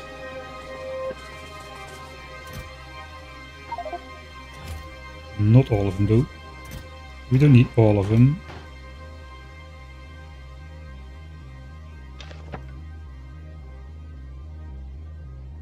How is power? Power is close by-ish to this mine.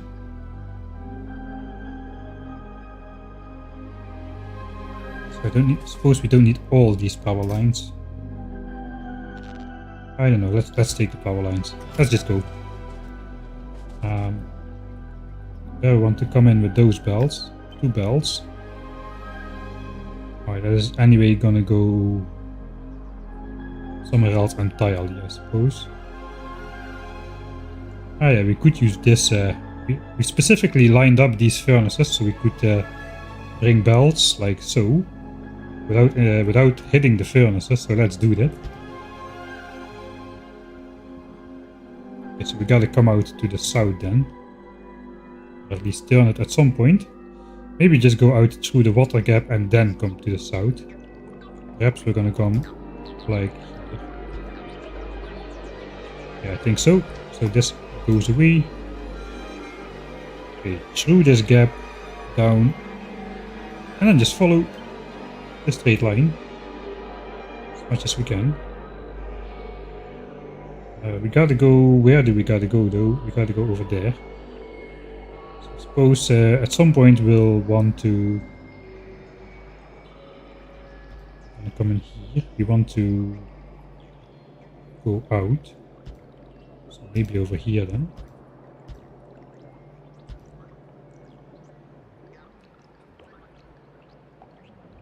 So we need to be on this side of the wall. Alright, then we want to be on this line eventually.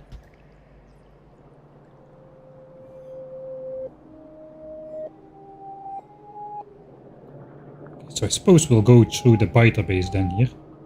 And we'll just follow that one a bit. We can sneak past here. Yes, we can. That is obviously not into the cliff, so that's fine.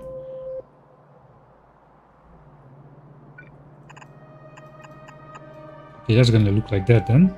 I'm not gonna go here. I'm not gonna go here. I'm gonna go here. And just follow that around and start going here.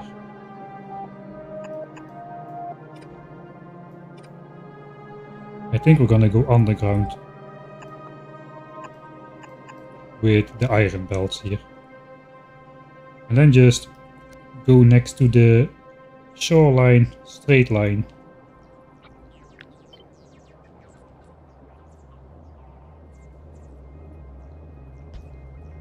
Until we come here.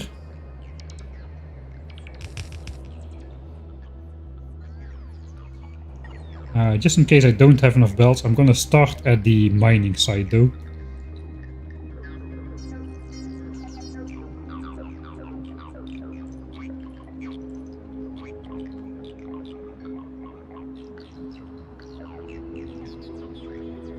Mighty says, huh, interesting. You're not Mighty Mouse, are you? That would be something. The UFC fighter.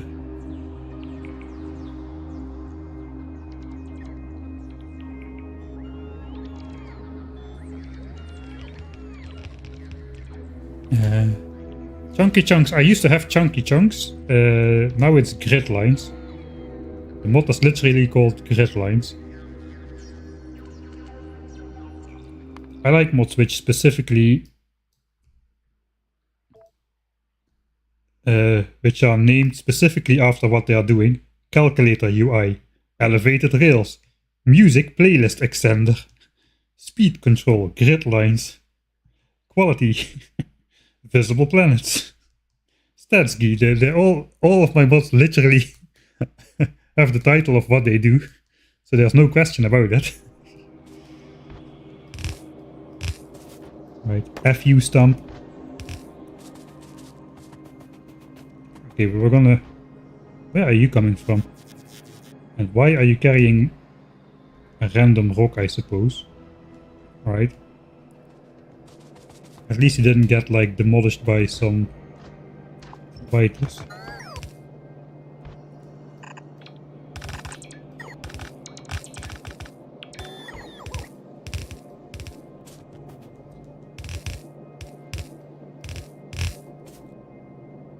I guess we go... That is a bit weird. Maybe I should just follow the iron line there as well.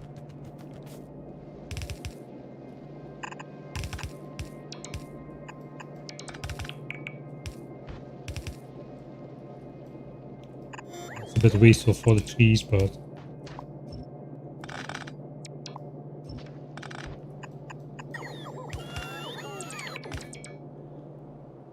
something for the eye.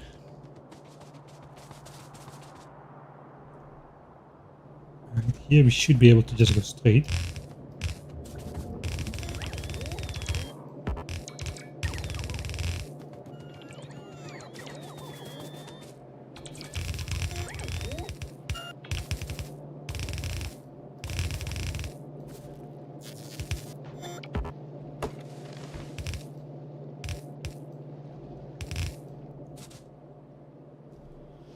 Hey Odium.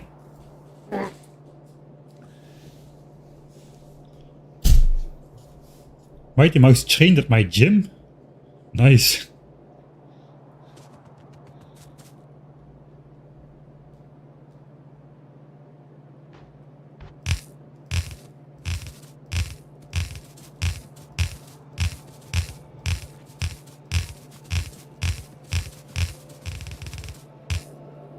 Yeah.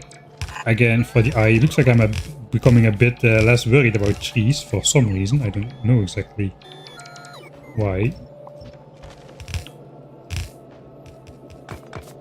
I'm close to lasers. I can feel the power already.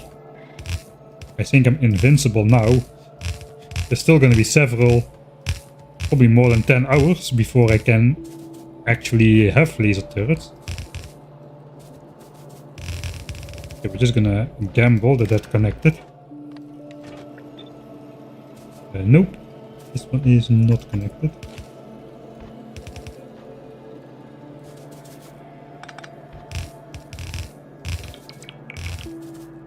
Okay, what's going on now? Okay, we come in from here.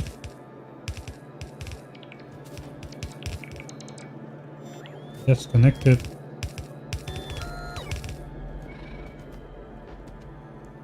Yeah, productivity modules don't work on walls or grenades or ammo. In that regard, it's similar to this purple signs.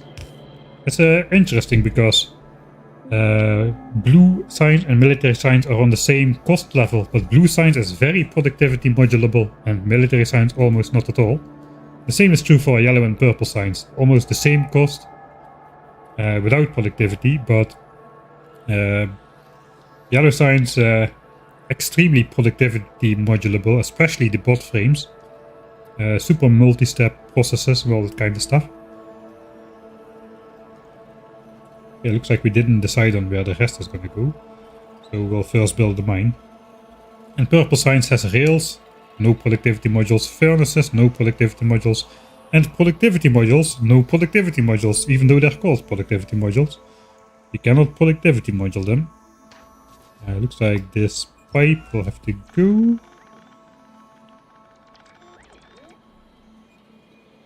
I suppose it's fine. This is a tiny patch though. And again, it's like half hidden. Again, we start from the map view. That's the minimum, I think. Yeah, then we probably should move it one tile out to the left. Just to be sure we have everything in the forest because it's hard to see. Stone goes one tile higher.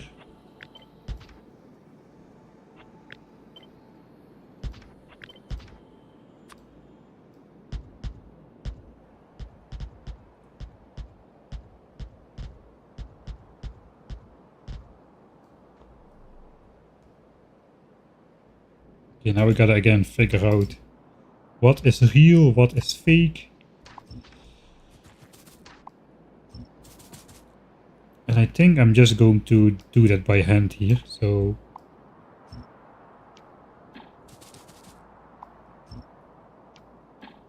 Let me just delete all of this. We'll do the rest by hand there. This are no-nonsense miners. 1.1k is... It has like a full set of 9 things under there. How is this only 1.1k? This is like 204. Alright. Last one. Iron Mine 5. Holy moly. Sorry, stone mine 5. My brain is melting. How are we doing on time? Oh, 11 o'clock already. Looks like we're gonna have another military science day.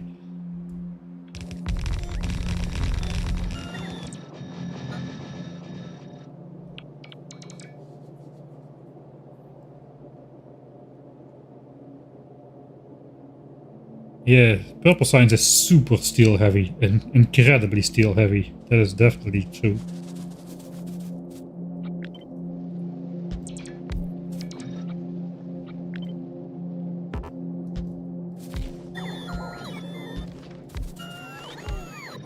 Oh, we gotta copy this part as well, I suppose. There's plenty of iron under here still. You know what? This area is never gonna get polluted strong enough to have this.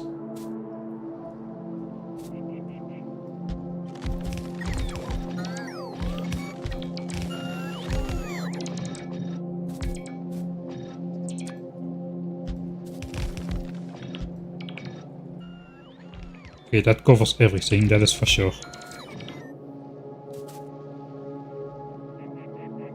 Some of these might not be absolutely necessary, but I'm just gonna keep it like so.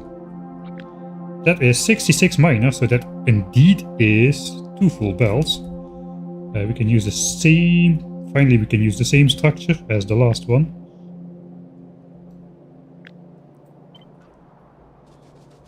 Just pop it on the top. And off you go. It's supposed to go 1 belt higher. Where is the water? Okay, the water is there. We can barely brush the water if we go straight away to the left. So we go straight away to the left. Okay, and then we just turn down there. Okay, that's as obvious as it gets. How are we gonna go with power? The power line runs here next to the water. Maybe we'll just take it up here. Yeah, that sounds like a good thing to do. We'll take it up there. Okay, this is definitely faster doing that by hand with only 2 belts.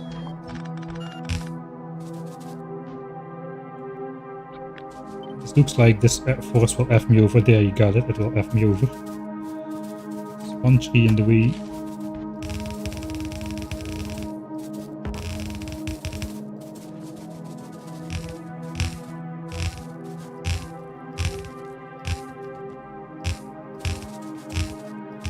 Okay, where are we? Okay, 1.5 chunk further.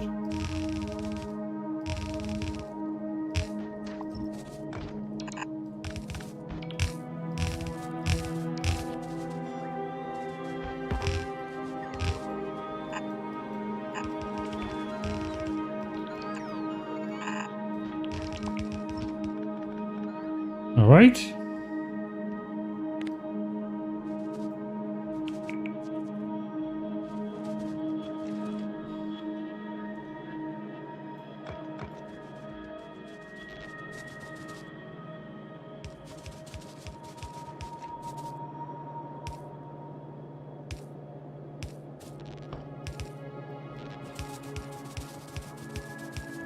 We just go over top, I suppose. Does not really matter in this case.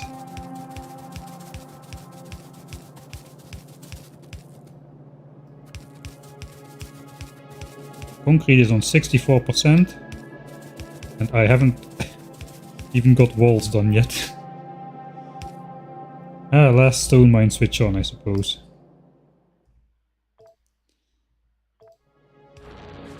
There we go. That is a lot of mining drills for stone. I spent all my rare mining drills on stone so far.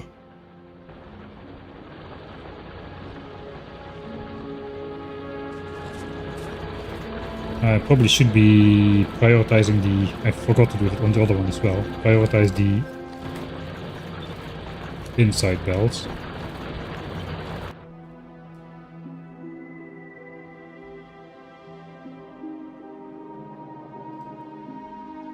Where's my other patches? Do they have the same problem? There, I did it. Here I have the whole special mechanic thing, so that is okay. 1, 2, yeah, 5 patches. We've got 5 patches. 41, 99, 140, 207, 273,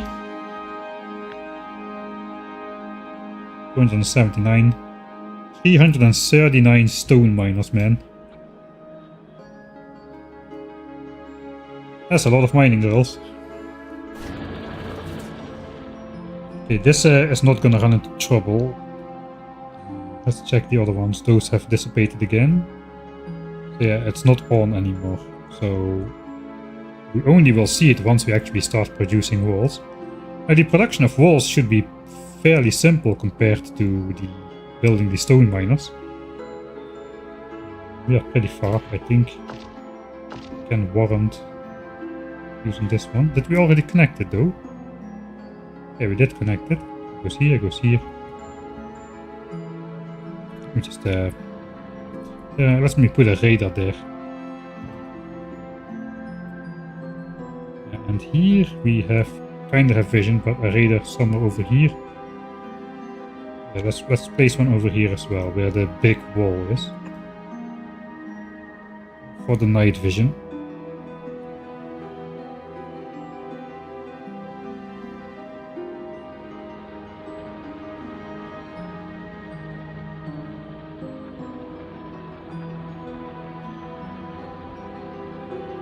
Yeah, the research with this type of science indeed are new. This mining drill is already run out. Alright. One less, I suppose. That's what I mean with those nonsense miners. It does though tie up my rare mining drills, so that's why I'm generally like to be a little bit careful about that.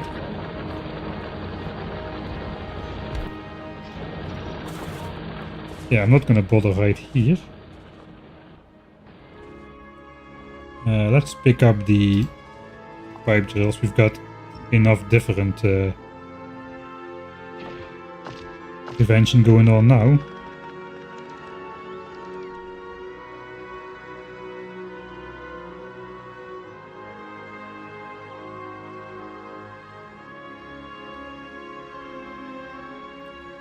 Okay, this area is entirely not visible during the night, so we got to place a couple more radars there.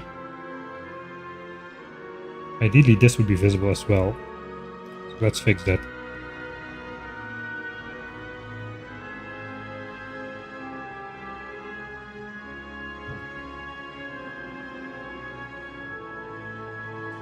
I'm just gonna pop one here.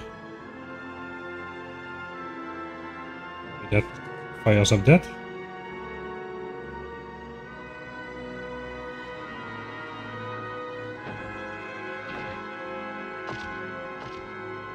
Okay, the ore is coming. Let's walk on the yellow belt to walk slightly faster. Alright, we did not actually connect everything just yet, it appears.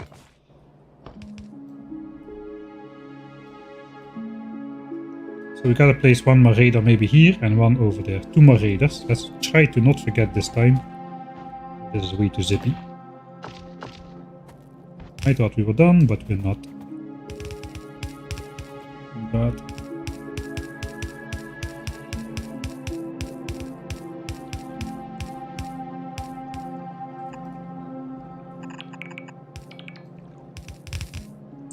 suppose I can copy this now.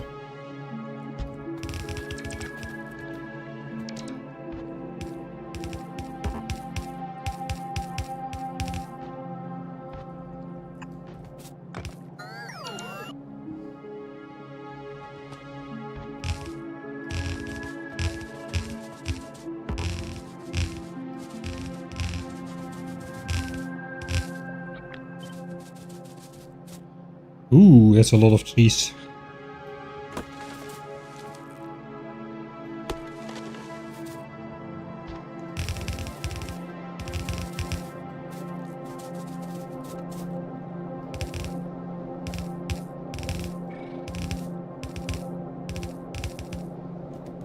Okay, that seems okay. Let's see if it goes all the way back to the stone mine here. Yeah, it does. Alright, so they are connected.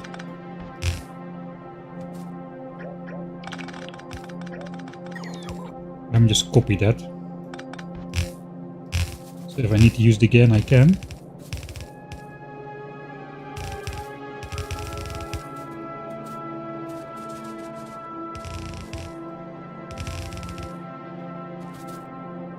Okay.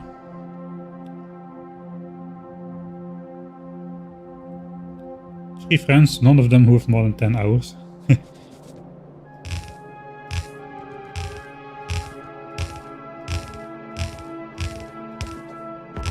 That's a weird number to associate with Factorio, that is true.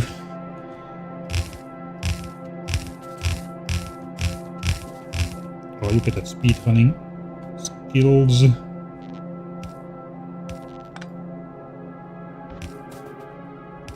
Okay, that should be it. We are back. This tree has got to go.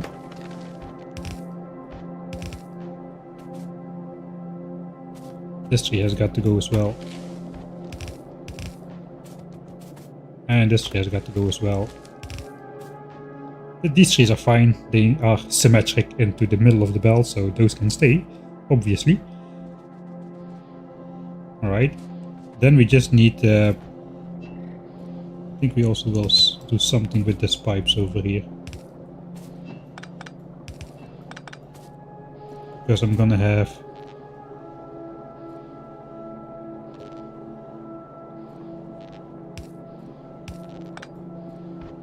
two belts coming in here, I suppose.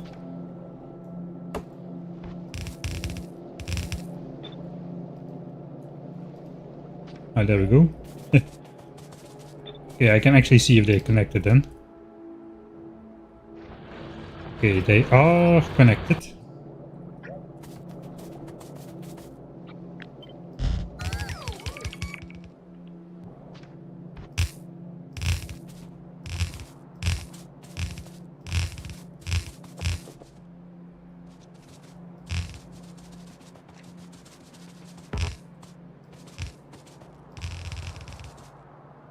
That was a lot of belts placed, man. It's been a while since we did this much actual work in the playthrough, I feel.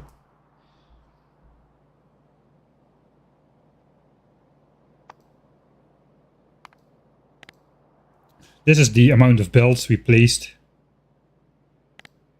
over the last 10 hours. There was a bunch of belt placement here and a bunch of belt placement here.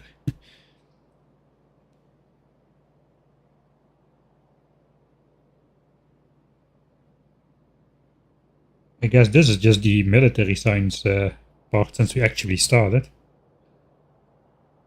11k belts in the last 10 hours. I cannot really... There is no 2-hour or 5-hour window, which kind of sucks. Alright, this is the last stone mine then.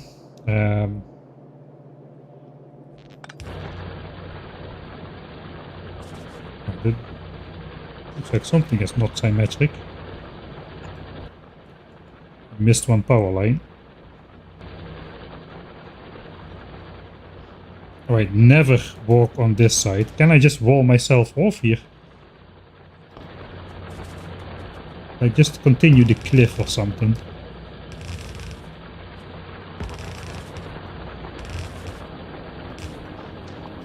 No, I should never walk through here. Is this clear? I hope that it is clear.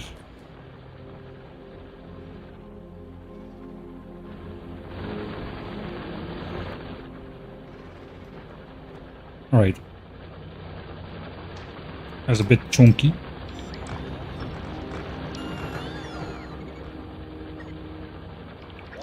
It should be chunky.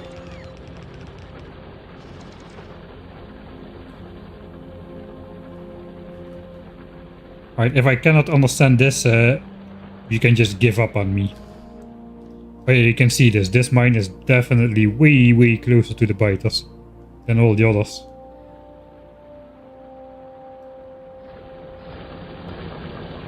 Oh no, I messed up. There's ore there.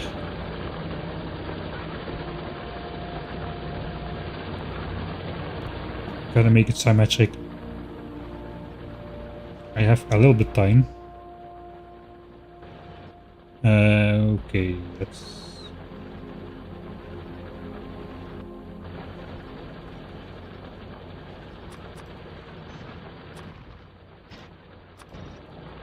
I'm gonna try. I'm just gonna give him a turret again. Have that. Guys, here's a turret. Shoot it.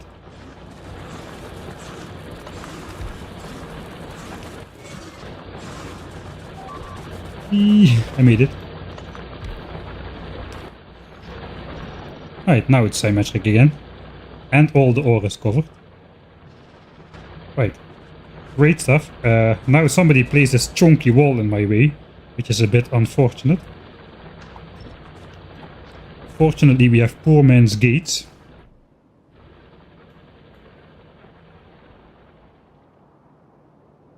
Alright, then we have to find a weird solution to prioritize. I think I'm gonna belt weave.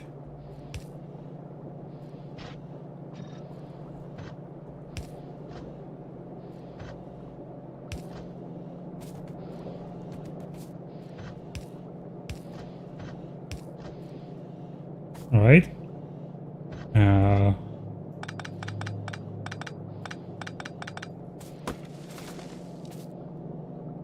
So...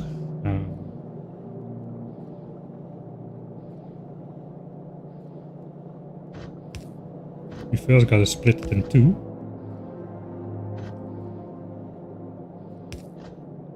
Once it's split in two, it can be merged with input priority on the side where the ore was coming from, like that one. We only need to build half, the rest we can mirror, because we are doing symmetric stuff. This needs to go one tile to the front, so that this belt can go out. We're already merging with this belt. I suppose it's fine. Then we just need to merge with the other belt after that right here. And this one has got to have input priority on the existing belt as well. So if I now copy this, flip it vertically, and I'll make a save. Deprio dangerous stone mine. I think we're not gonna have too little stone, we're gonna have enough stone.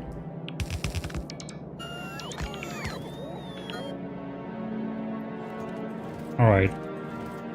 So we'll let this back up, then we connect this. And I think we should see, if I did it correctly, that this will not be moving when I switch on the furnaces here.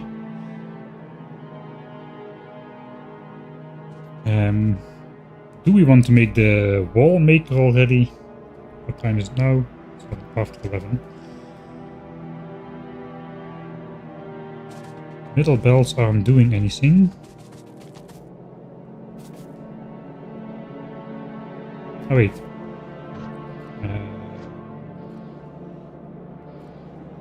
Right. Yeah, I messed that up.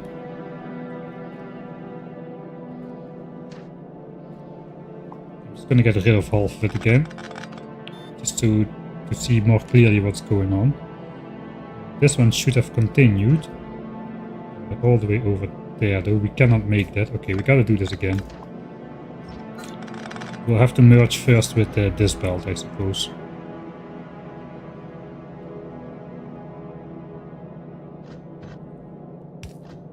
So we have this amount of space.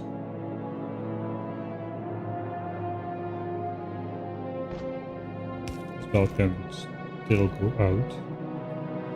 Oh, we don't have the space to do that. No, it's annoying.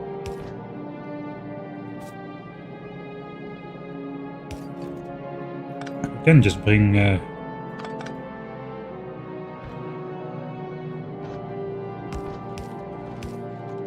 should work, right?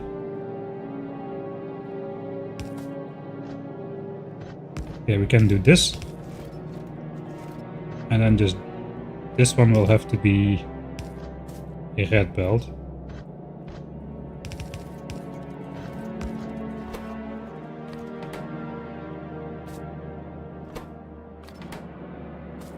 Alright, that should work, right?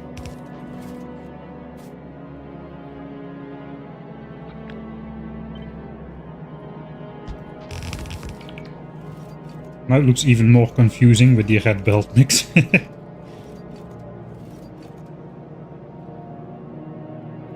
Yeah, I think now we're good.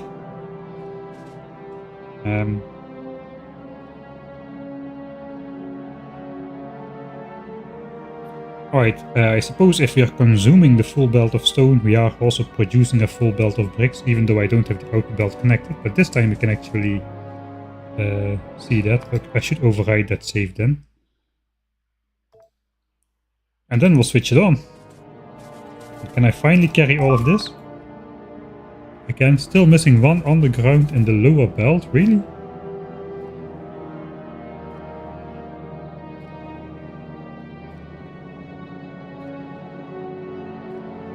These all connect. These connect to here. I think it's fine.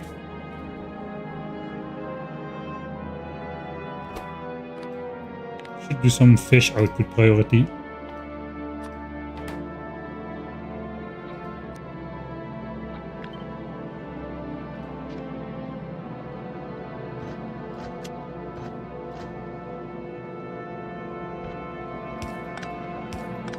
Keep those splitters clean. Alright. That is the save point then. Let's check it out. First of all, let's just see everything switch on. Because we didn't do those scenic shots today a lot. It is night, which is nice with the furnaces. Top lane is off. What is missing with the top lane? Ah, that one. Alright. No scenic scenes shall be interrupted like that. Some people call it saves coming. I guess it is saves coming, but I don't care.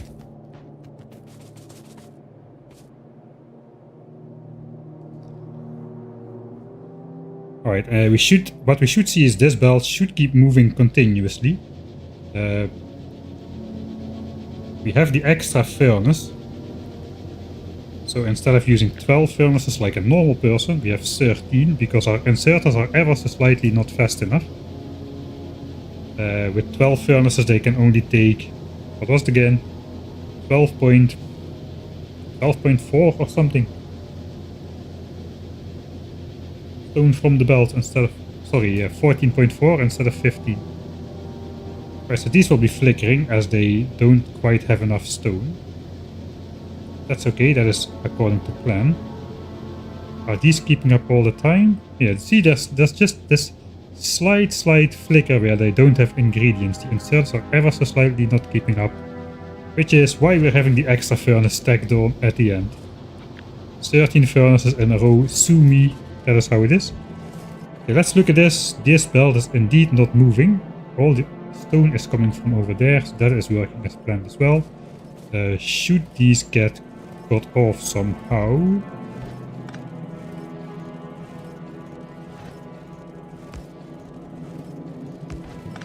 Like so, then these will start moving. Filter in.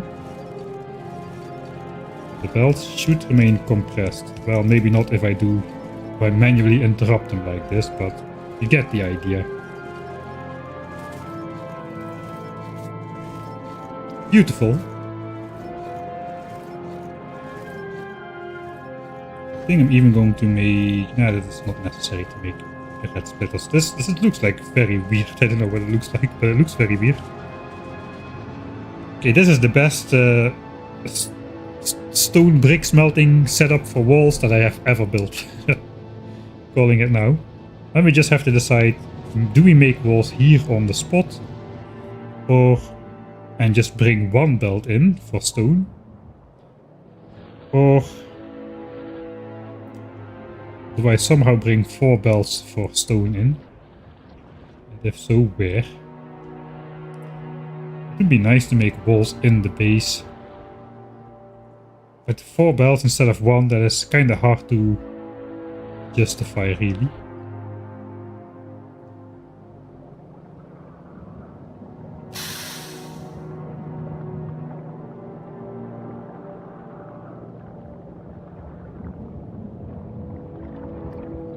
Thanks Meme, meme.exe for the 5-month subscription. Hello. Making them on the spot, yeah, is more space efficient, that is true. Love the trees in between the bells. I was born out of necessity. You know what I'm saying. It is hopefully keeping the pollution away from the biters. Not for long anymore, because laser turrets are on the program. And then we can start claiming some more stuff. Hopefully.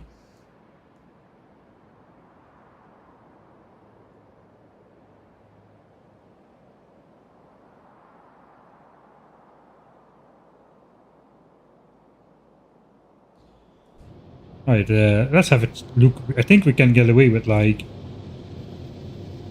not a lot of assemblers. I think we're just gonna take a quick look at the Factorio calculator. I'm just gonna save here. I just saved already, but oh well. Listen to the sound of the furnaces in the background. For some ASMR. Let's see, where's my calculator? Let's go over here. If I do this, we should go there. Right, always a scary moment, but looks like we did it. Watching this makes me want to play it, but it's kind of complicated and easy at the same time. I'm making it way more complicated than it needs to be, but yeah, it is a little bit overwhelming in the beginning to get into Factorio, I think. I still remember I was intimidated by it when I started. And that was when there were only 4 science packs back in the day. And the rocket silo wasn't even invented yet in my day. Yeah, the laser turret extermination stuff is gonna give us something to do when like rocket silo and the thrusters and all that kind of stuff are researching. Alright, let's take a look at military science. As you see, we have 900 SPM from the rest. Military science we do 720 because, well, we don't need the full production for military science all the time. 720 is probably already too much, but, well, we could fit it on the map, so we're doing that anyway. Where is it? I cannot find it. It's over here. So 720, not 900, because it has nice numbers. It had nice numbers. I don't know the new numbers for red ammo just yet. The red ammo is completely different now, but walls very easy. Let's you can see four belts of bricks, 8 assemblers. 8 assemblers for walls. Alright, that's all we need to know. That's all we need to know. We didn't need to know a lot. 8 assemblers for walls. Ah, we can kind of symmetrize that as well. We do not need... We could try to make like rare assemblers. Then we would need only 5, I think. 8 divided by 1.6 is 5. Yes, exactly 5 rare assemblers. But that would allow some serious inserter speed, and we still don't have fast inserter. Looks like we're refusing to research in this playthrough. So if you look at the stats here, this already needs 7.5 bricks a second and outputs 1.5 wall a second. So if we go with a rare one, let's just pick one.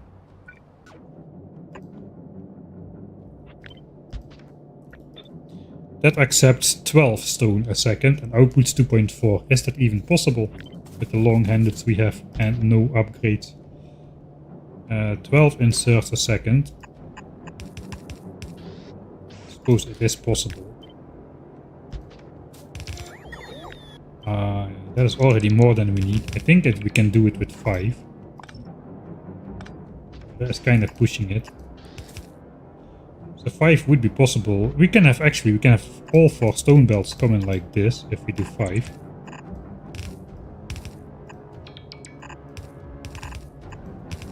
With rare assemblers. Where's the output's gonna be then though? Yeah, we have to spread them apart a bit. 2.4 a second. Can this guy do 0.8 a second is the question. I think so. I think it's 0.83 or something, right? 302 degrees a second. Divided by 360 degrees a second. For a full rotation. Yeah, 0.83. So 3 inserters with that should output 2.5 volts a second. So we can indeed output 2.4 volts a second with 3 inserters.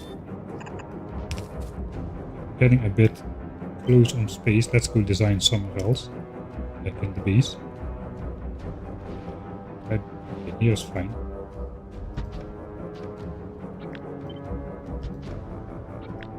But we need 5. That's a little bit annoying because it's not going to be symmetric, I suppose. I can just put this on the top.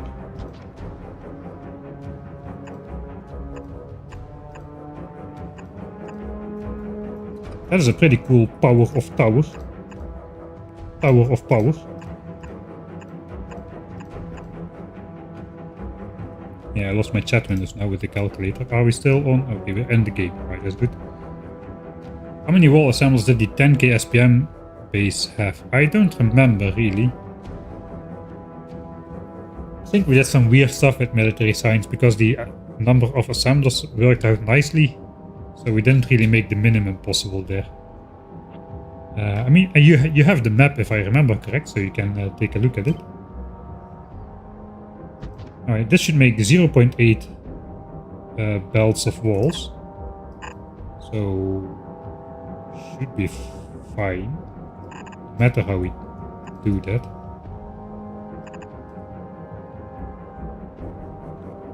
I kinda like this this idea.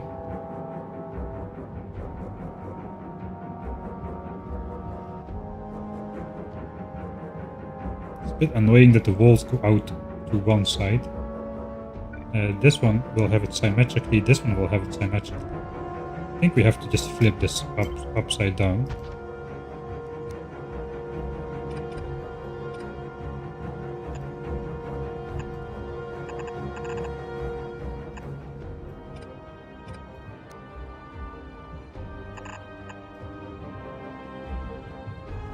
Wait, all of this has to be flipped then.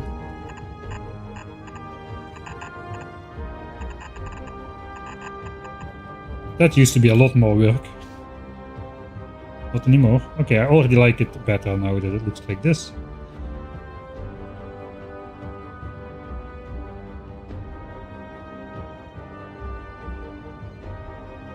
Theoretically it doesn't matter how this goes, but we could fit this in. It goes on the far side, half of it on the near side.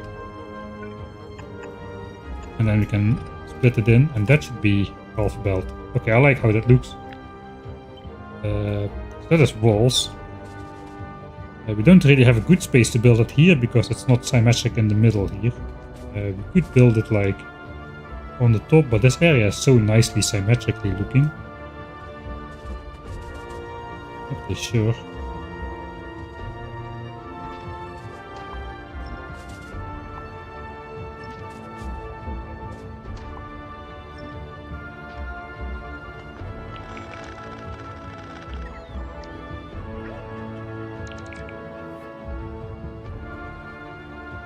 Alright.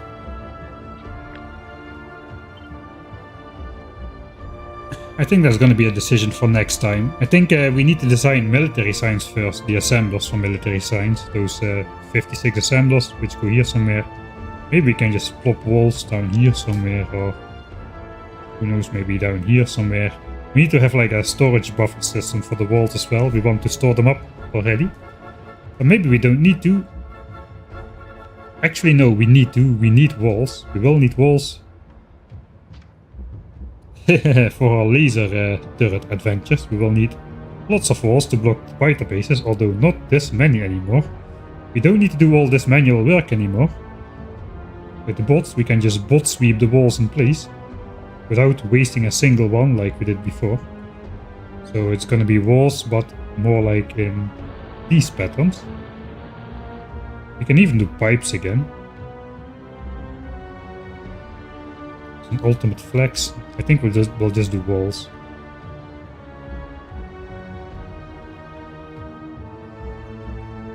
Alright. We need rare assemblers anyway if we do this, so we need to make those at the base anyway. Yeah, I think I have to think about that for a little. Can we see a way through for 4 belts of bricks to go into the base? I mean, this has run out. I mean, this Gordian knot has become a trademark of the playthrough, I suppose. So I guess we have to keep that. Let's find something somewhere else. We have this space now. I think this space is... This is now how stuff comes into the base. That is just how it is.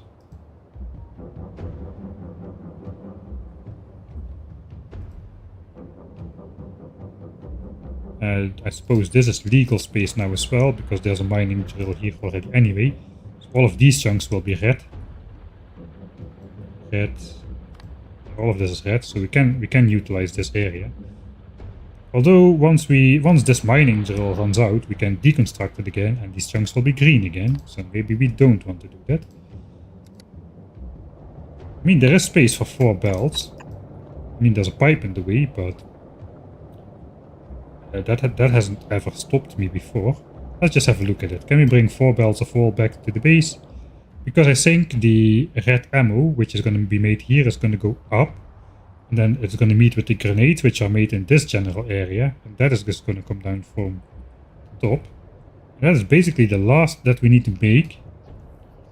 So we won't have a need for more belts. At least not until... Why is this one not full? At least not until we start making more stuff with...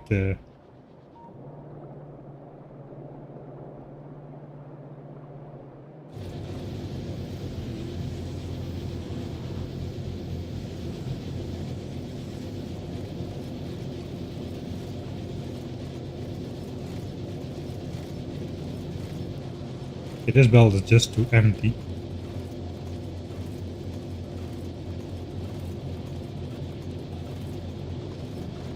I think those belts in general are too empty. We're using all of the extra ore already. The extra ore is only side loaded on one side. Should that be, or is it just like a preferred side? It's probably a preferred side.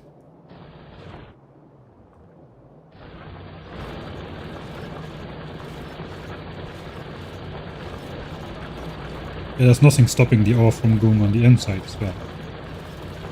Except the output priority here, I suppose.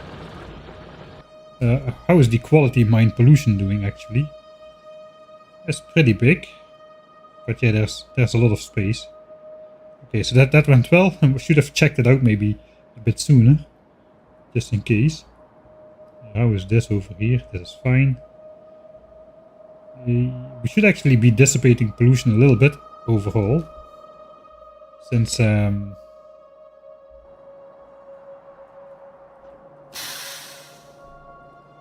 no longer doing the blue signs, although engines, steel for engines and entire red chips is still on, so basically we are doing blue signs. It's only the sulfur and the iron and gears for engines which are off. Thanks Moshi. Yeah, it's, I'm gambling that it's a French name. Moshi. Sounds French. Sorry if I completely butchered that. Thanks for the subscription. We just belt the walls, only one belt. That is true, but Now I know that 4 belts fit there. Let's see if 4 belts fit everywhere though. It'd be kind of cool to have like a full, almost like a full chunk wide set of belts coming in. This could go here. We could go up here already. That is a valid design choice. Go up here and just continue this diagonal weave. Or we could go straight. There is 4 belts of space here because these mining souls have run out. I will probably find a way to spaghetti the walls through here. And then we could go up. Then they could be here. Or they could be here. All of that is fine.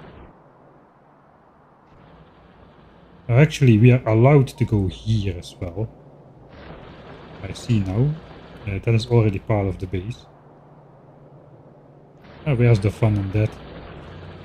Okay, the fun in that is we can go here and then we go here. Yeah, that is a good plan. Let's not go through there. Just go through here, and then just turn. And just go further through here. Probably will make the walls then in this bottom area. There is space for a giant storage system as well.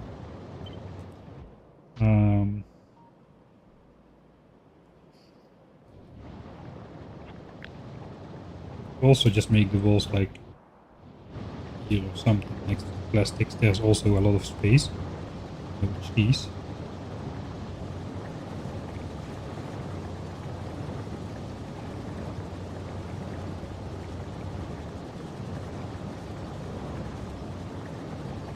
Something like that might work.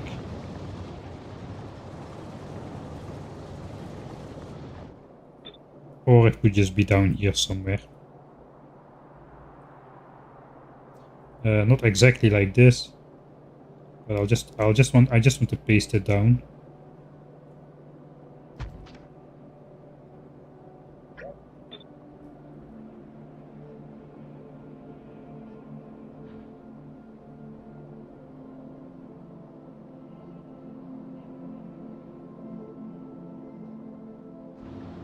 We'll have to find a place for that. Let's just first see how the 4 belts would continue on. We got space here.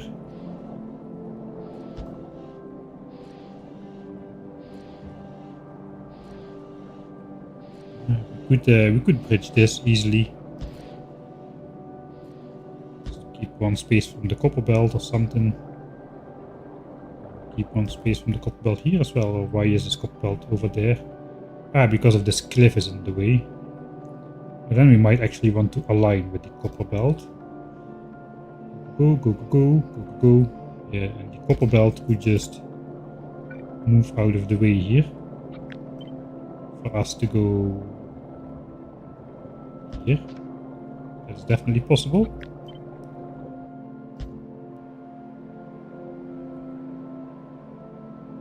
Turn up here again. Looks like we're going to go 4 belts. Fits here, fits here, fits here. Can we just go straight? Where would we end up?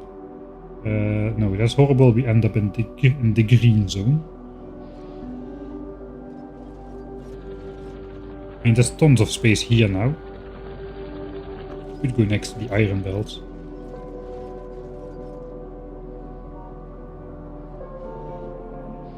Just come from here.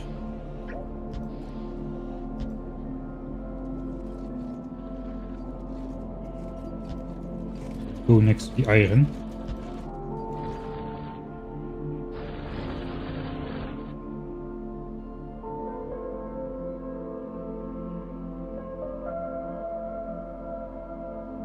Not quite. I suppose, yeah, we can go next to iron. We just need to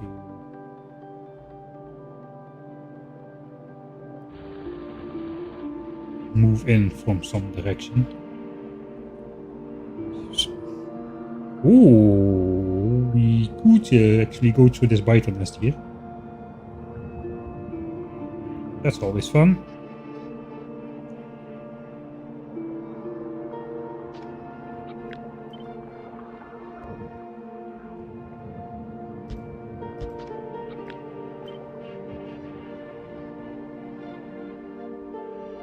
Okay, the furnace area is here, so the belts can go this way.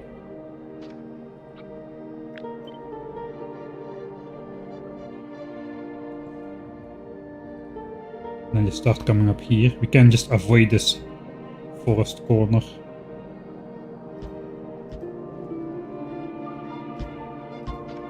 We'll hook that up diagonally somehow. And we just go. Actually, this does not align. We can stay closer together then.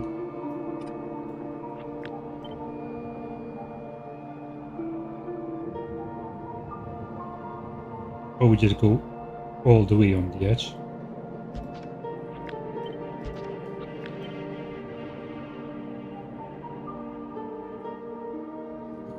To go through that horrible forest again though. This is one of the most horrible forests on the map. We can go through that. I believe we can. Cliff is not a problem. Cliff is not a problem. More horrible forest.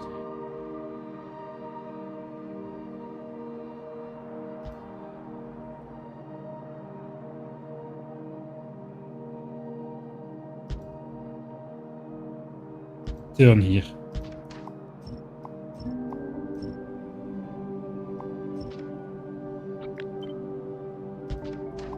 And then follow the iron belts.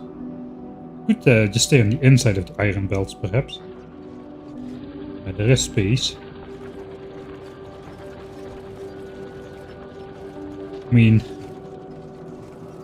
we really need all this infrastructure for one active mining drill. Let's just go on the outside. Tight fit, yeah, like that. Okay. So I will spend... I have a lot of belts on me, so we're gonna spend those.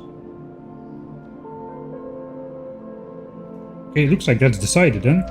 We're bringing that home to the base.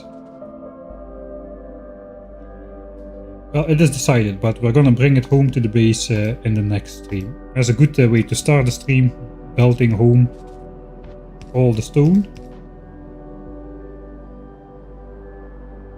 I gave myself enough markers to let me know where I want to go. Except at the very end. It's getting too late, it's gonna take at least like half an hour to get this done, I think. We can just go through the wall. That's good actually, yeah, let's do that. Go through the wall. And then turn here.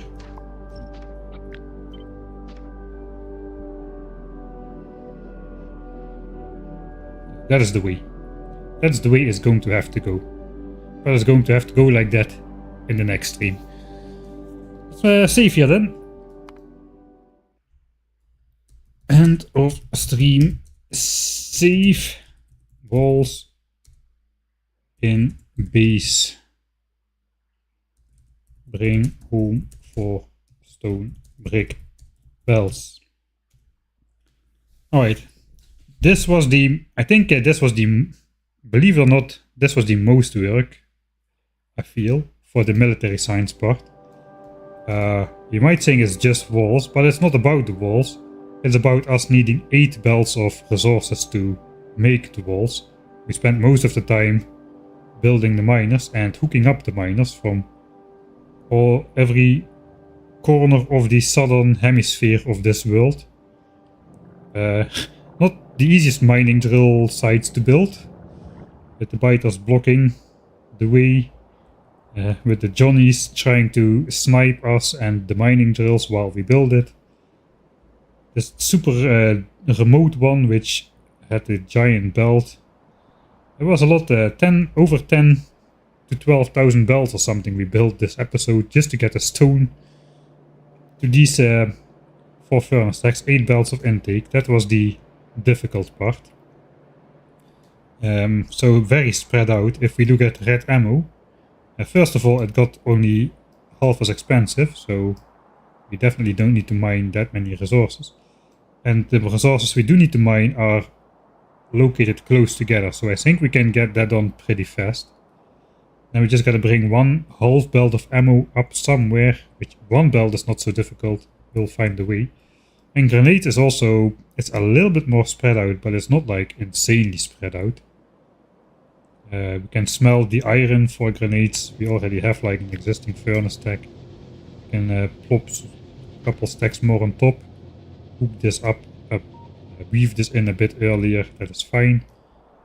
Mine the coal, make the grenades, join it up at the red ammo belt. The red ammo belt goes home. And we can probably even use the other coal belt for that.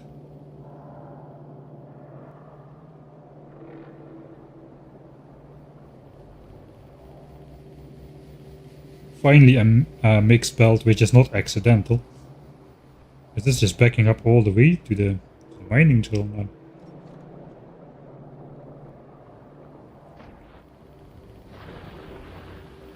Like, is this mine actually... Where is it? Over here. Somewhere over here. Where's my coal mine? It's almost not visible anymore.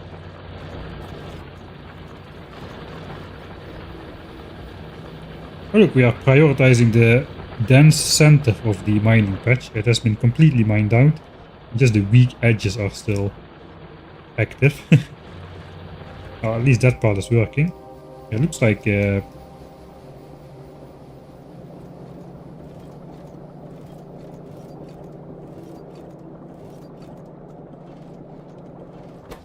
I'm just going to give input priority to the copper ore as well.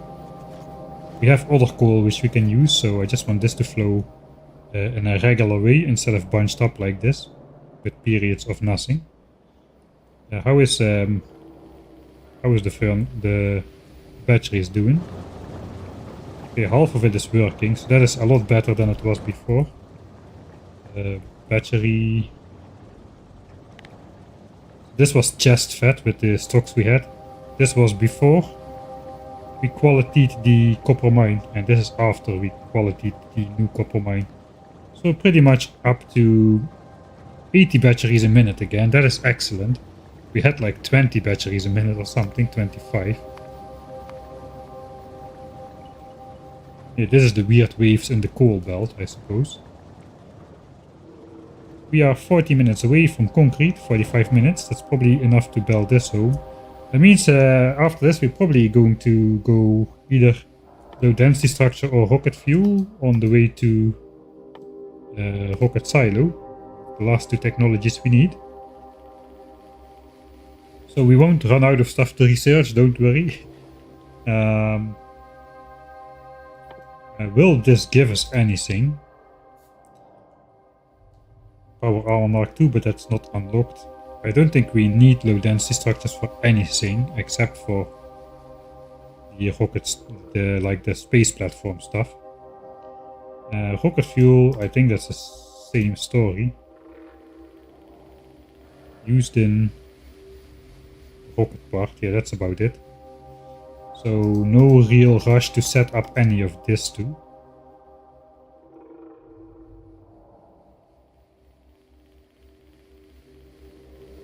$300k technologies, that's 5 hours, 5 hours.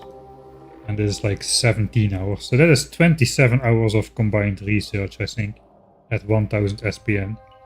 So 27 hours should be enough to set up low density structures and rocket fuel, even for me, while getting sidetracked.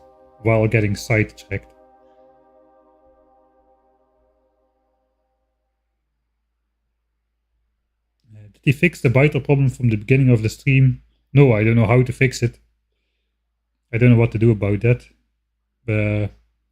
That's probably a once in a couple 100 to 1000 hours anomaly. So that's fine. I really don't know what happened there. What's the reason you don't use red belts? I'm reading to chat. I'm answering questions people asked 30 minutes ago, but hey, at least I'm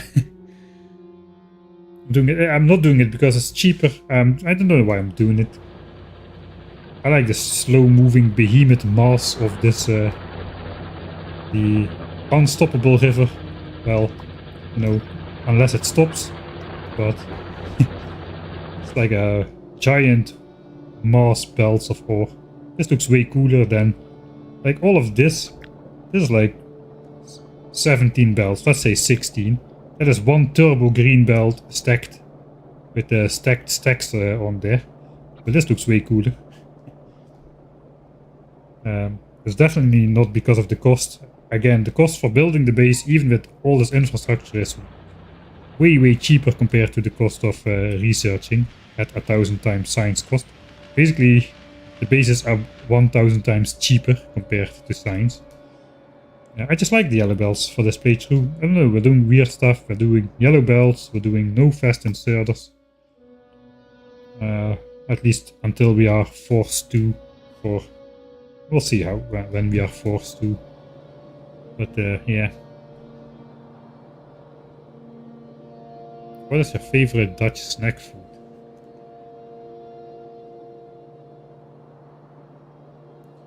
It depends. I don't know. Don't have a good single answer to that one.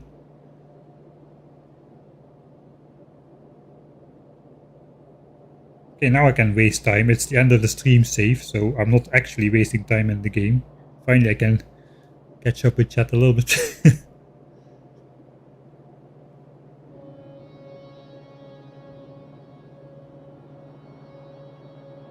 I think I want to do the walls in the base so I can keep a better eye on it. It's a nice design as well. So that's why I like to have it in the base. Just want to see if it works. I'm producing the rest of my science ingredients in the base as well. Like, of course we have the smelting for red chips outside. But all the science ingredient stuff is done inside the base. But I guess it's not gonna be true for grenades and red ammo either. Making those outside of the base. So maybe I will make walls outside of the base as well. Although I kinda got attached to my trying to fit in the quadruple belt thing now. I can actually maybe move this pipe to here.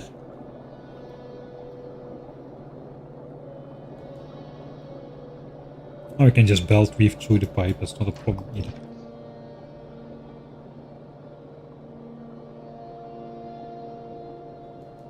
And who knows, maybe I'll go 2000 SPM at some point and I'll just upgrade all the belts to red.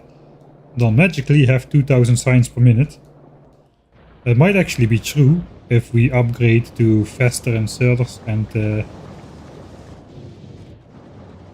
the Mark III assembly machines. We could get quite a ways with the 2k SPM by just doubling the output. We still have a furnace problem, but there is space for quality furnaces. We can put some extra ones in this line. So you never know, we might go 2k SPM at some point. Hey, and then I will be very glad that I can just at least upgrade the red belts. And we can just upgrade this to steel furnaces again. That would be good. I wanted to look if this is not backing up here at the copper. It looks like no. Yeah, not at all. No jams at copper smelting area. 8k iron plates, most of them are going into here as well. Batteries back up to 17k again, so that's good. How many accumulators do we have now? I guess it's easier to look here.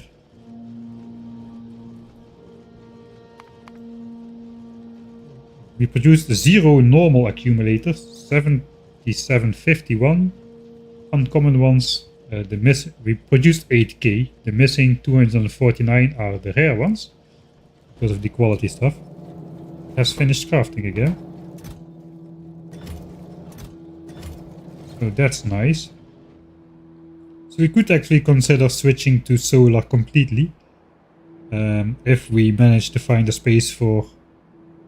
At the minimum, we need 10k solar panels to charge the accumulators in the day as well. Better a little bit more. Yeah, this is a big nest and it has big worms in it as well. We might be able to neutralize this base with the laser turrets, I was gonna say. This one as well, and then we can just really build up we can build the solar panels like right up against the nests here.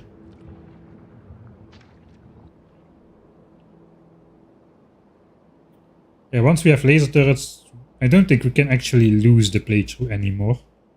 Not like now. Now we still very much could get into trouble. I think we can still inch our way to laser turrets though, even if fighters settle in the pollution cloud.